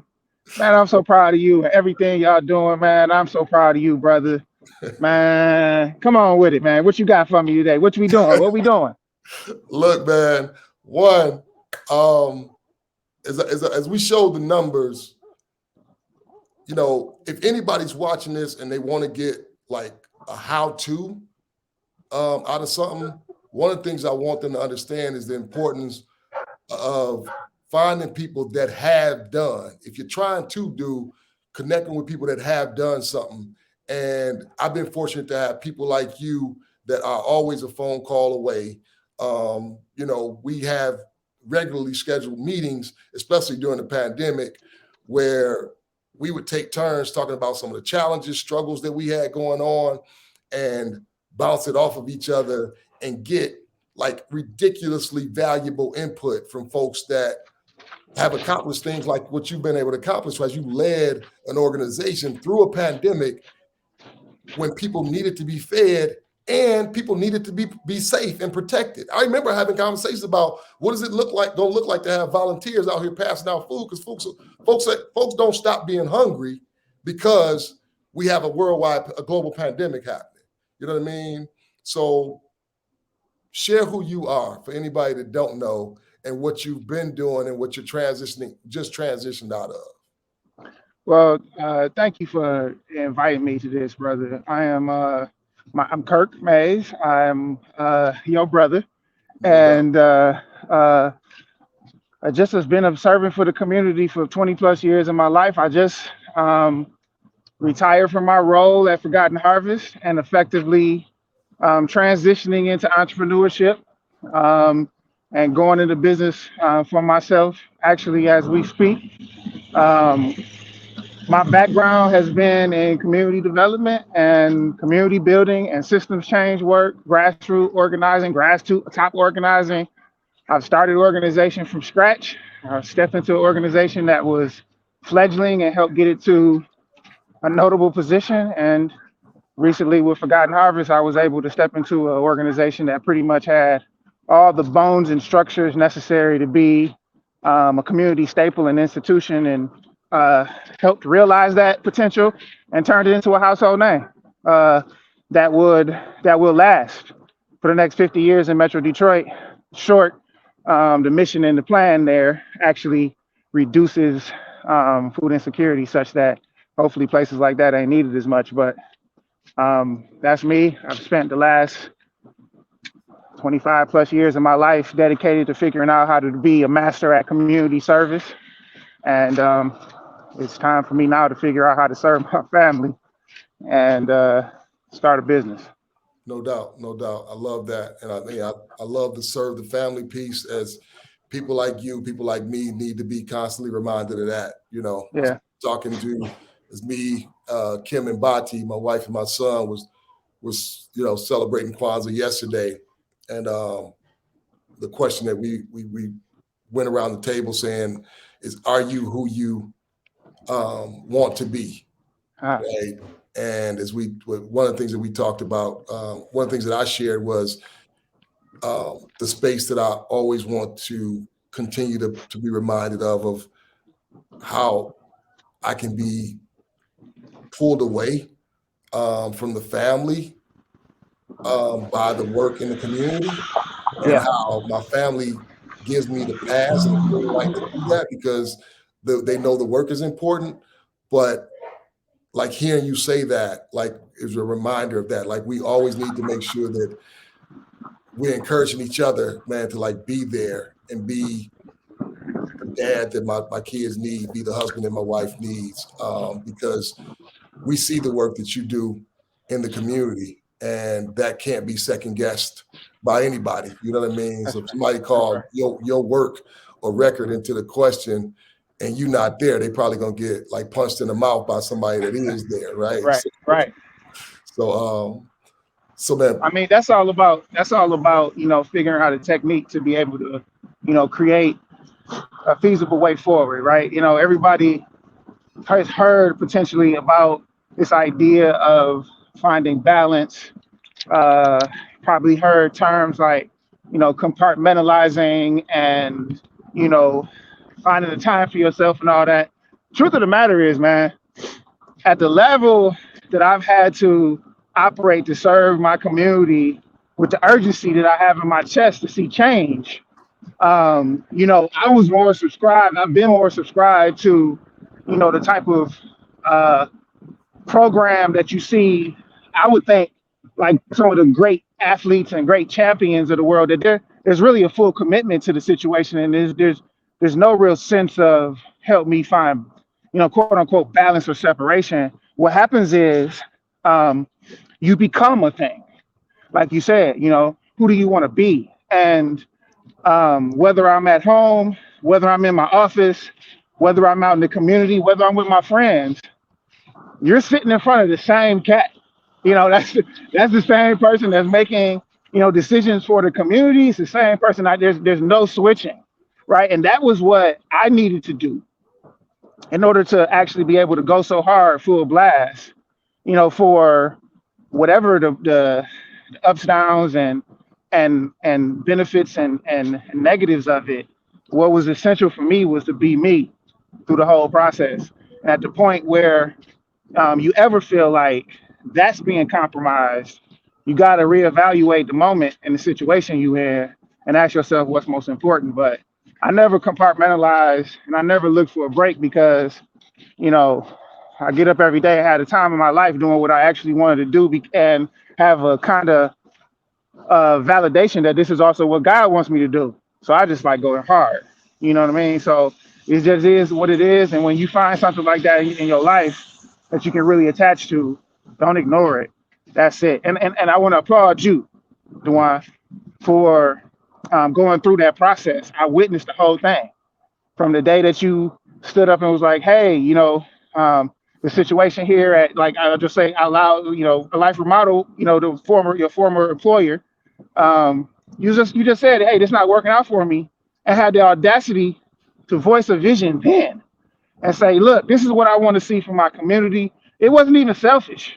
It wasn't even like you stopped doing what you was doing because you were like 100% being like, nah, I need more from me. You actually walked away because you were like, I actually need to see more from my community, and this is what I want to see. And then you got up every day with passion and dedication and consistency. You threw your whole self into it. At this point, Black Leaders Detroit and Dewan, what's the difference in those two things?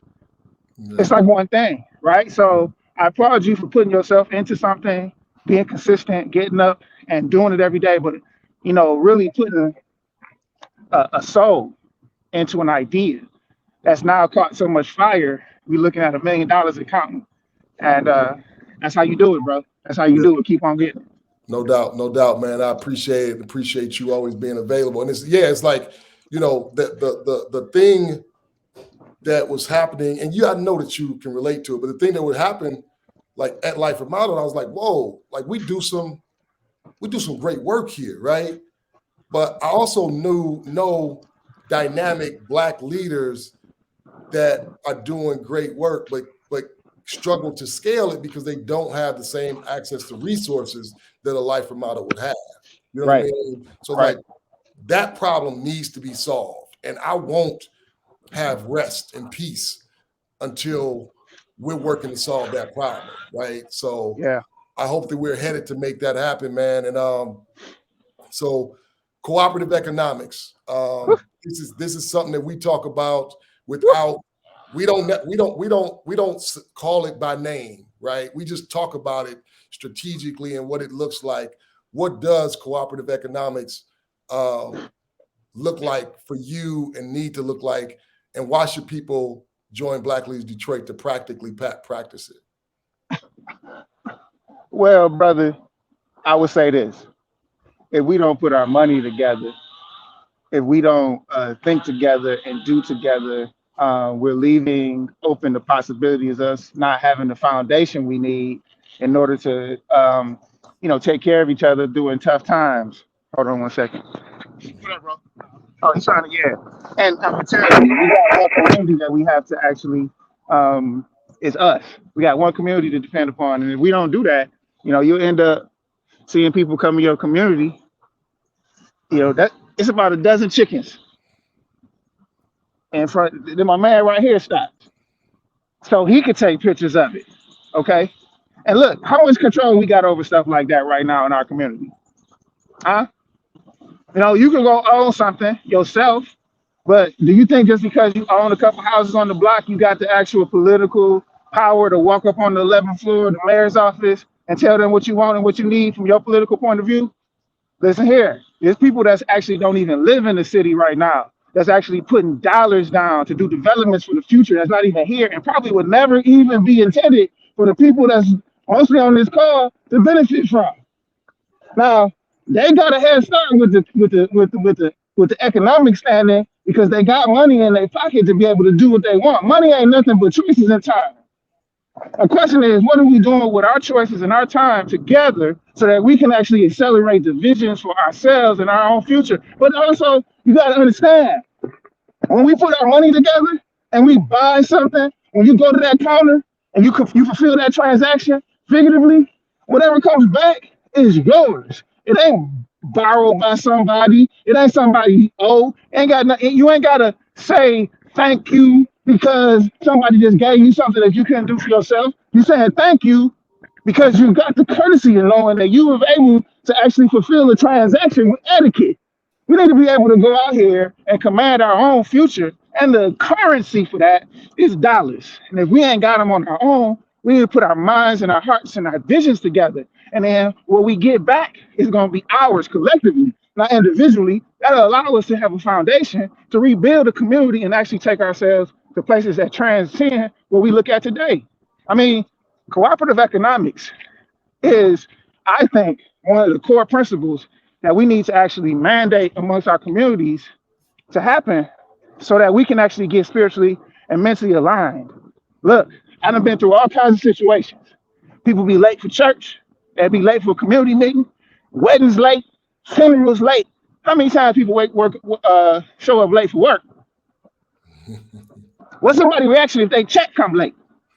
Right. You say what you want, but we more emotionally connected and subdued to the dollar than anything else. Just think about it.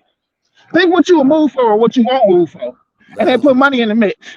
Think about something that somebody do to you. Let somebody check be late. Hey, think about something that somebody will do to you on just the humble, but then put money in the mix. Okay? So all I'm saying is, I'm not saying we need to worship money, but I'm trying to say let's recognize the emotional hold money already has on us. And if we don't trust our ability to come together as a community because of those human things that make it hard for us to actually work together and do things and show up and be trustable, let's put some money in the mix. Because what's going to happen when you put money in the mix, people going to get way more serious. It's not just a tool for us to dream and be Pollyanna about what we need to do to plan. It's a real strategic, actual way for us to rebuild our communities. And let me tell you one last thing.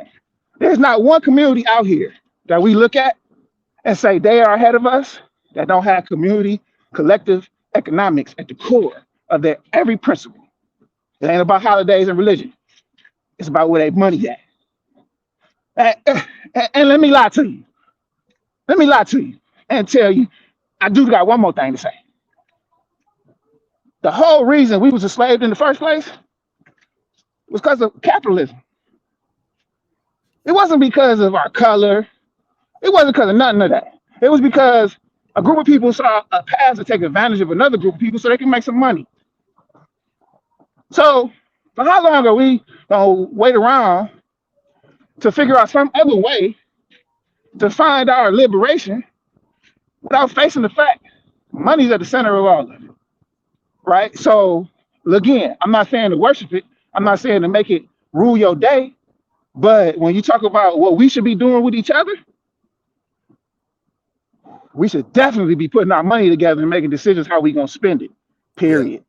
Yeah, no doubt. So I'll leave you with this, right? And man, thanks for letting us go for a walk with Kirk Mays today.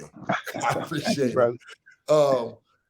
At the Million Man March, I often say, like, look, this is not an idea that Dewan came up with, right? Like, what my mind is able to do is problem solve and kind of create like a mechanism, right? I know how things fit together, right? So if I have a gift, that's it. But so this is the thing that we talked about in the barbershops. This is the thing we talked about around the dinner table when we always said, hey, if we could just come together, right? Like if we would just come together, we would be all right. So that's what we do at Black Leaders Detroit. We create that thing that allows us all to come together with the $1 a week commitment, right? That $1 a week commitment is us coming together.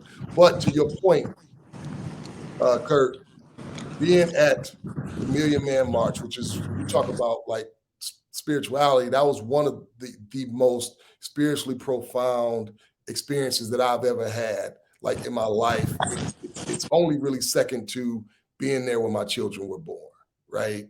Or when somebody being there when somebody transitioned, right? But the Million Man March, there was a moment during the Million Man March where you got over 1 million Black men like loving each other, like just in a way that just like was life changing for me. I've never been the same since that, right? But there was a moment when we were all asked to put at least $1 in the air, right? And it's like, hey, go in your pocket. And we did it with excitement and enthusiasm, right? Like we couldn't wait, you know what I mean? To everybody get that $1 in the air. And a lot of brothers that is in a better position put more than that in the air. And there was a statement that was made, was like, look, this is what people really fear. If we could ever come together like this, period, Like, we don't have to come and ask nobody on the 11th floor of the city county building and nobody hit nowhere else, right? Right. Because now we collectively are in position to make decisions with the unity of our money, but also the unity of our voice. Because as you said, we're going to get a lot more serious if That's we, right. if we put some skin in the game, right? That's right. So please, let's get serious together. If you're watching and you haven't, sign up, become a part of this mission, this movement, and continue to allow us to do the work that we've been able to do as an organization because of your sacrifice and your commitment. Bro, I love you. Thanks for joining the call. I appreciate you for sure. Take it easy, brother. I'll see you soon. Yep. Peace. So y'all heard it from Kirk Mays. Got a chance to go for a walk with him. Y'all got a chance to have a conversation with Malik Keeney, Yodeep, Messon Johnson, and a host of others. So if you haven't signed up already, I don't know what I'm gonna be able to say. I don't know what anybody's gonna be able to come on here and say to get y'all to sign up to donate $1 a week. You couldn't get this speaker line up like it would. I don't even know what the ticket price would be to get the type of lineup that you all have had access to today. With people saying that they believe in Ujamaa, they believe in you as well. They believe that you will make a commitment to make a $1 a week sacrifice to make sure that the Black entrepreneurs, the Black leaders in our city have access to the resources they need to continue to do the work, provide the services, goods, and what have you. So with that, I do want to share the video one more time before we bring one of the original founding members up, my brother, who is just an amazing person in so many different ways that I can't wait to have this conversation with him. But before that, Ralph, let's remind us of the work that the members at Black Leaders Detroit do when they donate that $1 a week. Black Leaders Detroit, they knew that during the pandemic, that Black businesses were going to be left out of any type of funding that the government gave, and they wanted to make sure that they were able to figure out how they could step up and help, because again, this is their community, and they want to make sure that their community is still here when this pandemic is over with, and the only way you can do that is by offering support to your community, and so they stepped up and they did that.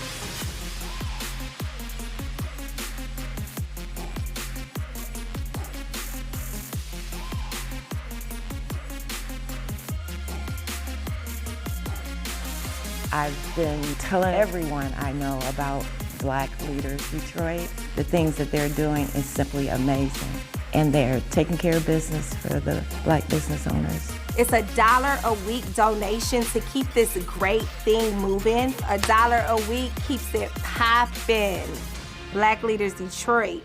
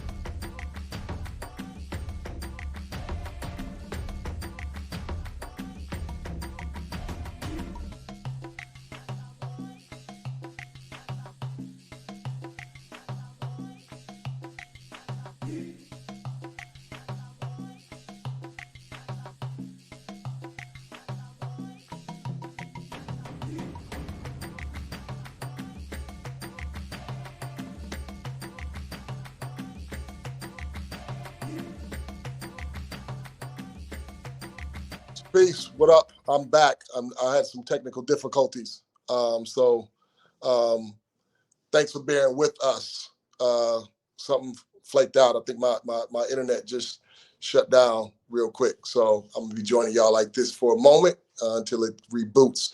But thank God for backup plans. And were we able to bring Quan on, Ralph? There he is.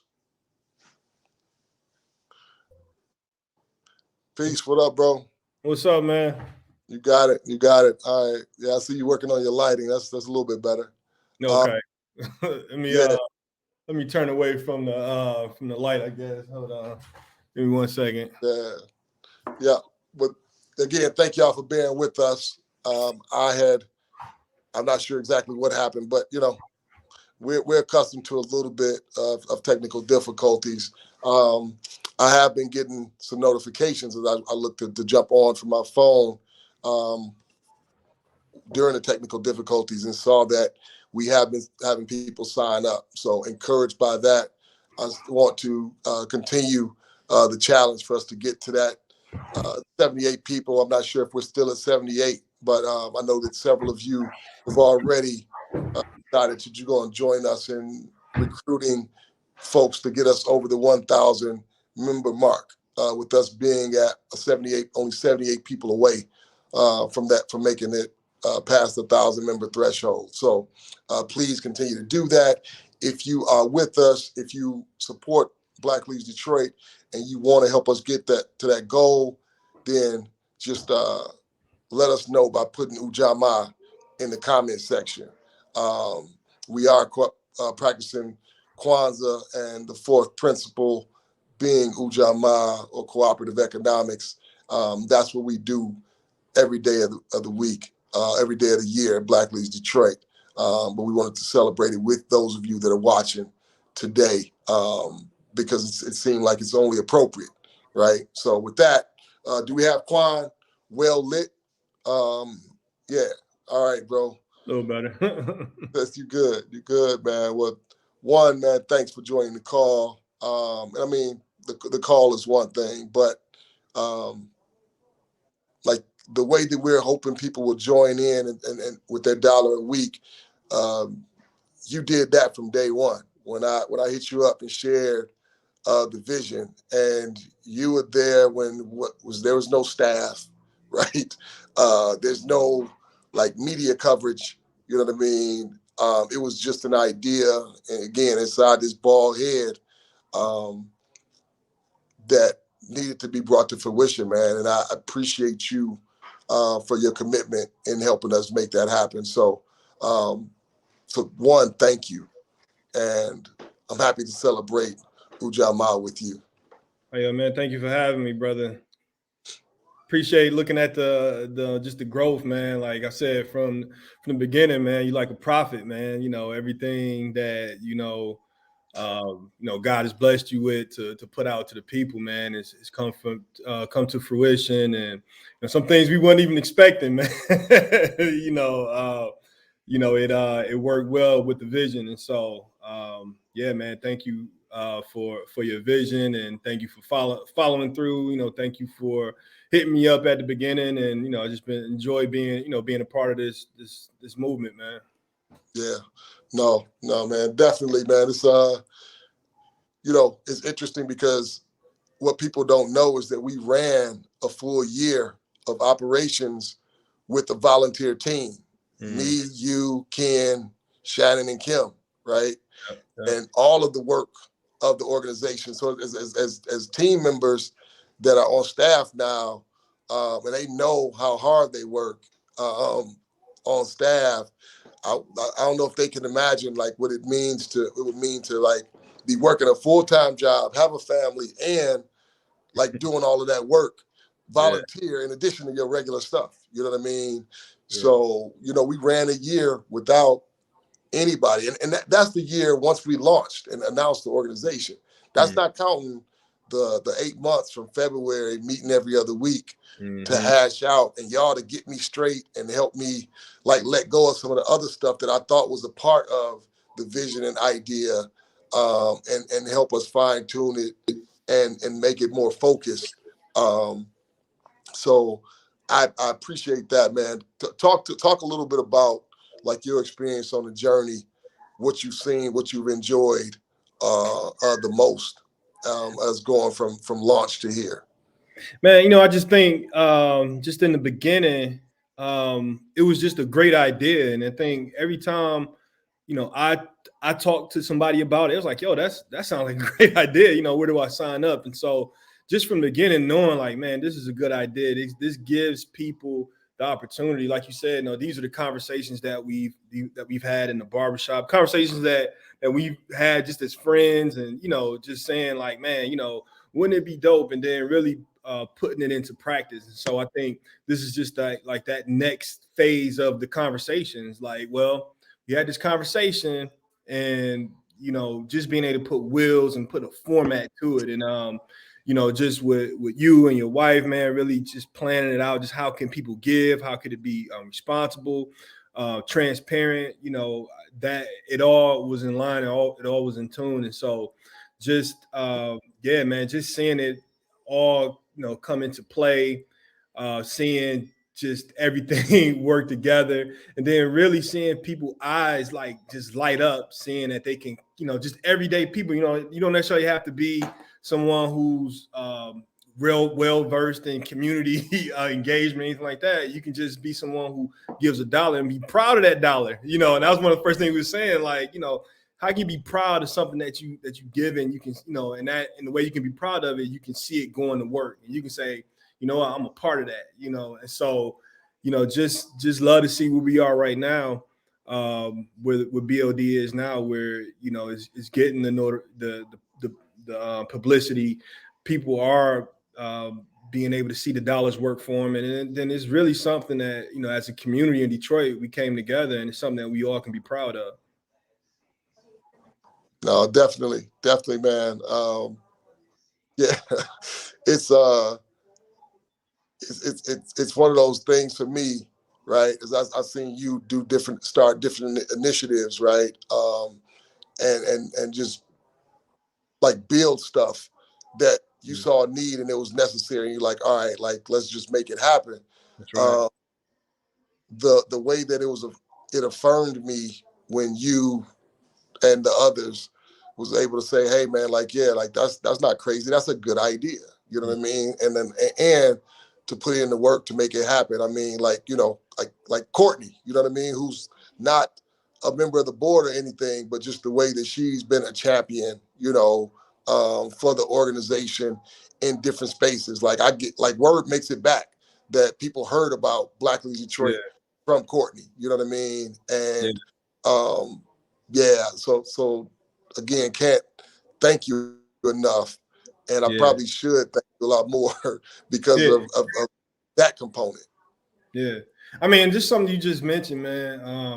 I think we don't really say it enough how powerful it is when our wives are when the husband and wife are together, the family unit is together and pumping something out like this. And so, you're, with Kim, your wife being involved, my wife being involved, Shannon and his wife being involved, it was really families really coming together, Dewan. And I know that's something that we talked about before.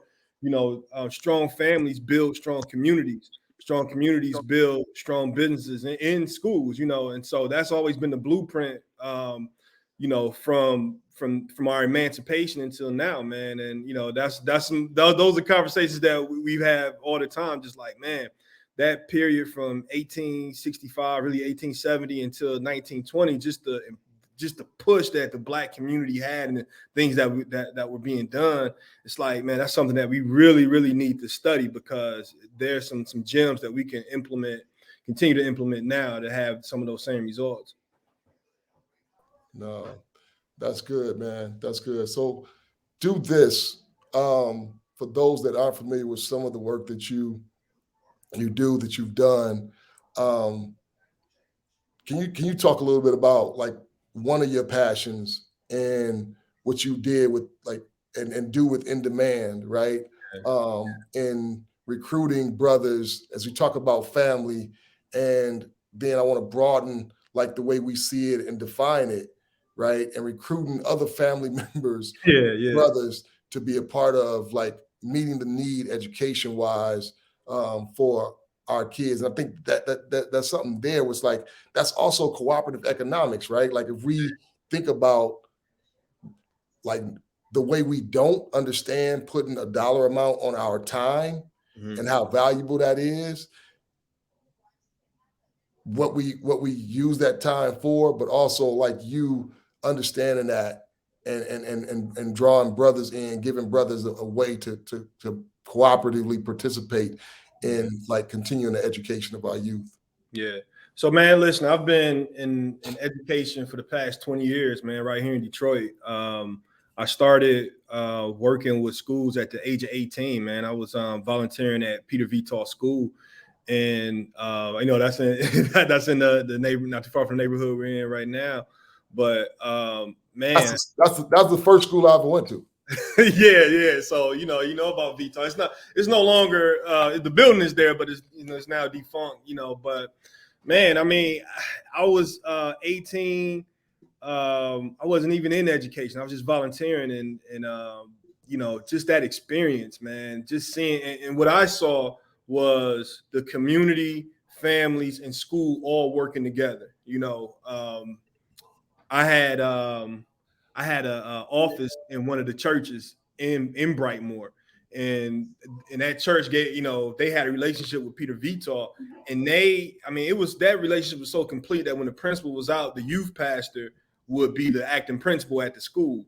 And when those students came home, they, a lot of them lived, in Brightmoor. They lived in the Smith housing projects. And so, just being able to see them in school, see them, at home, working with them and, working with, knowing their parents and things like that. It was just a great experience. And so I was, while my time was coming to an end for volunteering, I was asked by that youth pastor, like, have you ever thought about being a teacher? And I was like, man, I never thought about that, and I thought about it, and the rest is history, man. Ended up going into education. But one of the things that I remember, did a lot of things at Frederick Douglass Academy for Young Men, introducing hip hop into the classroom. I had a program called Lyricist Society. Have a program called Lyricist Society where we give students the opportunity to use their voice to talk about themselves, they change their create their own narrative about their city and themselves and things like that. And so because of that, I've had opportunities to give presentations at conferences and things like that. And so I was at one conference, man, a few years ago, and I was talking about some of the work I was doing at Frederick Douglass Academy for Young Men. And, getting a lot of volunteers and men to come up to really, invest in the school and in the students and everything.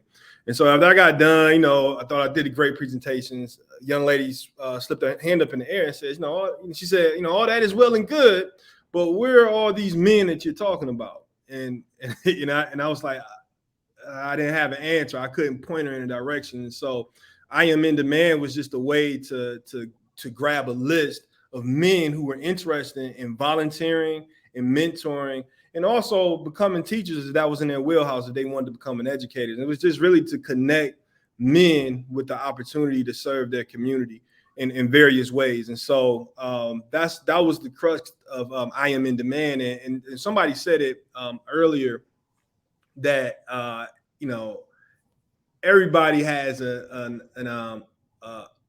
should have an opportunity to serve their community. And that's all I was really trying to do, is really giving men that opportunity, connecting them with those opportunities to really serve their community. And I think you said it earlier that a lot of times it just comes down to an ask, and a lot of people be willing to do it if they're asked. And so, and that's all it was, a big way to ask the men in our community to, hey, we need your help in our schools. We need your help with really in the community, any way that you can volunteer. And so we just trying to find ways to plug men in. That was I Am in Demand.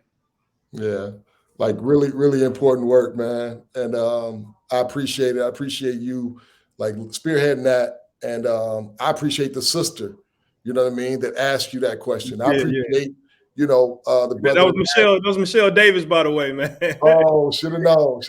Yeah, Michelle would have joined us, but Michelle is like in Hawaii somewhere. Oh yeah. So we respect her and her work, and we want her to get rest. But we know she's gonna come back hitting it really hard. Indeed. But definitely appreciate it. But I appreciate like the brother that you say that asked you, had you ever considered going in? Because that's an ask, right? Yeah. The invitation is something that wasn't necessarily on your mind. And what it meant for you, what it meant for our community, that question that he asked. You know what I mean? What that meant for our community and all the young people that you've been able to educate or touch through your career, and will continue to touch through your career. It came back to that ask, right? Yeah. So like in true Ujamaa form, those of you that are watching, we hope that you'll consider, we know you done signed up already, right? We know you done already signed up to donate your $1 a week. We hope that you'll reach out to somebody else and make an ask, right? Because when you do that, bring the stats back up for us, Ralph. This is what'll happen if you're willing to make that ask. We can build upon these numbers right here, right? Me and Quan, Kim, Shannon, and Ken, a couple of others that ended up not staying for a number of reasons, not because they're not committed. They support the work financially to this day. But we started meeting in February of 2019. And this was just an idea and a conversation we were having. And since then, because of those of you that donate your $1 a week, we've been able to disperse $1,123,000 to Black entrepreneurs. That's 250 Black entrepreneurs supported, 675 jobs that they have created and that are being sustained, and over 900 gift cards given to various Black businesses in the city. So if you're willing to make an ask, we can build on that number really, really quickly. So I'm gonna ask you to make that ask. I mean, everybody's watching. Like, I know sometimes when we dealing with money, and we, asking for money in our community, people like, what you gonna do with it? What is this for? And I think that the track record of Black Leaders Detroit, the track record of DeJuan, it's a transparent organization. You can see the heart. I mean, I'm glad that the 8 months that we did, that we were with a volunteer staff, or the year we was with a volunteer staff, it should show the people the passion that the organization has for its goals of helping Black-led organizations and businesses in the city. And so I'll just ask, you see what was able to be done, with your assistance, with you signing up, with you getting your families, your friends to sign up. We can have even a greater impact. So I asked the Detroit community, I asked the families in Detroit, to consider to sign up to make that $1 a week donation. It's going to a great program. It's going to a great leader that has integrity. You'll be able to see in real time what's being done. BLD has updates, video updates showing where the money is going. There's businesses that have vouched for, just the loans that they receive, the monies that they receive, that it all is on the level. And, this is just a great way for the community to support the community. So I ask you guys to donate. Well put, bro. Appreciate you, man. Thanks for jumping on. Thanks for joining us. Thanks for your commitment to the work. Shout out to Ora Williams of Grandparent Parenting. She just signed up to become a member. Wow. Shout out. That was one of the recipients of the 12 Days of Christmas. Like I said in the video, man, she's been doing the work for a long time. And listen, I was a part of a program that Miss Williams and Miss Rush and a few Otis Bellinger, they were, it was a program called Project Adapt. Matter of fact, Sharia was in the program as well, man. It was a great program. I've been knowing Miss Williams since I was 15. And, you know, just to first of all, just to be able to give her that money, but to even see her, you know, invest in Black Leaders Detroit too, man. It's just, you know, it's definitely one of those feelings that you get from community involvement, man. So just love Ms. Williams, love the work that she's been doing. That's what's up. I wonder if Ms. Williams could jump on. We got a space that opened up, I think at 3:00. You should reach out to her and see if she's open to joining the call. Okay. Bro, thanks. Appreciate you.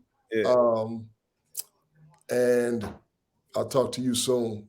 All right, bro. I'll see you at Good Cookies, man. No doubt. No doubt. All right, bro. So Good Cookies is one of the businesses that we have been able to support with the funding that we do at Black Leaders Detroit by grants and what have you. But it's also a spot in our neighborhood that you know, me and Quan frequent. I frequent it more than I should, confession, but that's because the cookies are good. It's on 6 Mile, corner of 6 Mile and, it's between Warwick and Shaftesbury, I think. Good Cookies, check them out. Black-owned business, best cookies in the D, especially if you're an oatmeal and raisin cookie person like me. But without further ado, we want to bring on one of the dynamic Black developers, business owners, Nia Marshall. Can y'all bring Nia Marshall in? There she is. Hey, everybody. Hey, Dwan. How are you? I am well. Happy Kwanzaa. How are you? Happy Kwanzaa. I'm doing great. I'm doing great. Good to see you. Watching it live. Great to see you too. Great job. And shout out to Ora Williams. Yeah, no doubt. No doubt. I want you to introduce yourself and talk to the people about who you are and what you do as an entrepreneur, and you know, your thoughts about Black Leaders Detroit. So my name is Nia Marshall. I am known for Ivy Kitchen and Cocktails, but what I really do is commercial development. I own a small development company called Diamo, which means did it on my own. We've been around for almost 10 years now. The restaurant's been open for literally last week. We celebrated our 3-year anniversary for 3 years.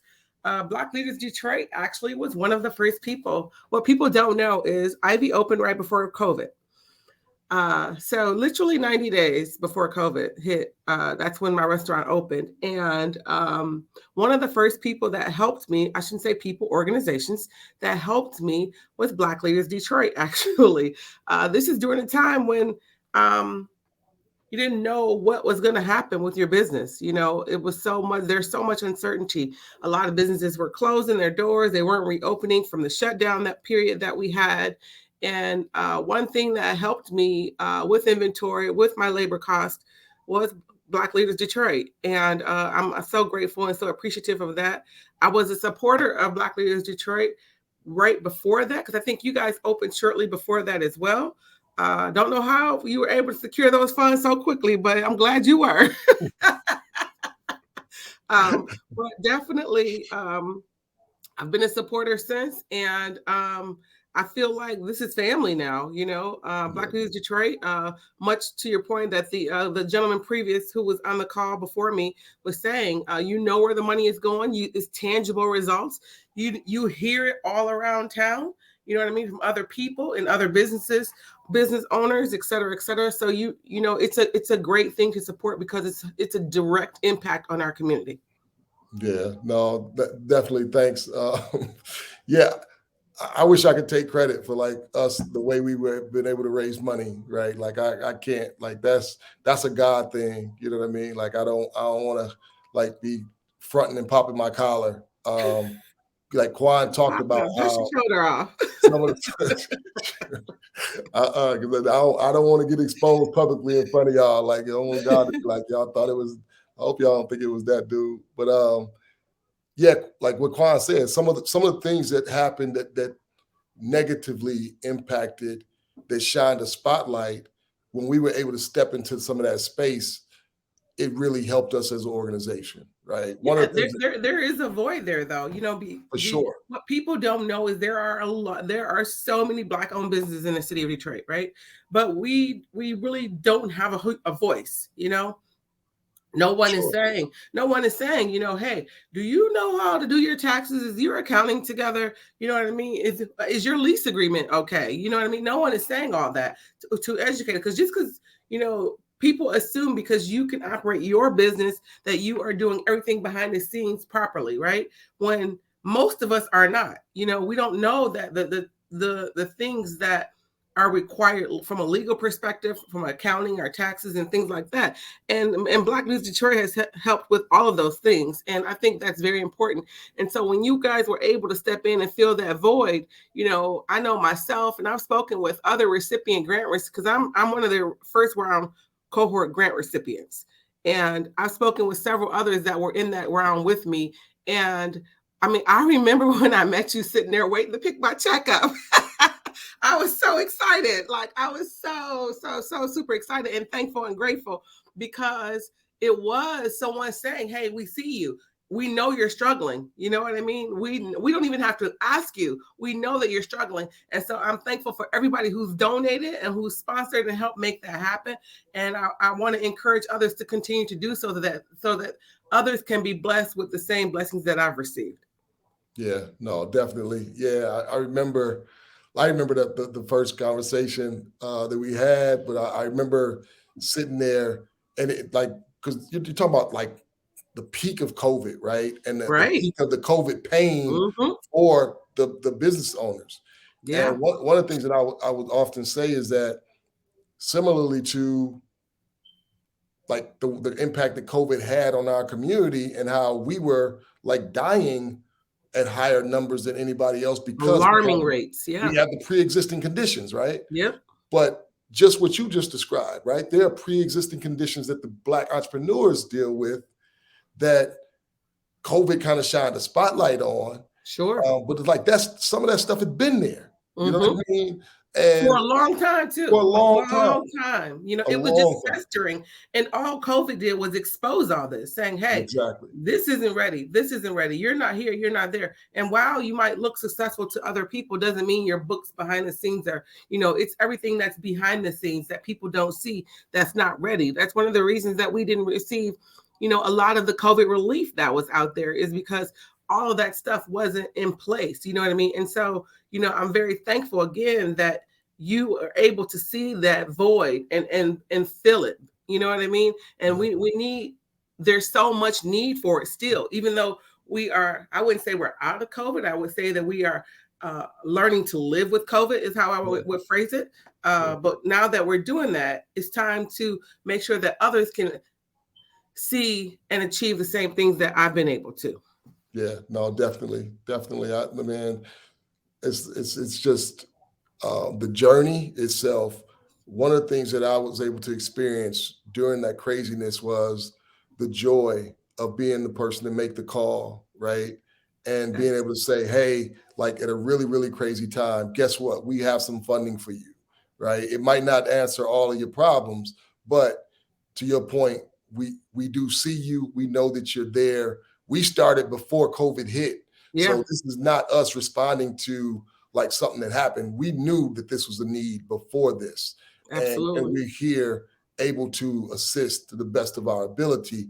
But then the reception that will happen on the other side of that call, the excitement that you and the others had, and the way that y'all affirmed us as an organization saying, hey, this is dope. We need this. Yeah. And the way that y'all started to and continue to spread the word about Black Leaders Detroit and how beneficial it is, how important it is, that's helped us raise money, not only from the members, but even faster from foundations, right? Yeah. Because they're like, oh, okay, like if we put our money here, this is something that's endorsed by the Black business community, right? So it makes sense for us to be a partner there. So it's all like a circle. I think Baba Malik said it's a love circle, right? And that's what it is. So so talk a little bit about Ivy Kitchen and Cocktails and what's next for you what you're currently working on. And So tell them where to find Ivy Kitchen and Cocktails. For those that are watching, everybody, Ivy Kitchen and Cocktails, we are an all-American Black-owned restaurant. We are located at 9215 East Jefferson Avenue. I actually own the block of buildings where Ivy Kitchen is located. It was one of my first commercial development projects. The building where Ivy is located, I redeveloped on my own. It had been vacant and dormant for 27 years. I brought it back to life. It's a thriving success, and I'm very grateful that the community, because of the community, has received it very, very well. We get a lot of support from the neighborhood. People travel from far distances to come and see us, and I'm very, very thankful for that.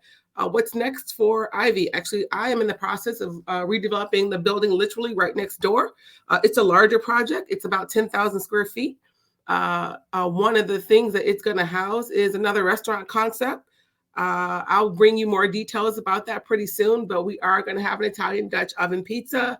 It's going to have a billiard room, private VIP, a cigar lounge. So we got some good stuff kicking up for the community. We're also going to have a cooperative space for the community as well. It's housed in the same space. So others who have home-based businesses or don't feel like working in their offices during that time will have somewhere to go. That will be a give back to the community. It will be free of charge. We will have also a coffee shop and things of that nature as well. In addition to that, I'm working on my another project that's a little bit larger than that. I purchased an old nursing home building that is on the east side. It's being converted right now into affordable housing. So I'm very, very, very excited about that project. It's in its infancy stages right now. I'm hoping that it will actually launch by fourth quarter of 2023. Dope. So, yeah, I think that summarizes the reason we need to support Black Leaders Detroit. We need to support the Black leaders in our city. So you just talked about creating affordable housing. You also talked about like creating affordable space for folks that don't have space and can't afford to go and pay for space, right? There's so many of us that are doing work in the for-profit sector that have a social social mission component attached to it. That's Absolutely. one of the questions that would often be on our application, right? Is what is your social impact? So, I'm a firm believer in the each one teach one option, and social philanthropy is definitely something I'm very proud of. And because I'm a born and raised Detroit girl, I call myself a West Sider because I'm from the East and the West Side. So we definitely, you think back on the journey of this entrepreneurial journey, and you think back, I know at one point, again, my parent company is called Diamo. It means did it on my own. It wasn't until about a year and a half ago that I realized I really did not do it on my own. You know what I mean? I haven't changed the name yet because I haven't thought of a new one. But when you are out here and you're struggling and you're grinding, it feels like you're doing everything on your own. But in reality, I've had a lot of help. You know what I mean? And so as a result, I think about, BLD is one of those people that has helped me, right? I think about all the people that has helped me, and I feel responsible to make sure that I'm helping other people as well as those that has helped me. You know what I mean? I'm also a member of BLD. I also support BLD as well. So I encourage everyone to do so as well. Definitely get on your $1 a week habit. It's a small ask, but what we can guarantee is that you'll know where your money is going, and you can definitely see the impact of where that money is gone. Again, I am a beneficiary of the Black Leaders Detroit. I was a first round cohort grant recipient, and the money could not have come at a better time because I needed it so badly. I know that there are several others that received that grant that are also supporting the BLD still today, and that was 2 years ago.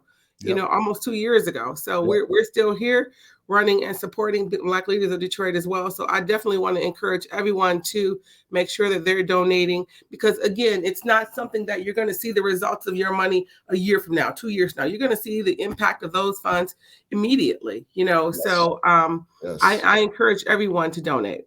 Yeah. I mean, to that point, we don't sit with loads of money like in the bank, right? Like we need operations costs, so we need to make sure that we're able to like cover our expenses as an organization, Sure. right? And like I said, when we first started doing our grants, we had $10,300 in the bank.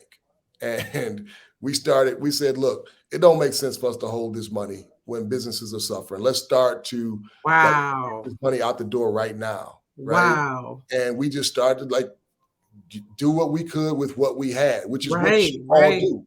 Y'all do what y'all can with what y'all have. Right. Right. And it just started to I mean, as fast as we would give it out, people would get wind of it and start putting money back into the pot. And by the end of the year, we got a call from one of our biggest funders to date, and that's Flagstar Bank. And they were like, look, it was some dope sisters over there. It's like, we love what y'all doing. We getting ready to try to move some money. We want, like, we basically, they trusted that we knew where the money needed to go and we knew how to get it out the door, and that the Black entrepreneurs would reach out to us. You know what I mean? Yeah, absolutely. But I'll tell you a little tidbit about that, because I knew that Flagstar was one of your big supporters. I actually opened a business account there as a result of that, because again, you want to support those that are supporting the people that support you. You know what I mean? And so I thought about, of course, this is COVID, so banking has never been so important for me and for most entrepreneurs, other than when COVID came around. And so you realize, like, I'm banking with you. I'm doing thousands of transactions a week with you, and I haven't received any type of support from you, or nor has the organizations that I support have received support from you. You know what I mean? So I thought about that. And when I found out that it was Flagstar, I actually transferred a chunk of the cash, and definitely my transactions now, they ran through Flagstar Bank. And so big shout out to Flagstar Bank, and we want you to keep donating as well. But yeah, so that's very important as well, because to your point, your earlier point, it is a circle, and you want to make sure that you are doing business with people that are in that circle, because that's what keeps it on a continuum. Nice. So yeah. So there's one thing that I don't want you to leave without talking about. So we talked a little bit about the work that we do here and our membership growth as we, practice and celebrate Ujamaa together. Our membership growth is one of the areas where it, kind of, if I'm being honest and being real, it kind of haunted me for a while, because just didn't see the numbers growing as fast as I would hope for them to. But we just talked about an specific ask with Quan. But then we got a chance to start to work on a strategy.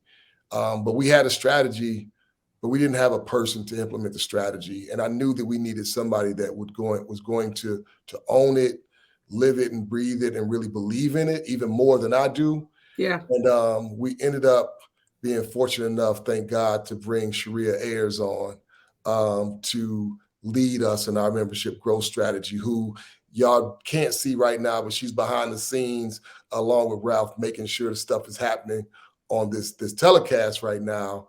But Sharia, you probably have known her before I did.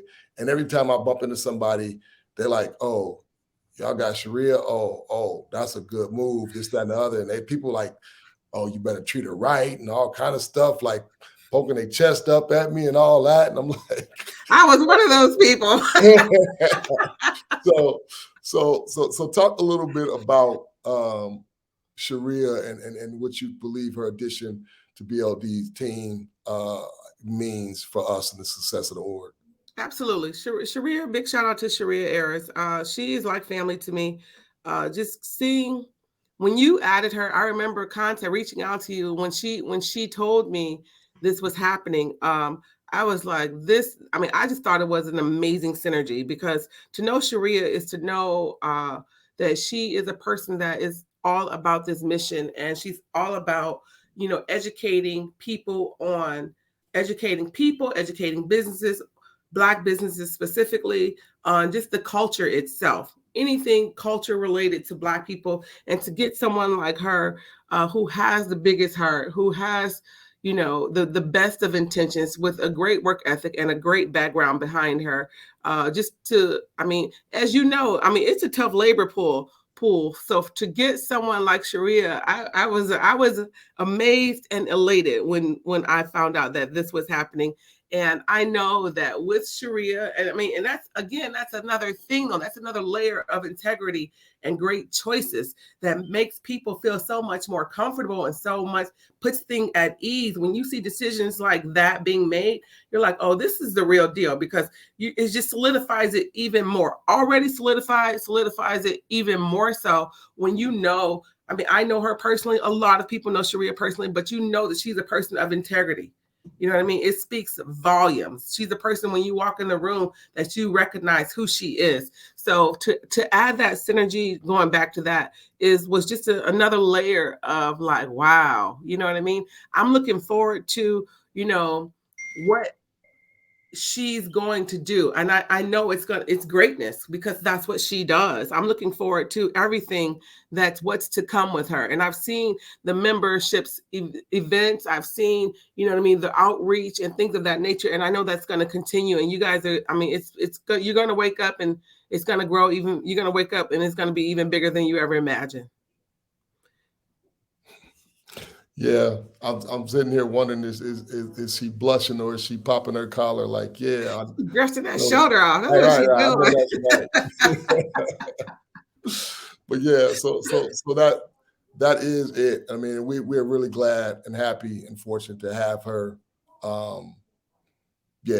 Spearheading. That part of the work that we do at Black Leaders Detroit. So I will not hold you. We're going to shout out Sharia. And definitely shout out to Sharia Ayers, everybody. And then we're going to run the video again that talks about the work that you all that are members of Black Leaders Detroit have been able to do alongside of us at the organization. Naya, love you. Thank you so much for joining. Thank you so much. Please support Black Leaders of Detroit. Do I make sure I get some excerpts of the video so I can post it on my social as well, please? Got you. Will do. Thank you. All right. Peace.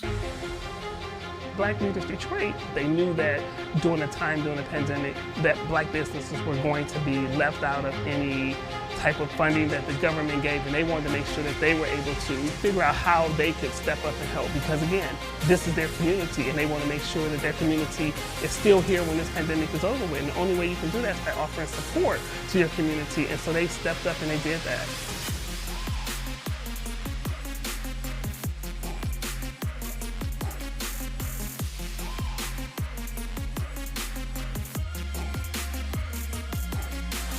I've been telling everyone I know about Black Leaders Detroit. The things that they're doing is simply amazing. And they're taking care of business for the Black business owners. It's $1 a week donation to keep this great thing moving. $1 a week keeps it popping. Black Leaders Detroit.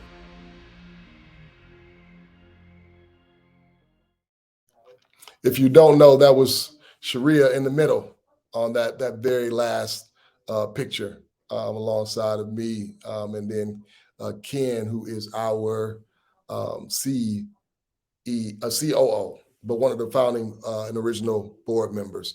I do want to shout out Jared Pratt, who is my partner in fundraising. He was the first employee at Black Leaders Detroit.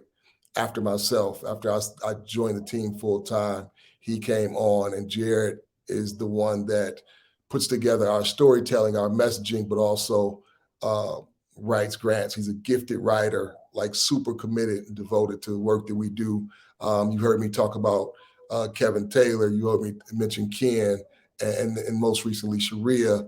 But I definitely want to make sure we shout out Jared, because I don't know where we would be, truth be told, without Jared and all the work that he does that does not get the limelight, and the cameras don't get to shine on him as much. But he's definitely an unsung hero. But for me and the work that we do here, it wouldn't be possible without Jared and his commitment. So appreciate everybody on the team, just like I appreciate y'all. Hope y'all signed up already. I hope that y'all have helped us get closer to that 1,000 member mark. And without further ado, I definitely want to bring in our next guest. So can you bring in the next guest, Ralph? Habari Ghani. Okay, you put me on the spot. You refresh my memory. Ujama. I didn't want to mispronounce it. Ujama. Okay. It's all good. It's all good. Celebration the other day. Yep. And the biggest thing is, as long as we're practicing it, right? Being able to pronounce it is cool, but we know that we're practicing it, right? And that's cooperative economics. So thank you for jumping on and joining the conversation. So can you, for those listeners that are watching and aren't familiar with you, introduce yourself and what it is that you do? Sure. My name is Zandra Wimberly. I am the author of From Boss to Boss. It's never too late to reclaim your dreams and live in purpose. And what I do is I help businesses, predominantly the target audience that gravitates towards me are women, but I help men as well, to fulfill their dream of starting a business, even if it's a little bit later in life, or to transition perhaps from their day job to the business of their dreams. I've done it, I've walked it, I'm living it as we speak. And that is what I do. I coach them along the way. I help them to build their confidence, to build their skills, and then walk them through the process.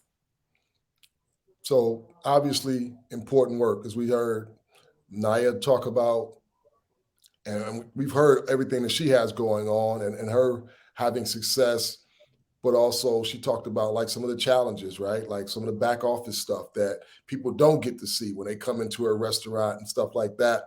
And earlier we had Charity Dean, who's the CEO of Metro Detroit Black Business Alliance, an organization that helps entrepreneurs in Metro Detroit, Black entrepreneurs in Metro Detroit, prepare and get ready to receive capital and access to capital. So talk a little bit about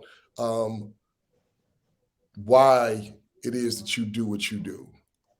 Well, I do what I do because I started a business. I had some measure of success, but had I known then what I knew now, I would have gone all the way through and crossed the finish line. So as I talk about and I discuss in my book, I am the first Black woman to own a commercially sold baby food product in the United States. It's called Little Lamb Baby Food. I dream big, which is why my company is Dreams the Enterprises.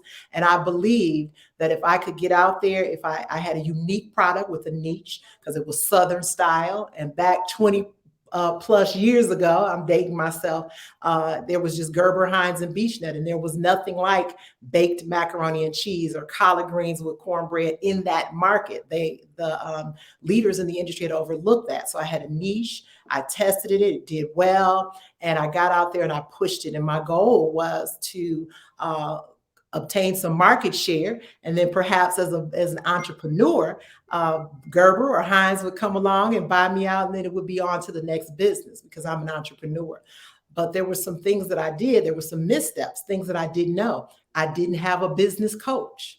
I didn't have a mentor. I didn't have someone to explain to me how to secure the financing. I just had a bit of mother wit, as they want to call it. I had a little bit of education, and I had a whole lot of grit. So I just pushed, and I did get, I was able to secure 11 stores in the Metro Detroit area, and I did some phenomenal things. I'm very proud of that.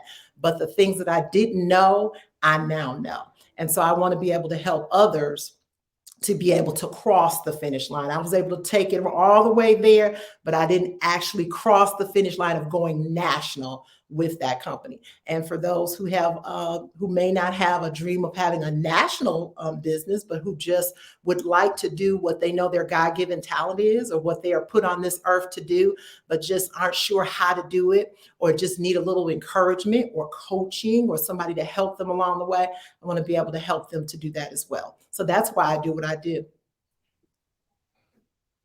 Yeah, I can remember when we first met, and you was talking about like some of the things, and I was just like blown away for one, and also like I think as an entrepreneur myself that kind of my story, I didn't have, I don't think what you had in that space where you would introduce something that was new and fresh and would have been. I mean, I'd imagine if they had Shark Tank back then, you probably would have like either sold or expanded like crazy, right? But hearing you talk about that, I was like, man, like we need to be available. And I think we may have touched on this. We need to make sure that we are available with the funding, but also what you bring to the table for the next Black entrepreneur that comes up and is in that same situation, right? Like but we believe that there are so many entrepreneurs that we have the benefit of being connected to, that we'll support. We have supported, we'll continue to support, that are looking to have a storefront, a shop where they provide for their families, provide a great product and service to the community, but they're not necessarily looking to go global. You know what I mean? But for the ones that are, we need to make sure that we have the resources available when it comes to the capital, but also the understanding, right, and the coaching that someone like you would provide with your experience. So thank you for what you're doing. Why did you sign up to join and be a member at Black Leaders Detroit? What made you say, hey, like I want to support the work that they're doing? Well, when I met you and you explained what you were doing, there's nothing more compelling to me than to invest in our own and to invest in our people. I'm a lifelong Detroiter. I believe in the city.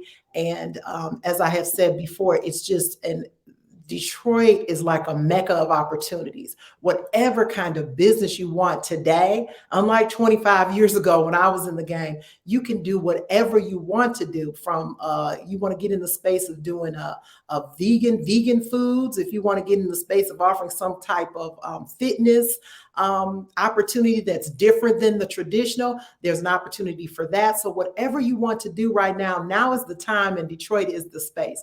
And investing in our own is something that I believe in. That's actually what I was seeking 25 years ago, to have people rally, and I was willing to sell shares of my company to invest in it, and what we could have done if I had been able to accomplish that. So I was very impressed with what Black Leaders Detroit is doing, and I believe in it. Thanks. I think for so many like you, like myself, it's an easy ask. It's an easy lift, right? And we get it. We know because we're so close to that need from our own experience. So we're hoping that the people that are watching, we hope the people that are listening and see that they will take the 3 minutes that it takes to go ahead and sign up now and not hesitate, because we want to hit new strides and new numbers in 2023. We want to make sure that we're providing access to even more capital. We want to take our no interest loan, which capped at $20,000 in 2022. We want to extend that threshold. We want to provide even higher dollar amount. And we will be able to do that if y'all believe enough to donate your $1 a week. So please join us. Thank you so much for joining and being part of the conversation. I appreciate having you on. I thankful for you sharing your story with us. I know that I'm inspired. The first time I heard you say it, and again today. So I hope that somebody else was as well. I'm sure they were. Thank you. Thank you for what you do. Thank you. Ralph, remind everybody what it is that they do when they're a member at Black Leaders Detroit by running the video. Peace and love. And I'll talk to you again soon, sister. Okay. Black Leaders Detroit, they knew that during the pandemic, that Black businesses were going to be left out of any type of funding that the government gave, and they wanted to make sure that they were able to figure out how they could step up and help, because again, this is their community, and they want to make sure that their community is still here when this pandemic is over with. And the only way you can do that is by offering support to your community, and so they stepped up and they did that.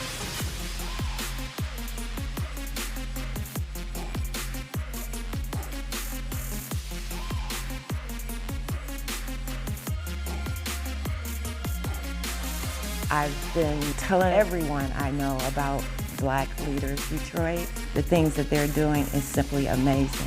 And they're taking care of business for the Black business owners. It's $1 a week donation to keep this great thing moving. $1 a week keeps it poppin'. Black Leaders Detroit.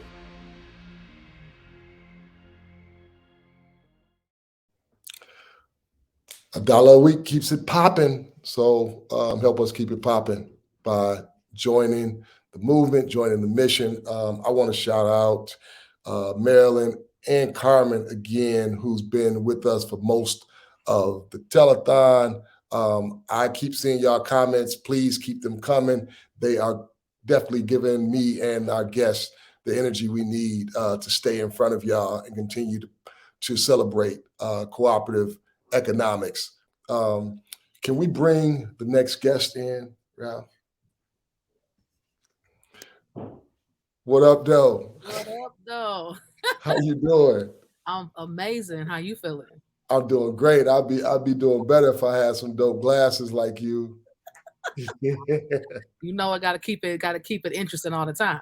Right. So you got to figure out how to find me a pair that like fits my style and can make me look almost as fly. So introduce yourself to the people that are watching that may not be familiar with you and the many things that you do, and then dive into your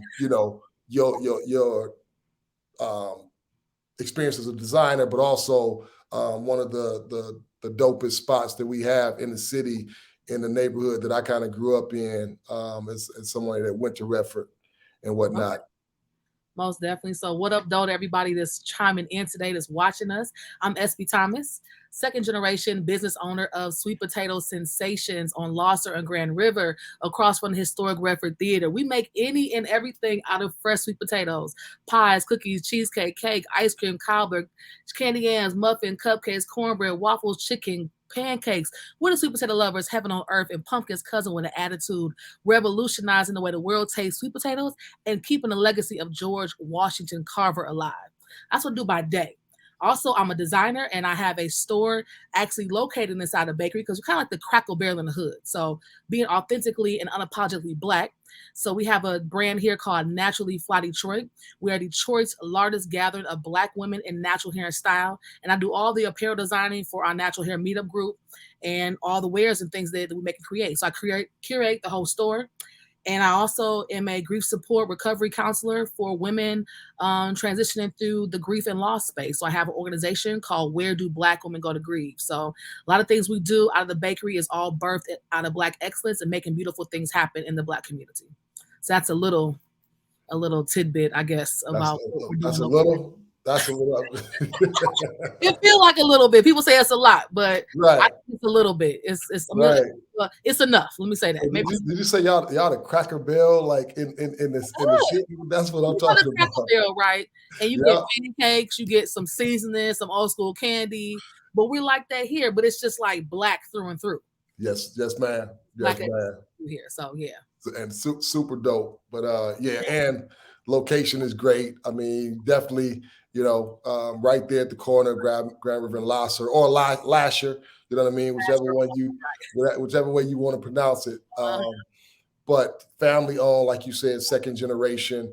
Can you talk to us a little bit about why you think cooperative economics is important?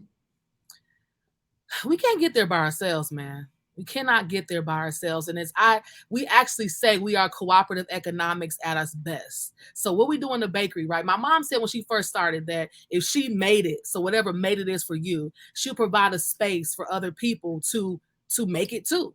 And so some people may want to shut their doors to other people that have other products or the things they want to carry, and we don't do that. So in our marketplace inside the bakery, you can find soul sauce from Mr. Levi, Miss Linda Pruitt's Cha-Cha. You can find Brilliant Brittle here. A lot of my other friends that are makers and creators and designers, I carry their wares and their products here as well, because we all have to do it together. And if we can't go by ourselves then. We have to go together. And so that to us is very important for us to win together. There's enough to go around for everybody to have a piece of the pot. We don't have to do the things that people think we have to do for us to win. And if we stay in our lane and do what's true to you and do what feels good to you and what God has called you to do, what your soul feels right to do, then it's enough money for you and enough to go around. So we open those doors to those dedicated professionals that really want to make something beautiful happen, that makes sense within our business, so we can keep the attitude and the soul of cooperative economics at its best. No, definitely. I didn't know you were gonna be preaching today. I didn't know you're gonna make us give some of this pot to you between you and Kirk Mays jumping on here preaching. Really? Okay. That's what's up. I think what did Carmen say? She said, "Oh, you the GOAT," right? And she said you're gonna make her cry again. But no, I definitely, I mean, can't help but feel it, right? Because what you said is on point. Right. And then I love the part where you said where there's more than enough to go around. Right. Like exactly. We wholeheartedly believe that. And we wholeheartedly believe that it's the everyday person that is supposed to be the one shoring us up. It's the everyday person that we're supposed to be depending on. And that's the reason Black Leaders Detroit is structured and set up the way it is, right? For us to remind the everyday person that, yo, we need you, right? And we can't do this without you. Exactly. Right. And in return, what you're going to get is an organization, a business like Sweet Potato Sensation that's going to be the Cracker Barrel in the hood, right? That's going to, as y'all expand, y'all going to create more jobs, right? For more Detroiters. But you're definitely going to offer up space to somebody that may not have a space that can sell their products, right? And nobody's making y'all do that. You know what I mean? Nobody said that this is a stipulation that y'all have to do this. You just know that it's a need, so y'all organically are meeting that need. And that's what happens. The more Black entrepreneurs that we get access to capital, the more other resources, wraparound resources we'll have for our community, because it's just in your heart. As you talk about what you're called to do, that thing that makes you feel good, right? Like I definitely agree with that, and I'm feeling that. And amen in you. Thank you. And it's everyday people, just like you just said. Some people think that we have to go after the big dollars sometimes. It's literally the people that live 2 doors down from the shop. They can say, I can give $1. That's $1. It's nothing. I can give $2. And that's when you start stacking funding, when people feel like they can be a part of something that's bigger than them. Like our customers are our supporters. They're the ones keep these doors open, because the pandemic was rough and a lot of people didn't make it. And so their constant support, doing what they can do, come by buying a cookie, come by buying a bottle of water. All those little things help stack the funding and help stack things to make it happen. So any donation, any amount somebody is able to do one time or forever time, it's all necessary. And everybody's input, even if it's a prayer, even say, I don't got $1, but I got some good energy to send, because all money ain't paper. All money ain't paper. Agreed. So don't have paper money, spend it. But if you don't, send some good energy. That's it. You know what I'm saying? Send some good love. That's it. That's it. And I think Ralph would want to make sure that I plugged the prayer breakfast that's coming up in January. January 13th, we're having a prayer breakfast. You can find a link on our website at blackleadersdetroit.org as well. Once you go in there and hit that Join Now button to donate, then click on there and check out the prayer breakfast, because we want to make sure that, to your point, we're doing that, giving that great energy. But we calling it From Faith to Works, right? Because we feel like there's some things that we don't have to call on the Lord to do, because we can do them for one another, right? If we just we're not saying ask God to do something that you have in your power to do, right? But there are things that we're up against when we're talking about a pandemic and it being rough and people not making it. There are some things that are outside of what we're able to provide as an organization and even collectively, right? And that's where we're going to be collectively coming together to make sure, and we're going to be praying specifically for the Black entrepreneurs in Detroit and around Detroit. So hope that you'll come out and join us. Well, so what's your thoughts about Black Leaders Detroit? Why would somebody even support the work that we do? Why do you want to be a champion for what we do at Black Leaders Detroit? Be a part of something bigger than yourself. Be a part of something bigger than yourself. Be a part of something that's doing something that you've always wanted to do. Let it speak to you and say, you know what? Let me just see. Let me see what this is all about. And so I think it's important. I love working in teams. I love working with orgs. I love working together. So for me, it's a no-brainer, right? Some people, that's not their story. But why not try something different? Why not look at the receipts? Y'all got receipts. Let's look at the receipts and see what all the things have been done over the last couple years of pushing people forward, pushing the message forward, pushing the good news forward, and try something different for 2023. Let's come together, do what we can, give a little something, put some good energy on it, and watch it grow. We need each and every person in the pot with their hands in the dirt to make it happen. Each person pouring a little bit of water into this big garden of beautiful energy to make something happen. Yeah, no doubt, no doubt. Yeah, if you wasn't already like gainfully employing yourself, then we would definitely be trying to bring you on as a spokesperson.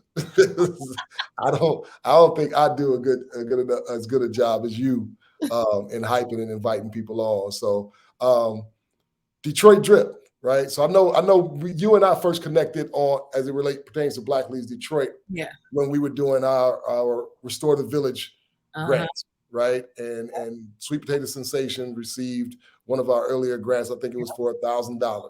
Mm-hmm. And we connected there, but then I didn't even know that you were in like the fashion game. So you got a chance to come. You gave us some great feedback that we're going to be implementing for the up and coming Detroit Drip. But talk about like Detroit Drip. Harry Rich described it in his words. Can you describe like what Detroit Drip was in your words? Let's see. It was, so let me say something. I was nervous. Let me say that first. I was nervous. I have never done anything like that before. So that was me betting on myself, me taking a step out of my comfort zone and saying, let me put myself out there. And so I really appreciated the opportunity to not be, let's say, a popular designer and have an avenue to just let people see who I am. I think that was a cool aspect. And also being able to get in contact with other designers that I've never really seen in person before, people I've never worked with before, and having the opportunity to just network a little bit and see what people are working with. So I really love the opportunity, and I'm looking forward to seeing how it grows throughout the years, if it's able to, continue, and how it's able to ebb and flow and evolve throughout the years. But man, we know how to put it down with some designs. I seen some things I wasn't prepared to see, and I said, okay, we are coming out swinging, okay? Yes. I really, really appreciated seeing just the creativity of, we are so, Black people, we are so, just fill in the blank, ... The talents, the creativity, the expertise, all the things that we encompass, that's why there's enough to go around. You don't have to get from somebody else because you got your own. You got your own. And so I love seeing how everything just worked together, how people just made it, how they were able to showcase, and how people showed up for them and supported them. People had their family to vote for them. It was just really a dope experience all the way around. And on top of that, during this time of the pandemic, there was no funding really going towards fashion-based businesses, if you will. And so that's what struck my attention too, is there's somebody that's actually, organizations actually like, you know what, let's try to find some revenue to give towards the indie designer. Let's find, because it's not the conventional job, if you will, or, profession, that there really wasn't anything directed towards that that portion of work. And so it was nice that you all even thought about that and gave people the opportunity to keep their dream going. So I had a great time. I was scared, but I had a good time. I can't believe that you were scared, but I know, right? Me? I was. I didn't know that until you just said it now. But no, that is good. For us, it's always good to hear like how it was received. We get a chance to debrief and talk about it. And you and I connected. And I know you and Sharia had a conversation about like some of the things, and that's like valuable information on how to continue to sharpen, fine tune, and make the event even better. But to know that y'all were affirmed, that point that you made about there not being anything out there specifically for like people in the fashion industry. We know how y'all hold us down. Like like we can't be fly without y'all, right? Exactly. And you know, like Detroiters like to be fly, right? And everybody got their own style, right? But we like to be fly. We can't do that without y'all. So, and I think about one of the stories I heard, or didn't really get to get shared is, you know, Hot Sam's, right? Like the oldest men's clothing store in the state. Just knowing that, you know, they're young men that come through there that don't have the money for their graduation suit, right? But they're not getting ready to let that young man walk up out of there without a graduation suit. Right. You know what I mean? And all the other things that y'all mean to us as a community and as business owners. And, you know, I've been around business owners enough to know that, like, if somebody gives somebody a new suit, a tie, a shirt, that don't mean that business had a great month, you know, or is having a good year.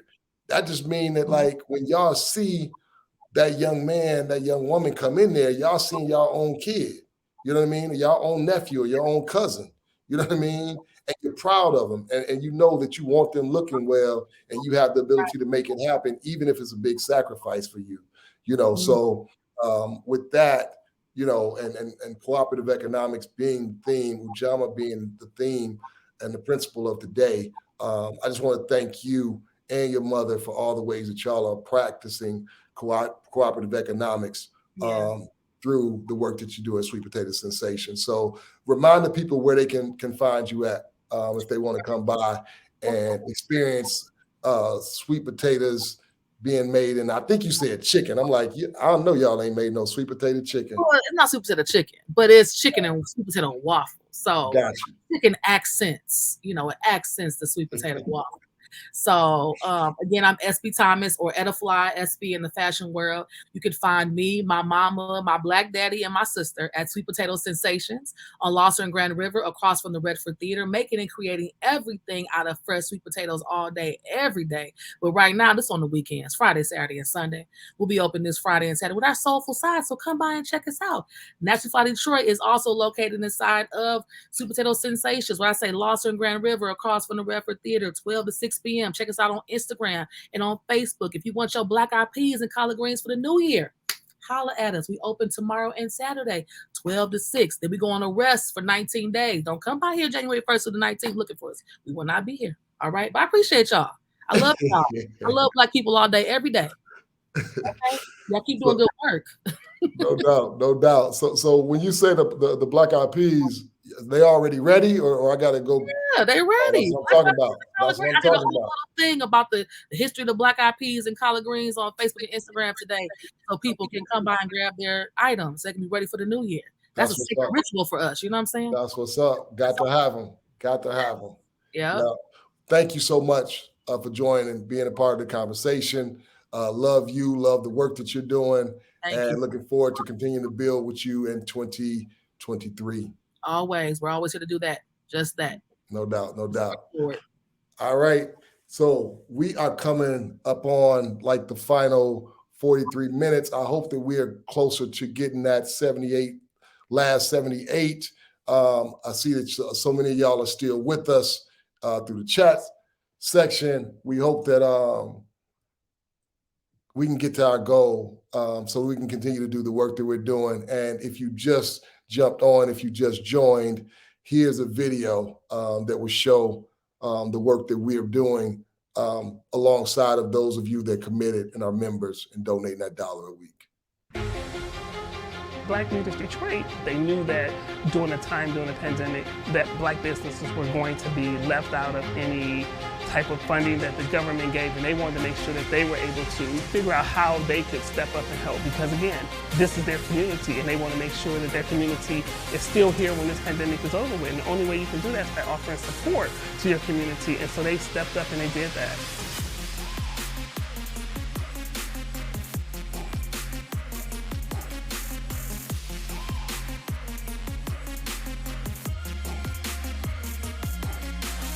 I've been telling everyone I know about Black Leaders Detroit. The things that they're doing is simply amazing. And they're taking care of business for the Black business owners. It's $1 a week donation to keep this great thing moving. $1 a week keeps it poppin'. Black Leaders Detroit.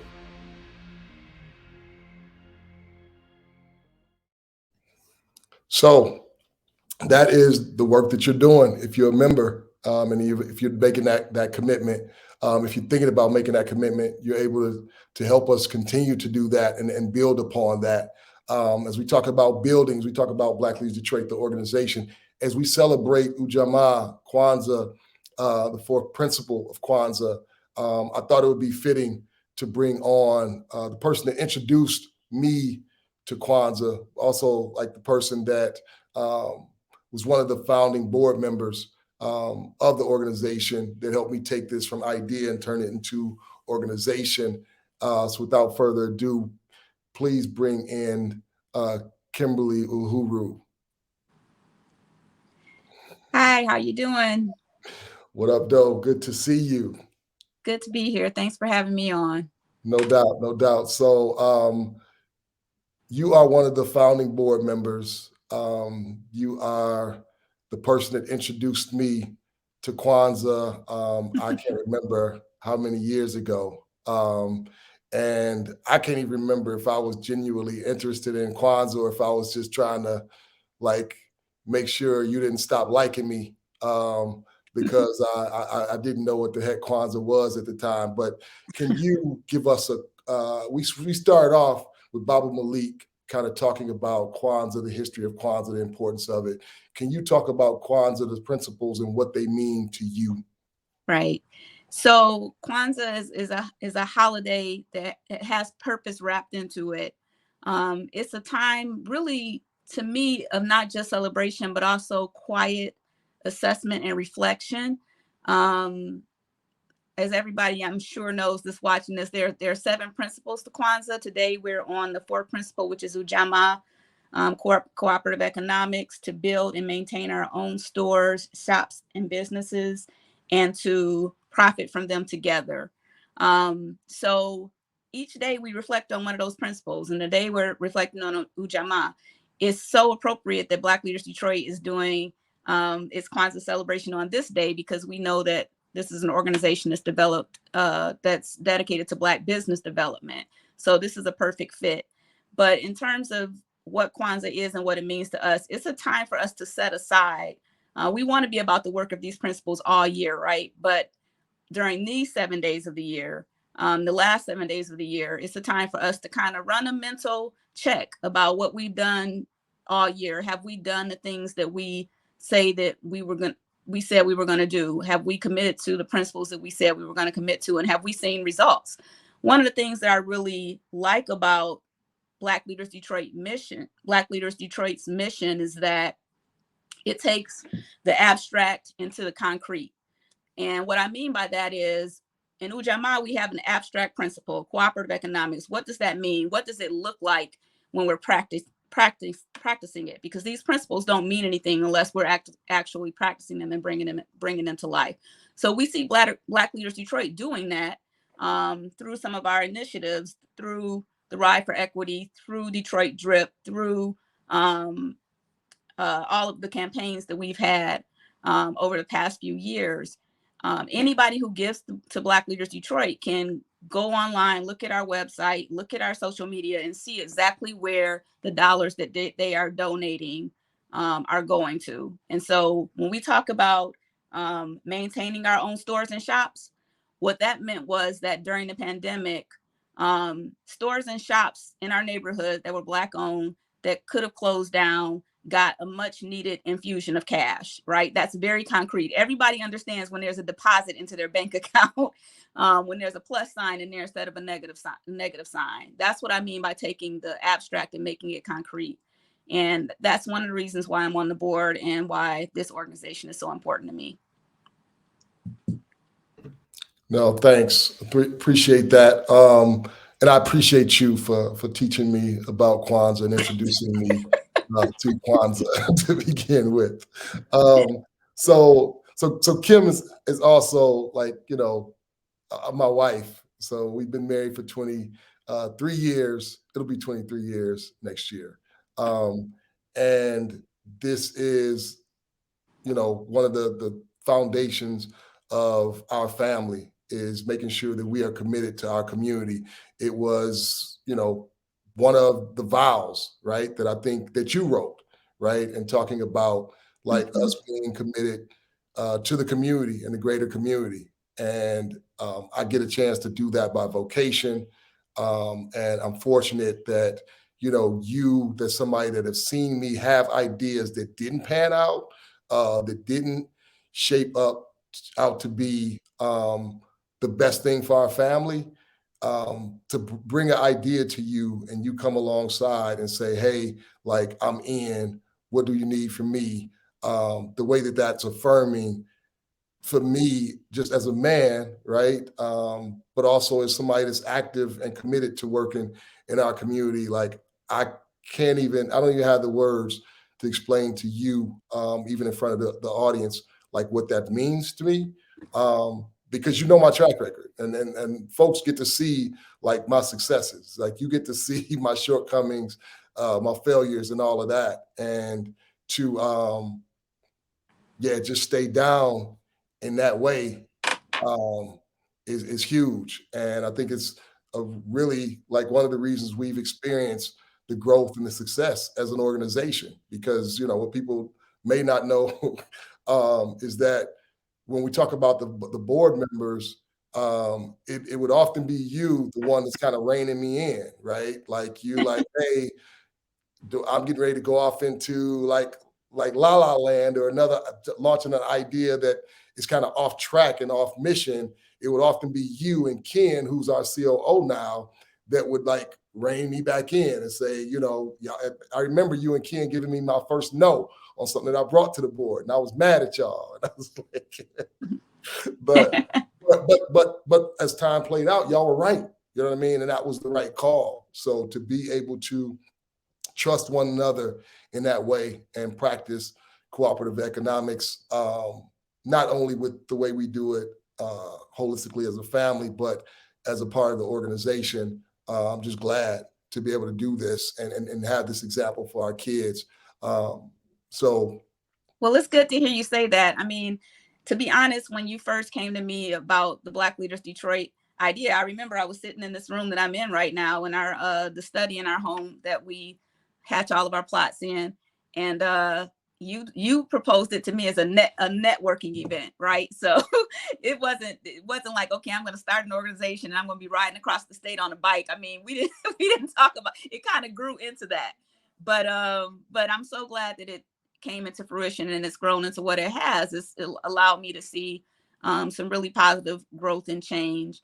And I mean, I'll just say, I mean, when we first started celebrating Kwanzaa together, I think we weren't even married at the time. I think we were just dating at that time. But, it started in my family. It's really like a small, a medium-sized family celebration that we would do at the end of the year, where we would just come together and cook and hang out, and we would do skits with the kids and, tell stories and do all the things that you do when you celebrate with your family, which is very much what Kwanzaa is about. It's about that karamu, that big feast and celebration. But as our family grew and evolved, it became more of a, like I said earlier, a time of quiet reflection. And I think that created the space to figure out, well, what do we want to do with this? What do we actually want to build together as a family? And so I think that it's been really nice to me to see that manifest in such a positive way. No, yeah, I mean, thank you. And of course, like I know better than to like give you too many details, because I needed you to like be down and on board. So of course I couldn't give you all of the details. But you know how like life with me is. I didn't know I was gonna be doing a bike ride across the state. That came to mind when we were up north somewhere for like family vacation. But the thing that people don't know about Dewan, I have to pull a Michelle Obama right here and tell some inside jokes. But the thing that most people don't know about Dewan is that we go on a family vacation every year. We take our kids to like a national park every year. and visit a new city, a new state in the United States, and just hang out. And part of every trip, what I try to do is plan some type of bike ride for us, a family like bike tour. And I'm always, when I'm doing the itinerary, dragging Dewan out to whatever bike tour we're going to, for a little 14-mile ride we're going to do around, you know, wherever the mall at DC or wherever, you know, wherever we go. And so when he told me he was going to do this, you know, when he got into cycling really seriously and was doing these, you know, 50-mile rides, and I'm like, wait a second, I was trying to simply get you to do a 6-mile ride around Mackinac. And it was like, oh, I think I'm going to relax. But I think that's what happens when you put purpose behind it, right? When you make it into something that you really love and believe in. So, I mean, now clearly Dewan is like outriding all of us. None of us are doing these long haul rides like he's doing. But I just want to say, like, we've been doing bike tours and bike rides on our family vacations for years. And it's always been like me pushing the family onto bikes. So that's been fun to watch too. Yes. All of that is true.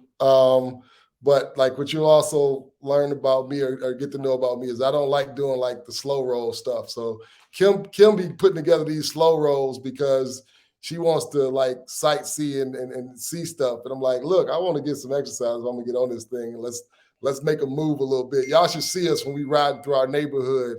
And we yeah, so me trying to like go as slow as she can on her beach cruiser on a road bike. It's crazy. But thank you for getting me involved in cycling. And you and the kids bought me my first real bike. Remember, I used to always go and get me a Target, you know, $100 bike, whatever was the new one on sale. And you and the kids got me a real bike for Father's Day one year. And it's been no looking back since that. So yeah, but with all of that, you know, let's bring it back into cooperative economics and why, for those that are listening, shout out to Naya, who just made a really substantial donation that I just got notification of. So appreciate you, Naya, from Ivy Kitchen and Cocktails. But Kim, can you tell us, to the people that are thinking about making that commitment, why you think they should support the work that we're doing at Black Leaders Detroit? Yeah, I think, I mean, so this is the time of year when everybody's getting end of year emails, end of year mailers in the mails from organizations, maybe some that you are a part of, some maybe you aren't a part of, and, you know, you're just getting these solicitations. And I really hope that Black Leaders Detroit is able to kind of break through the noise of that end of year chatter that we're all getting. I know this is the time of year when people make their charitable giving decisions for tax reasons or for whatever, you know, just because this is the time to do it.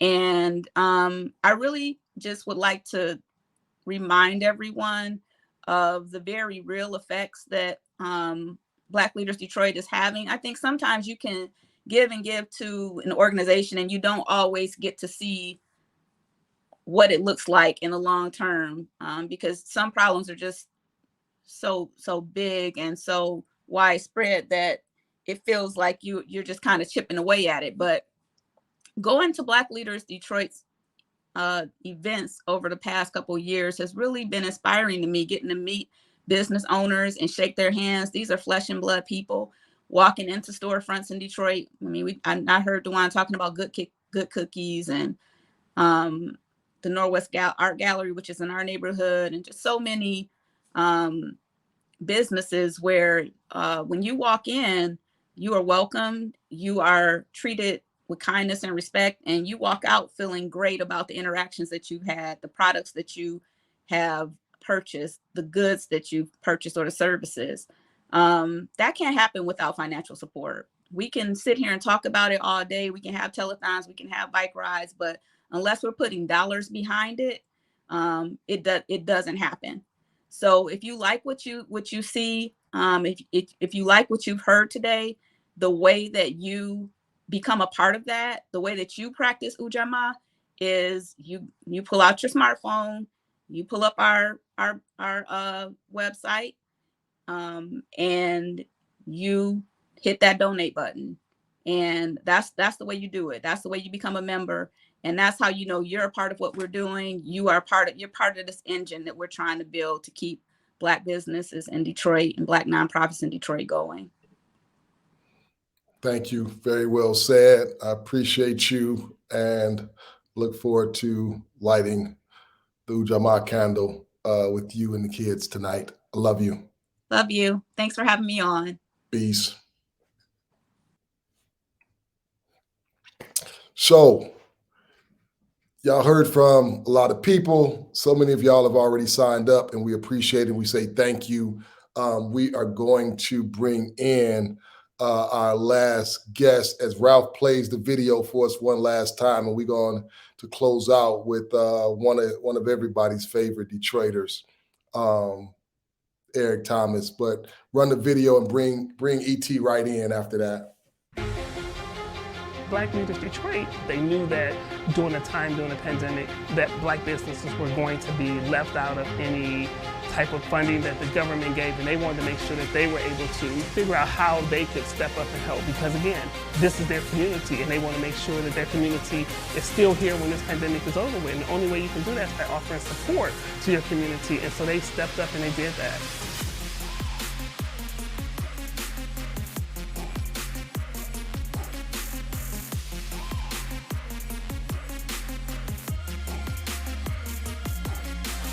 I've been telling everyone I know about Black Leaders Detroit. The things that they're doing is simply amazing.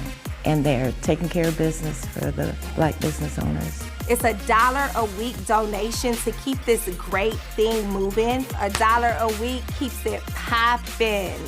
Black Leaders Detroit.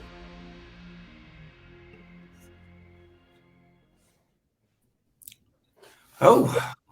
What up, Doe? What up, Doe? What's that? What's going on, man? How you doing? Here we is. No doubt, no doubt. Oh man, it's good to see you. Always a pleasure to have time to have a conversation with you, man. So I appreciate you for carving out time to join us. Hey man, I have been hiding on this little transition Christmas, New Year's. I've been minding my own business, sitting around my little studio thing, playing the piano and staying out of trouble. Yeah, well, I mean, I know how challenging it can be for you to stay out of trouble. I feel attacked, but you're not wrong. If you manage to do that, then that's good. But no, man, like obviously we're talking about cooperative economics, the need for it, the reason for it, and the way it looks played out at Black Leaders Detroit. So just wanted to have you join the conversation, man, as one of the people in the city that, you know, I appreciate like the way your mind processes and thinks about things and the way that you're able to bring nuance to conversation. So want you to come and give your take on what cooperative economics should look like and why anybody should consider doing it alongside of us at Black Leaders Detroit. I mean, the thing is that, you know, the economy is an interconnected entity, right? Like it's all unified. And so one of the biggest mistakes I think people make is they see the outside as more valuable than the inside. And so they go out for value. They think about value in the context of importing, right? You hear people brag about their imported stuff, their exotic stuff and all this sort of thing. But unfortunately, what that does is it casts the money out. And so you see a lot of that mistake made generally when America shifted to outsourcing, right? We outsourced everything and all of a sudden there were no jobs in all these different places and everybody went, I don't know why nobody has jobs to buy things. Like, well, everybody you used to hire to buy things is gone. And we have the same kind of challenge going on, I think, with our community, the Black community, urban community, and Detroit community, where most of the things or most of the established places to spend money exist on the outskirts, and they exist on the outskirts and outside the city because of redlining and racism and all these other kind of demographic things. And we forget that we can buy a lot of stuff that we need inside the city. It does require a little bit more searching and it does require a little bit more work. But if you're going to build a place, you got to shop in that place, right? Like there's just no other way around it. And so I've been fortunate with the job that I have now to really spend a lot of time highlighting not just local businesses, but local creators and makers and families and really anybody in general. But there is a lot of look at this business that you might not have known was over here. And the work that you do, which is a lot more, we spend a lot of time talking about supporting businesses in the context of like sharing them on Facebook, which is like dope. But I appreciate that you guys actually give people money. When I was a full-time entrepreneur, like the only thing I needed, well, not the only thing I needed, but the thing we mainly needed was money and or revenue. It was like, please, somebody spend money with us so that we can get to next year. And so seeing you guys do the cash events and seeing you guys give grants and seeing you guys, you know, kind of give people money with no strings attached so that you could put it towards operations. People forget that operations is necessary. Hiring people is necessary. Right. Usually the grants and stuff goes to like a specific program or something that you could put your name on if you're an entity. Taking the strings off of that and saying, hey, look, sometimes you just need to pay dude this month. Here's some bread, take care of that. You know, like as a business, that's invaluable, right? That's like the most important thing we need, being able to pay folks to make sure we get to the next month. That's it, right? I mean, you know, and we like to say, man, we don't want there to be a shame associated with that. You know what I mean? It's like in the nonprofit space, which, you know, a substantial amount of our grants go towards the nonprofit sector. Again, we know that we're there solving problems, and the nonprofit leaders are oftentimes practitioners, right? So they have created a way to scale something that they've overcome. And it feels like in the nonprofit space, we like to or want to have a desire to transfer the need to the people that are working on solving the problem. And it's like, no, like, why do we want to abuse people? You know what I mean? Or ask people like, what's the least amount I can pay someone to give of themselves wholeheartedly to work on this problem that we all say is an important issue. So yeah, I'm not sure what's up with that, but we want to destigmatize and we want to help Black folk that work in the nonprofit sector, especially, not be ashamed of being able to earn a competitive wage to take care of their family as well. You know? Yeah, there's this very strange idea that you kind of need to earn success through suffering, right? Like, we seek out those stories. Like the story always starts like, I was crawling on my hands and knees, eating dirt, and then, you know, this person came through and gave me a shot. And those are like all the stories we look for. And it's really frustrating because those are the stories that you see in news and media, and they lean into that slant. And so then you see it kind of reflected in this kind of deficit framing when you're talking about why does somebody need some support? Somebody could have had a very successful business last year and something happened last month that they just need to get back over the hump so they can get back to it, right? You shouldn't have to crawl on your hands and knees just to say, hey, man, I had a down month, but we'll be on the way back. Because the CEOs of mega corporations don't do that when they go to the government and say, hey, I need a bailout for a thing. They just fly in on a private jet and say, hey, man, I need a check so we don't have to lay off 1,000 people. Well, we have 1,000 people or 10,000 people hired by small businesses every day. They're just scattered across the small businesses. The goal that we should really have is how do we sustain and support and celebrate people even through downturns or even through the stair-stepped climb that it requires to become a successful business. And so if you can bring economic, financial, and social support to those organizations in a way that still brings dignity, still brings common sense, that still brings celebration, and still brings an understanding that business is not always a straight, that you see people's projection lines on their business plan where like every single day of every single year for the next 10 years, it's only going to go upwards. There will be no recessions. Your kids won't have to go to prom and you won't be out of work. It'll just be this forever. That's not realistic. And so the ways we support our businesses have to reflect the reality. And so I think that's one of the things I like so much about Black Leaders Detroit is that it not only reflects reality, but it does it in a way that comes with some dignity and some celebration and a general understanding for the community that we are in and that we support. Yeah, for sure, right? So we're very intentional, right? We call it Black Leaders Detroit, right? Like we're not coming in like providing something for somebody that needs us. We're saying, hey, we need these folks to be funded because they hold the answers and solutions to many of the problems that plague our community. You know what I mean? So like as they get funded, they're only able to be of better service, be better leaders to us, and we can't do without them, right? So like I appreciate that. I appreciate you understanding that, like about us, because it is. I mean, there's funding that we can't access because we don't use some of the stereotypical language, right? Like we want to say strong Black folk, Black leaders is who we fund. We don't want to say down and out, broken, busted, can't make it without us. You know what I mean? We don't want to use that type of language. And to be honest, man, like, you know, we have conversations about that often because they're big pots of money that if you just use that language, it's made available to you, you know. But what we're saying is we're going to bet on everyday people.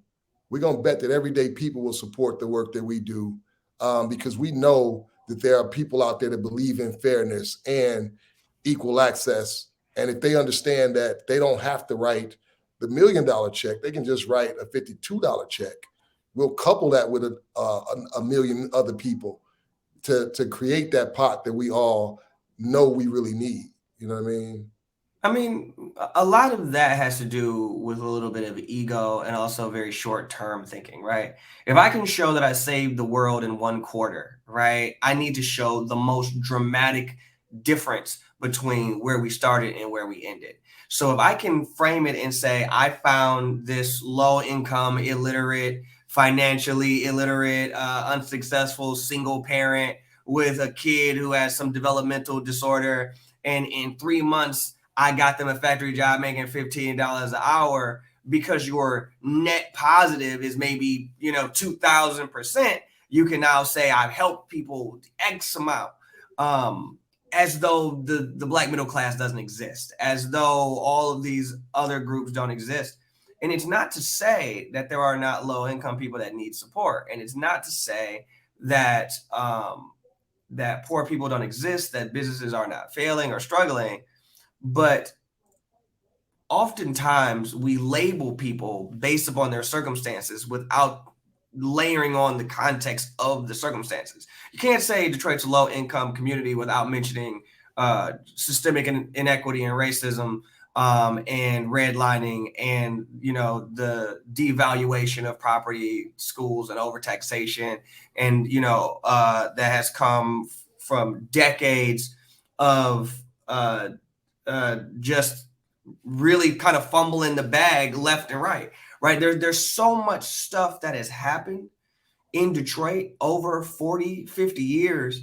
And if we don't have conversations, right? If we don't look at what insurance rates are in our community versus what they are in Cleveland or what they are in Baltimore or what they are in Bloomfield, you can't have real conversation about what it means to go from A to B. Everything else, anything short of the truth is ego based. Yeah. It's me trying to show you how good I am by how I've lifted these pores out of the mud.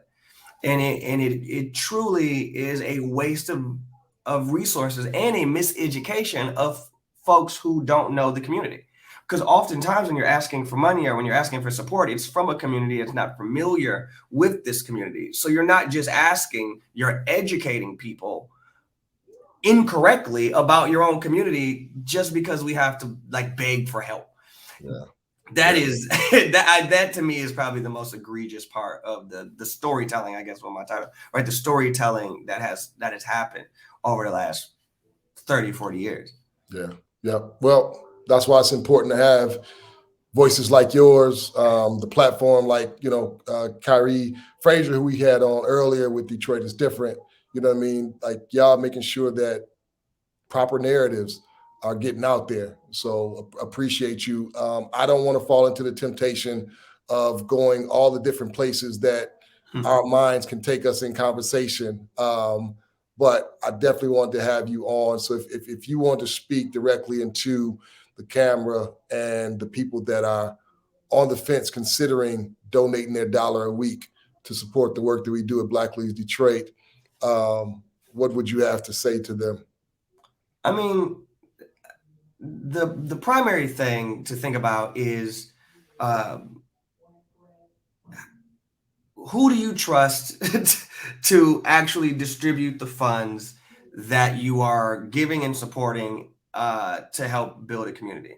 Black Leaders Detroit has proven, and they consistently continue to prove, that they are willing to not only go above and beyond, but even Dewan himself is putting his body on the line, right? Anybody who's willing to put their body and their finances on the line to prove a point and to accomplish a mission is somebody that I trust to do the right thing. And it's somebody who's from the community, that you see in the community, that if you are questioning what's going on with it, you can ask him what's going on. You can see the impact of what is being done in the neighborhoods every single day. And you can ask the business owners who have been helped. And, you know, that's really the proof, right? And so if I was going to put my money somewhere that I really was like, I want to see Black businesses become successful, or at least have some type of safety net, Black Leaders Detroit is one of those organizations that I would look to for guidance, and as an organization I'd support. Well said, man. Thank you. Appreciate you, man. Love you. Thank you so much for joining. Enjoy your rest, man. Stay out the way and out of trouble. Somebody on here said, I think Carmen said, don't be hiding, when you said you was hiding earlier. I'm hiding. I'll be back. I'll be back in 2023, but I'm hiding right now. Yeah. All right, bro. Have a good one, man. Happy Kwanzaa. Happy New Year to you. And I'll see you in 2023. Happy Kwanzaa. All right, people.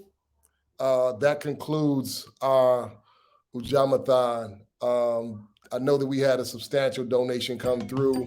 I'm not sure how close we got to our goal, but if you check back in the comment section, I'm gonna connect with Sharia and see what our count was, so we'll know how if we got there, and we can, you know, virtually pop bottles together in celebration. But if not, we trust that those of you that signed up or made their commitment here today will continue to spread the word and go and tell everybody about the work that you're doing through Black Leaders Detroit. Love y'all. Peace.